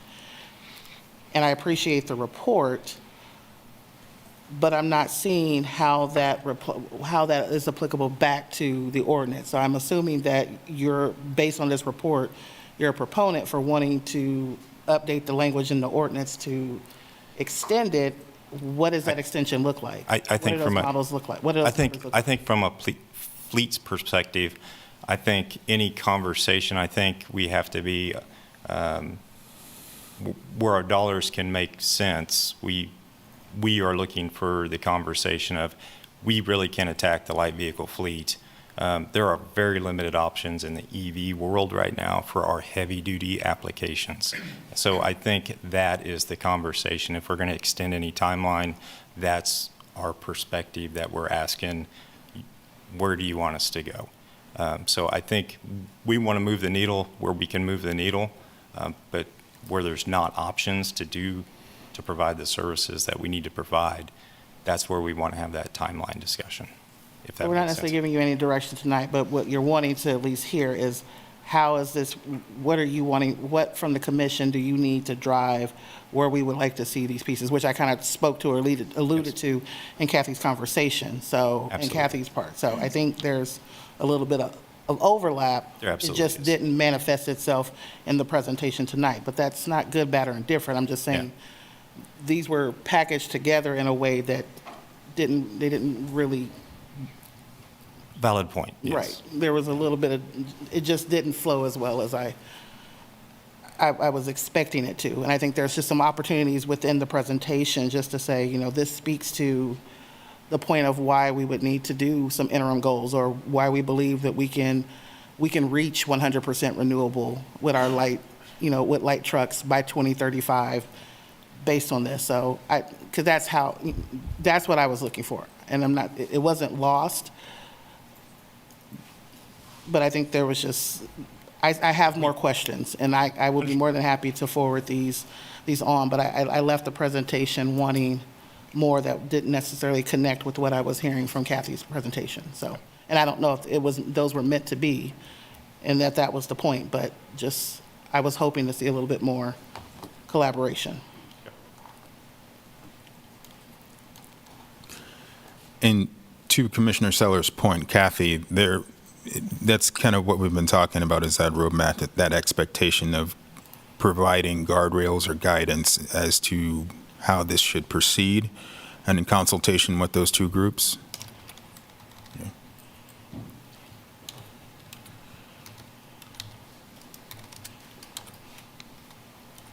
Any additional comments or questions?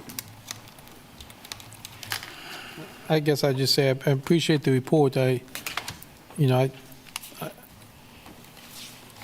I think through the plan, the charging stations, it's one thing to get the vehicles, the other is the operational, to try to figure out how to charge them. And, I saw one of the recommendations, which was, to make sure buildings we're building, have EV opportunities, and I'm guessing the MSO campus will have some of those opportunities, and then how do we, accomplish that, and then what other facilities make sense to make that move to. So I do think, I don't know, Olson called it chicken egg sort of thing. Although the EV, the EV itself is probably much more expensive than maybe a level 2 charger. You still have to have both to make it go. So.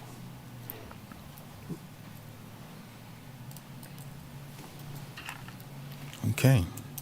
I think they were just asking us to go ahead and receive this, so I don't think there was an expectation for any comment on it. So, thank you all for this presentation, and we look forward to more information. Thank you. All right, I'll move us on to item G, commission items. Not for me, Mayor.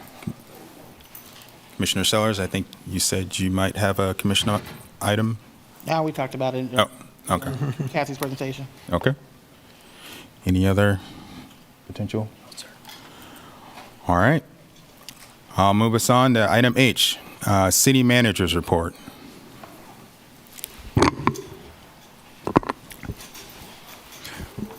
Mayor, the only item is the... I'm sorry. Before I do that, I'm sorry. Item 2, review agenda items. Did anybody want to... Just looking at it. Okay. I thought that was part of the global part of it, but apparently not. I'm sorry.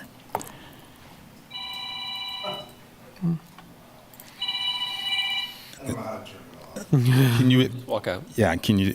Okay. Okay. Okay. Anything for agenda items? Okay. I will go ahead and move us on to the city manager's report. Mayor, it's just the ex parte memo on there. Okay.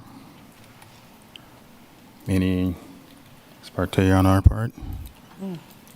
Don't see any. Looks like city manager's report is a public comment item. Public comment on the ex parte. I think maybe you guys ought to disclose whatever ex parte discussions you've had with junior city manager over there to let him get away with his phone ringing during the meeting. That was quite an interruption. Maybe you can direct your city manager to work on that a little bit. Since you expect so much decorum out here, maybe your city staff could participate a little bit. All right. Any online, Sherry?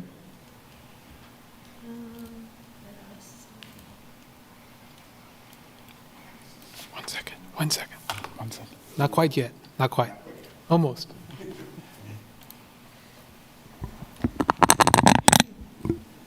Jeffrey Hepler?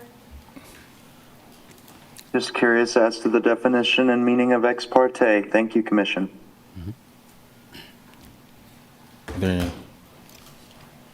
Were there any additional public comment? That's it. Okay. Yeah, it's just any, Sherry, could you give him the definition since we're here? That would be better, Tony. Tony? Or Tony. Yes, or Tony. Outside of the record, meetings or correspondence that are not part of the record. Okay. Thank you very much. All right. Item I, commission calendar.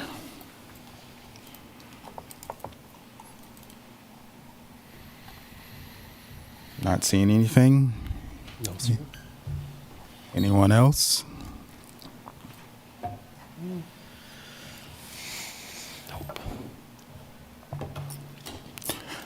Okay. I'll bring us back and give folks an opportunity to leave that want to leave and before we get to public comment.